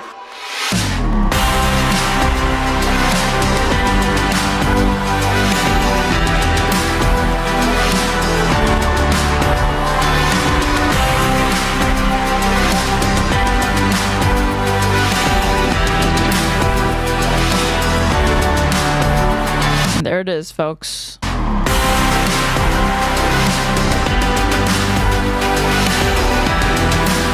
Interesting. Okay, so I don't want to watch this. I thought about reacting to this, but he talks for so long, you guys. Holy shit. Like, it's 51 minutes. He talks for like over a fucking hour. He gives like an hour-long speech. And I just don't think I would ever do that to you guys. I don't hate my audience that much, like, to react to a whole JD Vance. Like, I've reacted to JD Vance on Fox News, right? But like a whole hour of him speaking at a TPUSA content following the assassination of Charlie Kirk, I just don't think I would do that to you guys, even if it is Halloween, even if I think it would be really, really scary and terrifying to have to watch that, and content with the idea that people watch it and they like it. I'm not going to do that to you guys. So instead, we're going to watch Luke Beasley's reaction to it for some reason, because I'm just curious to see like what are liberals saying about this. Like, are they leaning into this, or are they like, nah, like they're not, nothing's happening here. This one's going to be interesting. Okay. I said on yesterday's bonus show that, and it was received well, that I am obviously very opposed to like blind partisanship, but there's a difference between that and wanting to feel like you're a part of a team of people fighting for something, certain principles, and against people like, in this case, MAGA, fighting against Trumpism, opposing politically their principles while advocating for ours. And so what that means is I feel some kinship, some association with others in this space doing what I do. And I want to link arms with them. And I want to be like, hey, if you like me, you probably would like these people. But I also want to say I really want to watch his Jubilee on stream. I haven't even watched it on my own time, but like I can't risk it again because I don't want my YouTube stream to be suspended, because last time I reacted to Jubilee that happened. Doesn't mean that sometimes you shouldn't do a little bit of inner team WTF, right? What are we doing, guys? What is this? And on the bonus show, I had a specific... Real? Yep. It didn't happen on my Twitch. It was the PBD Jubilee, I think. I think that's what I was reacting to, yeah. Or Cenk. Specific example that we went through. Something I was outraged about from someone that I usually really like. Today, it's a very uncomfortable and strange series of decisions by influencers. I hate the new era of TikTok libs. No, I really like Luke Beasely. I don't watch any of his content, I'll be real. To the extent that I watch lib content, I usually watch Josiah, aka Pondering Politics, but I have met Luke Beasely in person. He was incredibly nice. We talked about his debate with Vosh that he had a long time ago. In response to this JD Erika Kirk story. So let me first tell you what people are saying. And then the main thing I'm going to gripe about is what I just see as an insane framing of this story in a title and thumbnail. But first, there is some interesting context. So it's not all wild. Like Vance got asked about his relationship with his wife, Usha. And she's Oh yeah, it was the conspiracy thing. It was Smug and I watching the Andrew Callahan conspiracy, like the Surrounded episode that got copyright struck or like ID'd on YouTube or something like that. I got a warning. I didn't get a strike. But if I do it again, I will get a strike. He's Christian, and kind of how do you navigate that? And ended up being like, oh, well, yeah, I take her to church and hopefully she'll stop being a Hindu. It's like, oh, that's a weird thing to say in front of everybody. So this was the moment. Make those decisions as a family unit. For us, it worked. Okay, cool. At least he was on the same page as me with this. Is like oversharing from JD. Because I believe in the Christian gospel, and I hope eventually my wife comes to see it the same way. But if she doesn't, then... So framing... Was he breathing in that suit? If you mean JD Vance, they do that intentionally. Anytime you see politicians, usually men, like wearing suits, tuxedos, etc., that are just like too tight, they are doing that to try to make themselves seem and look skinnier than they actually are, or they're trying to make their muscles seem bigger than they are because the fabric is like clinging to their arms. But it makes it look really, really ill-fitting, and like they don't have clothes that fit them. I hope eventually my wife comes to see it the same way. But if she doesn't, then... So framing that as like, oh, so strange, Vance calls out his own wife in this sort of way. Fine. I get it. Totally get it. And then... a deranging factor was a moment at a Turning Point USA event where Erika Kirk introduced JD Vance, and I'll show you that video. Tonight to be able to introduce to you a very, very dear friend and his wife. They are incredible. And I see no one will ever replace my husband. No. But I do see some similarities of my husband in JD and Vice President JD Vance. I do. And that's why I'm so blessed. This entire event is just like both of them, like, just why are you saying these things? To be able to introduce him tonight. He's an amazing man. So please help me welcome to the stage Vice President JD Vance. Okay, so I thought that had the hug in it, but it led to this photo. A very solid hug, right? And let me tell you where, because again, this is Operation, please, my fellow liberals, be reasonable. I don't care much about random people with barely any following online being speculating or having fun with like, oh my gosh, that's just life. That's just people on the internet. Okay. But when you actually are getting a huge audience and selling it in a way that I don't think is accurate, I am going to take issue with it, because I've heard from people out in the world who otherwise agree with our values, but see certain things of pretty prominent folks who are liberal being just strange or offensive and are like, oh, and it kind of pushes them away. So this was the photo. Oh, wait, citation? This is such a vague characterization, Luke. Please. Luke, give us the details. Give us an example of what you mean. Photo that went really viral, and podcasts will describe Erika Kirk's hugging JD Vance, and her hand is like up on his head, kind of grasping his hair. And so you can imagine the internet is a very pent up place, and people ran with that like, oh, she said replace my husband, and then they're hugging like this, and blah. But again, that's the internet. Whatever. Do you know what's not whatever? Let me show you what's not whatever. And I did blur out the name. I'm not doing a big call out. I'm just trying to give you a sense of a trend I've seen. let's not wade into openly dishonest waters. That's what I'm asking. To people that I like and respect, and we're on the same general team and same principles, let's not wade into dishonest waters in this whole social media thing. So when his titles this video, fine, I'll fucking say it. This is insane. I thought he was going to be on the something more salacious side, speculating about whether or not there was a romantic entanglement or something between Erika Kirk and JD Vance. And I thought he was going to be like, fine, I'll admit it. I'm going to lean into, you know, Kyle Kalinske here, and I'm going to conspiracy bait. And these two, just based off of like very little, you know, limited clips, stills, photos, they seem very, very cozy. You know, and I thought he was going to be like, yeah, I'll say it. Like, I would be lying if I didn't tell you that, like, I look at this image and think, is something going on between these two people? But he's, like, calling people out. That's so funny. And so funny, the comment section is, like, against him, it seems. I've never seen someone mourn like this in my life. As a woman for 80 years, when a woman hugs a man in that way, either something is going on and she's inviting it. Also, the pic on the left is authentic. I bet Usha dressed as a couch for Halloween. Okay, back to the video. So here was an example of one that I found inaccurate, maybe? So the title is Internet. JD Vance leaving his wife for Charlie Kirk's widow. So already... Okay, I saw this. Classic. I saw the AI generated image. I didn't see this particular video, but who is this? Because they like blurred it out. Let's say Internet. JD Vance leaving his wife for Charlie... Okay.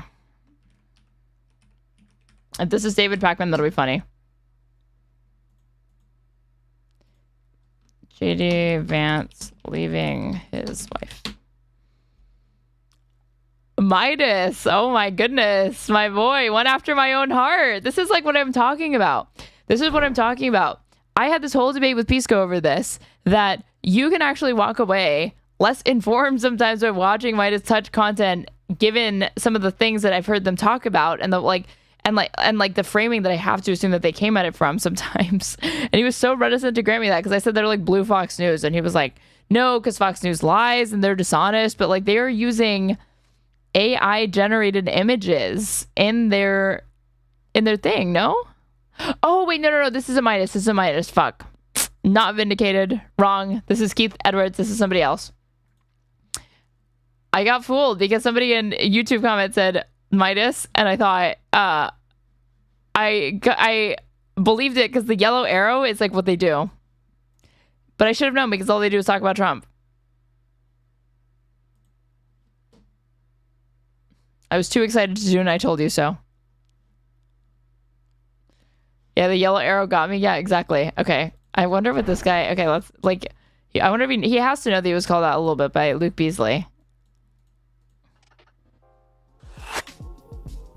Okay. All right. I do not know what is going on. This was a guy who I think was approached by Chorus, and he said that he wasn't going to take the money. Because earlier today, we posted a video that alleged that there is some trouble between JD Vance and Usha Vance and their marriage. And we've talked about this a few times. There's been things that have bubbled up that have made us go, He's not lying. He's just asking questions, right? Oh, look. Thank you, Misadventures in Astro, so much for the... what did you... For the $5 supporting me on Ko-fi. I really, really appreciate that. Thank you so much. That's interesting. That's weird. Okay, let's see. Already you're kind of like, is that what's happening? But it's a question. But the thumbnail really sold it. It's an AI image of them making out. If you're wondering, they didn't make out on stage. Just because I thought of it now, if you appreciate the show, click the subscribe button. What the heck? I do appreciate that. But put that back up. If I show like this, will I get more subscribers? If I do some like kind of millennial... That was like so millennial coded, even though I'm pretty sure Luke Beasely is younger than me. This sort of like tee-hee-hee just occurred to me. Subscribe to me. Up. Is this what we're doing? And I say this with love. And some of you will know who this is. It's fine. No, it's no big deal. Unfollow. I'm just using it as an example. And there's plenty of other examples like this. I thought it was cute. You're gagging. I thought it was cute. It's from a place of love in my heart. I don't think selling a message... But Luke does know how to turn a very short criticism into something very, very long, so... To get people to click on a video that is just not true, like Erika made out with JD Vance on stage, which it looks realistic, no? It looks pretty realistic. If you want to say, hey, that was an intimate hug, or what a weird series of events, we're having fun, we're making jokes, and I love humor, love it, get it. Look, she said he'll never replace, but JD kind of can, and now he's saying this thing about his wife. I don't go there. That makes me uncomfortable. It just makes me uncomfortable. Whatever I think about the turning point. Luke Beasely comes out with the bold anti-AI stance, dividing his audience. We love to see it. USA Project, and what's going to go on that stage is going to be a bunch of things that are detachment from my values. But to be like, this widow, they hug, so let's pretend like now they're having an affair, is weird to me. But I also get poking fun and being silly. My issue is just if you're being openly dishonest. And this is a conversation that I hope to prompt a little bit within our liberal YouTube space, because I've heard a lot of this feedback from you, which is clickbait.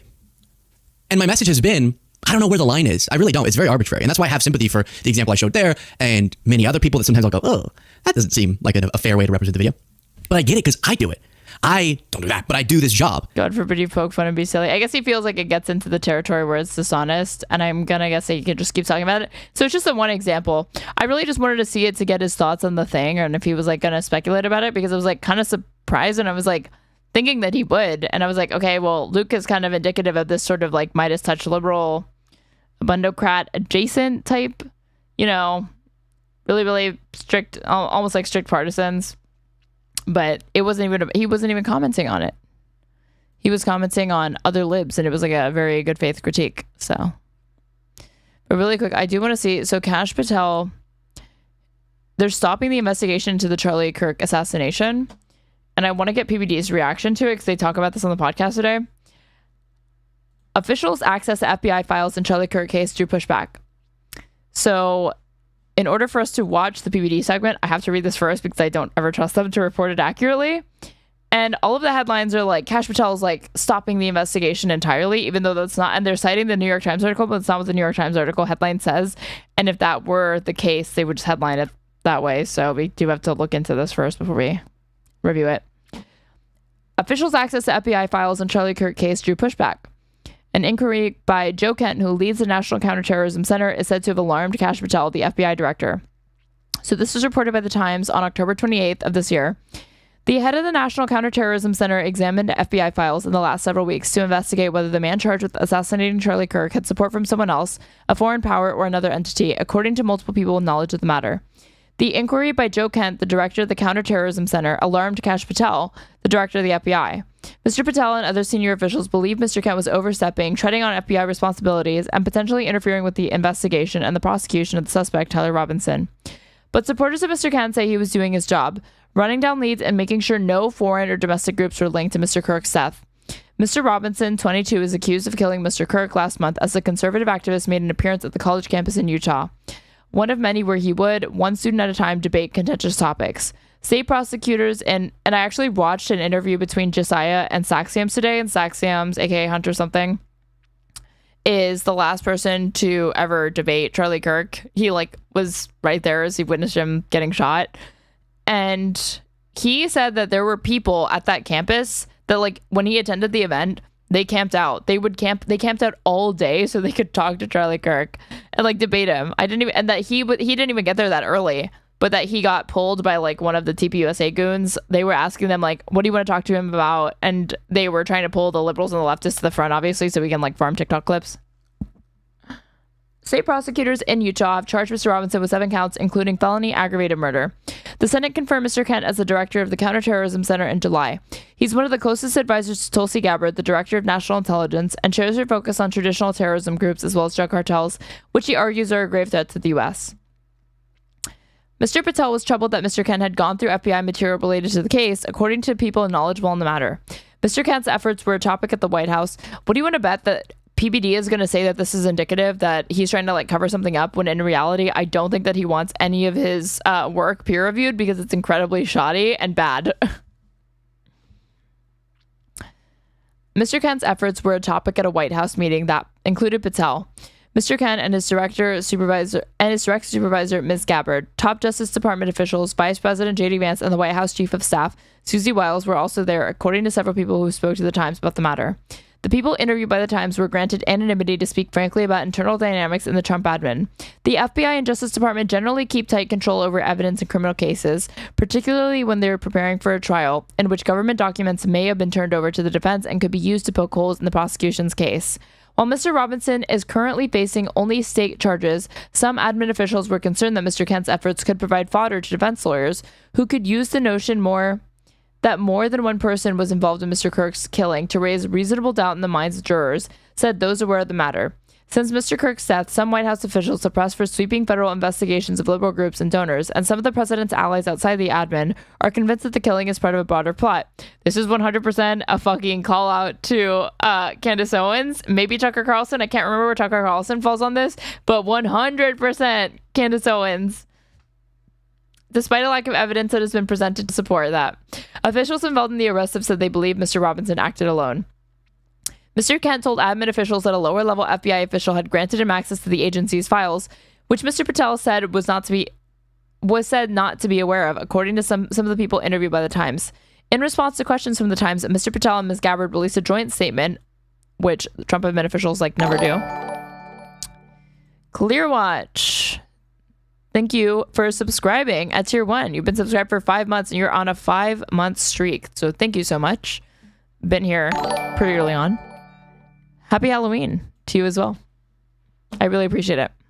And everybody should follow suit and give subs throughout the chat or subscribe to me if they want an ad-free experience and also cool emotes.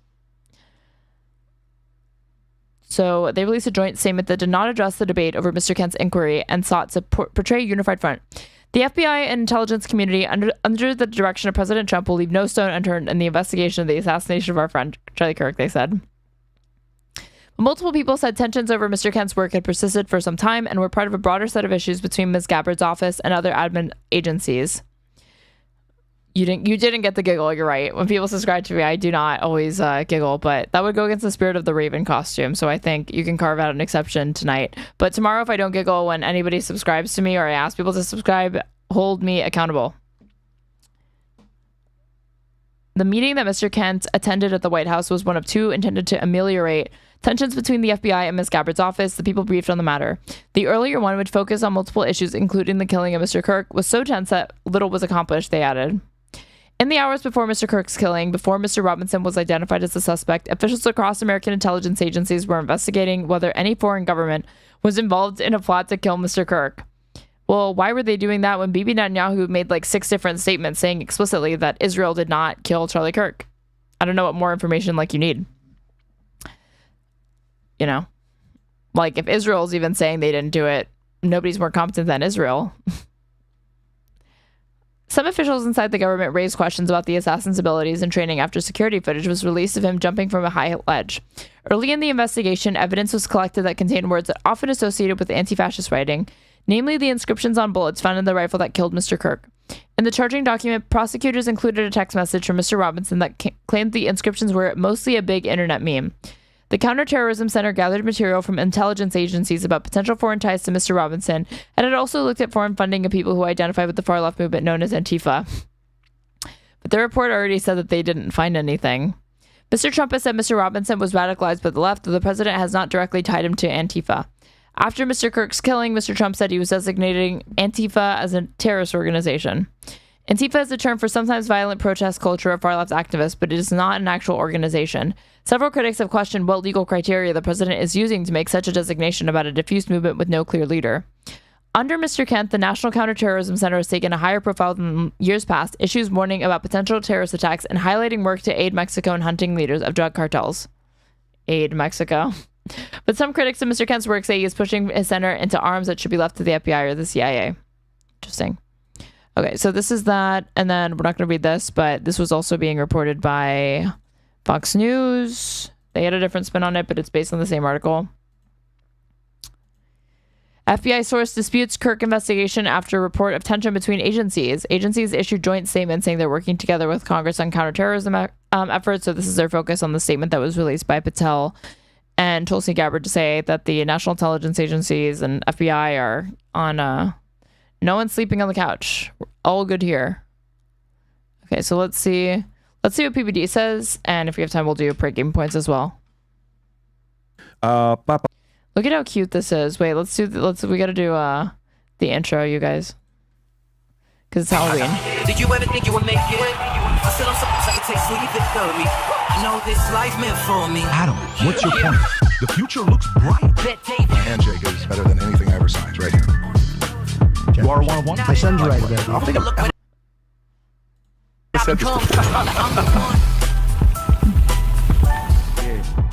All right, so folks, we got a couple special people in the house.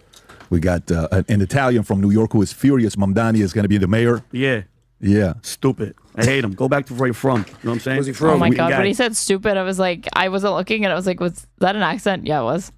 Promoting freaking terrorists, Hamas. Where? New Yorkers. How you doing? I don't Nice like that outfit. at all. Very nice outfit. Tough guy. Good to meet you, Vinny. You like this curl? He looks like a little boy. I love the curl. He's gonna stay that whole freaking the whole time. time. Yeah. And then, That's not we a have curl. to your left, legendary driver. He's bleeding a So we little got bit, PBD is a baseball player. It's cute. but he's going to be fine. Look at this freaking guy. He's fine. I can go. I can go. Race car driver. And Speed then racer. to my right, I have no clue who we have to my right. So Adam, can you tell everybody who you are today? What are you talking about? Who's Adam? Vinny had his own curls. I got my own curls too. Where's your curls? So what's your story? What do you got? Oh, look. Okay. I can't hear Adam. Finally, the truth is out. All right. There. What do I even say? Adam embarrassing himself more. Right. Everyone okay. knows that Patrick bought can't hear David. Adam. You've been funded by either Israel or Qatar. Now the truth is out. Yes, because that $7,000 is a lot of money. Yeah. It's like life Per changing. post. So and then you, listen, sir? I'm Jazz Chisholm today, man. I'm Julie. I got my Bling, bling bling. bling. Nice. Every time I come around your city, bling bling. Pinky ring worth about 50. By the way, Bling bling. The Yankees ALCS ring just came in for owners. And this is the Yankees ring that says David on the side. Are It's you actually- serious? Yeah, it's actually the ring That's just came in. freaking great. Hey, people, Last I'm gonna go week. take a look at this outside. Okay. All right. So, having said that, we got a lot of things that we got to be talking about. There's one rule, I think, if we... Okay. Adorable. So that's their costume intros. Let's see them talking about Kash Patel. See here. Kash Patel shuts down Charlie Kirk foreign intelligence probe and explosive feud with Trump counter terror chief. Let me read the story to you on what he's saying. Kash Patel. Let's go through this. So here we go. Okay. Kash Patel crushed efforts by Tulsi Gabbard's closest advisor to see if foreign powers was involved in Charlie Kirk's assassination. The head of national counterterrorism, Joe Kent, analyzed FBI's files to determine whether Kirk's alleged killer received assistance from foreign power. Kent's investigation alarmed Patel, who believed the counterterror chief was overstepping by interfering with an ongoing FBI investigation. According to the New York Times, Kirk was shot in the throat by a high-powered sniper rifle while speaking to college students at Utah Valley University on September 10th. The Times spoke with supporters of Kent who claimed he was doing his job by chasing down any leads to ensure no foreign groups were involved in Kirk's death. After Patel discovered Kent had gone through FBI case material related to Kirk's killing, a tense White House meeting was held to discuss the matter. A roundtable meeting between Kent, Patel, Gabbard, J.D. Vance, and White House Chief of Staff Susie Wiles and senior DOJ officials were held at the White House. Kent told the administration officials that he was granted access to the FBI files by low-ranking agency official. Trump administration officials were worried that Kent's probe into foreign interference could provide ammunition to Robinson's defense lawyers, who could then argue more than one suspect was involved in Kirk's murder. Adam. Well, the date that we have to kind of pay attention to right now, because there's so many rumors swirling out there, is this January 16th. Have you heard about this date? January 16th, 2026 is apparently going to be the pre-trial date that Tyler Robinson is apparently supposed to appear in court. They said that the legal system is already in motion. Charges have been filed. The defendant is incarcerated without bail, and the state is preparing for trial. So until that date, rumors are going to circulate. People are going to go out there and make all sort of allegations, insinuations. We know who's out there just kind of claiming all sorts of wild things, that the President Trump has allegedly killed Charlie and naming a day after him, and people are alleging these foreign governments. But the reality is, unfortunately, none of this is going to come to light until the trial actually starts. Then you have people in Charlie. Yet another. This is like Adam's behavior with respect to the Epstein thing. He always likes to shut down the conspiracism surrounding this because he absolutely hates that it drags in Israel. Kirk's camp, our friend Andrew. It still surprises me that they feature so many horrific characters in the opening. When I start my own midlife crisis podcast, I'll make sure to include a sex trafficker in my opening montage. Also, Bolsonaro. Can't forget Bolso. Colvin and I don't know how, but I didn't notice until very, very recently that Jair is included in that fucking intro for some reason. Mikey McCoy, who was basically his right-hand man, there's allegations that they were involved. I think all this is going to come to light. In my opinion, a lot of questions need to be answered, a lot of questions, but still, at this point, the most likely guilty person is this guy Tyler Robinson, but a lot of things don't add up. I know that you've kind of down the path of loading the gun and jumping off the roof. The timing is up, and his furry lover has been missing for how many weeks, Rob? Exactly. I think six weeks. So, 6 weeks they can't find furry boy. What I've learned, doing this podcast and watching all these massive news stories is everybody, because of the internet, can just voice their opinion. We give a shout out. Oh no, God forbid the plebes and the average folk, and not just the elite, would be able to express their opinions, thoughts, feelings, etc. on the world around them. Why this hand-wringing over there being a lack of institutional gatekeeping in 2025? It's that same lack of institutional gatekeeping that would be in that sort of world preventing you, Adam, from being able to have the sort of media attention that you do. To a guy on a podcast. The irony. Well, no, to these people, it's not ironic at all because they think what they're doing constitutes genuine political commentary and punditry that's truly informed, or journalism at worst. Who had the most incredible breakdown of the bullet and this and that, and then some other expert the next day was like, well, he's actually wrong. So until we actually see what the FBI has and what the authorities have, it's just consume information, take it in, form your opinions. Don't make any final assessments until we get this information. Yeah, but you're not going to be able to see it because they voted not to televise the actual trial. I mean, what do they call it? What is it called, Rap? That you can't talk about it? Gag order. They gagged everybody. They do a lot I understand that, but I mean, think about it. We get to watch Johnny Depp listen to Amber Heard and she crapped on his bed. These are the trials that we want to see. I mean, me personally, and going back to the story, I just think it's odd. Why would Kash Patel... Speak for yourself, dude. I did not give a fuck about any of the Amber Heard, Johnny Depp shit. Sean, Tulsi Gabbard. Pat, you know who Joe Kent is? Retired Army Special Forces Chief Warrant Officer, served 20 years, completed 11 combat tours in Iraq, Yemen, Africa. He retired and worked in CIA after entered politics. He ran twice for Congress. This guy is a stud, a legitimate stud. Why would you try to hinder him for looking? Because Adam, if there is outside foreign entities involved, come on, bro. Why would you stop? Was he assigned to do it, or did he go to get it? That's I think he kind of. It says Kent's investigation alarmed Patel, who believed the counterterror chief was overstepping by interfering with an ongoing FBI investigation. He's in the government, though. You're working for the government. He's only 45. He's so young. He's just being proactive. I mean, I personally, I'm not mad at that. I'm not mad at that. It's just like you said, Adam, these unanswered questions that people. What I find to be comforting is this roundtable with Kash Patel, with Kent that you're talking about, Joe Kent, with Tulsi Gabbard, with the word comforting and Kash Patel should not be in the same fucking sentence. You don't like how one person handles those with Kash Patel. Well, what I find to be comforting is this roundtable with Kash Patel, with Kent that you're talking about, Joe Kent, with Tulsi Gabbard, with JD Vance, with Susie Wiles. You might say you don't trust one person or you don't like how one person handles those things. But if you put this American team of Avengers, I would say that they were going to get to the bottom of what happened with Charlie. Do you trust the people in that room? Between Tulsi, Kent, Kash Patel, Susie Wiles, JD Vance, don't you think they have America's best interest and Charlie's best interest and the truth's best interest in mind? Don't you think? I'm not saying that. I don't even, when it comes to FBIs and CIA, look at all the stuff that we hear about intelligence. No, I hear you, but it's not just the FBI and the CIA. You're having Susie Wiles in there. You have JD Vance in there.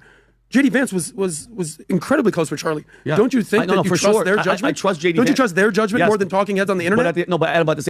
I love how we're not really appealing to evidence, though. We're talking about the trustworthiness of some of the hot, politicians and the highest in the government. Don't you trust the vice president? It's not really. You should not trust the vice president.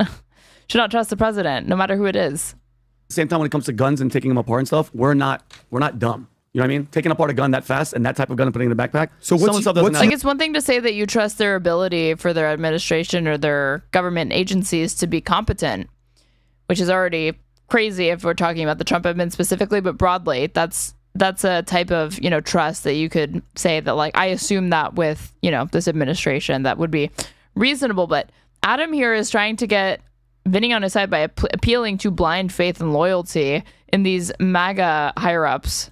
Your biggest apprehension to what you've seen out there with the story? Because I agree there are questions that need to be answered. I mean, there's it's such a long line of just. But what's the number one thing? Here's one of them. What's the number one thing, though? Hold on. George Zinn stood up the moment Charlie was shot. Everybody is running that way. This guy stands up, pulls out a white handkerchief. This was all planned for him. Pulls out a white handkerchief at him and walks towards Charlie and is saying, "I did it, shoot me, kill me," and takes his pants off. That to me says that there was somebody knew about this that was going to happen, and there's just apparently that person had a history of doing that. The guy who claimed like I did it, it was me, I killed him or whatever, had a history of pulling like stunts and hoaxes like that. Bunch of unanswered stuff. And what's crazy is with all the cameras and everything, and we still can't say definitively what happened. Oh my God, I hate conspiracy theorists. Their brains are so pathetic. Why would you say that you hate Kyle Kulinski? We love Kyle. Kyle's been particularly conspiratorial on this, but I do find it funny. But a normal person and I also doesn't don't think he's stupid, to be clear. do that. That's a really, really big problem. And then Adam, a 30-06 gun cannot fit in a backpack. He shot guns. I've shot guns. He's shot guns. You can't fold a 30-06, bro, and put it in any backpack. Troy out there who has a backpack that's one of those long ones, Pat, those Ranger ones, you can't do it. It's impossible. And Adam, and I'm not this crazy guy that's thinking all this, the president and all that. No, I don't think about nothing. Get that on the record. Vinny is not a crazy guy. None of that nonsense. Just give me the actual facts, because when you're shunning it from us, and I know we don't deserve to hear all of it right out, because some of the stuff is in there that's pretty messed up. By the way, just be honest with us.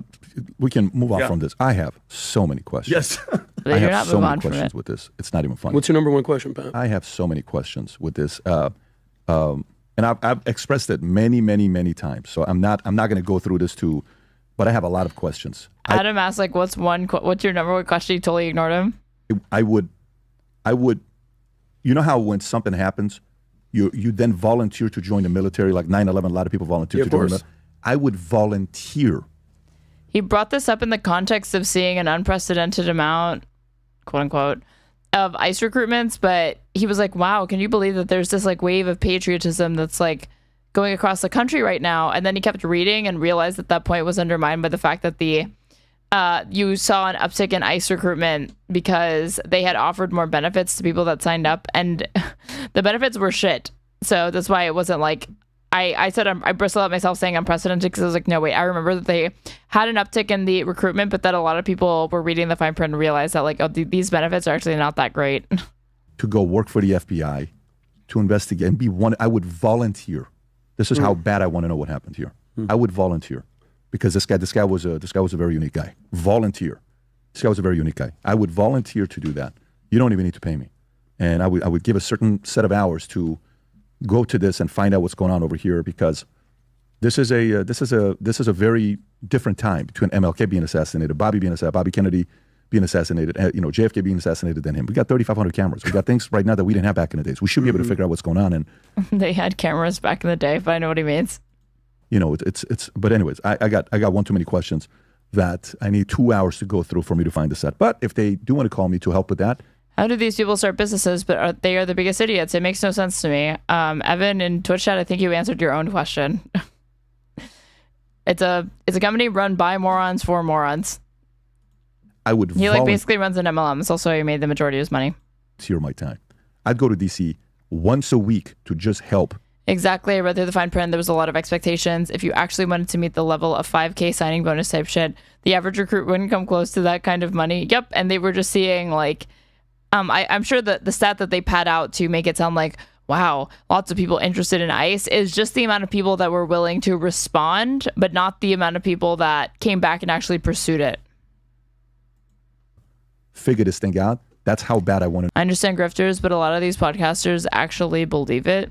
It's just different skills being, it's the same way somebody can be very, very intelligent but have low emotional intelligence, or even if you have, traditional intelligence as it pertains to a particular subject matter or something like that, it will usually it can be sometimes just restricted and compartmentalized to just that. It's like how you explain how Ben Carson is apparently a fantastic brain neurosurgeon, but he is he would be a horrible president. He doesn't seem very intelligent otherwise.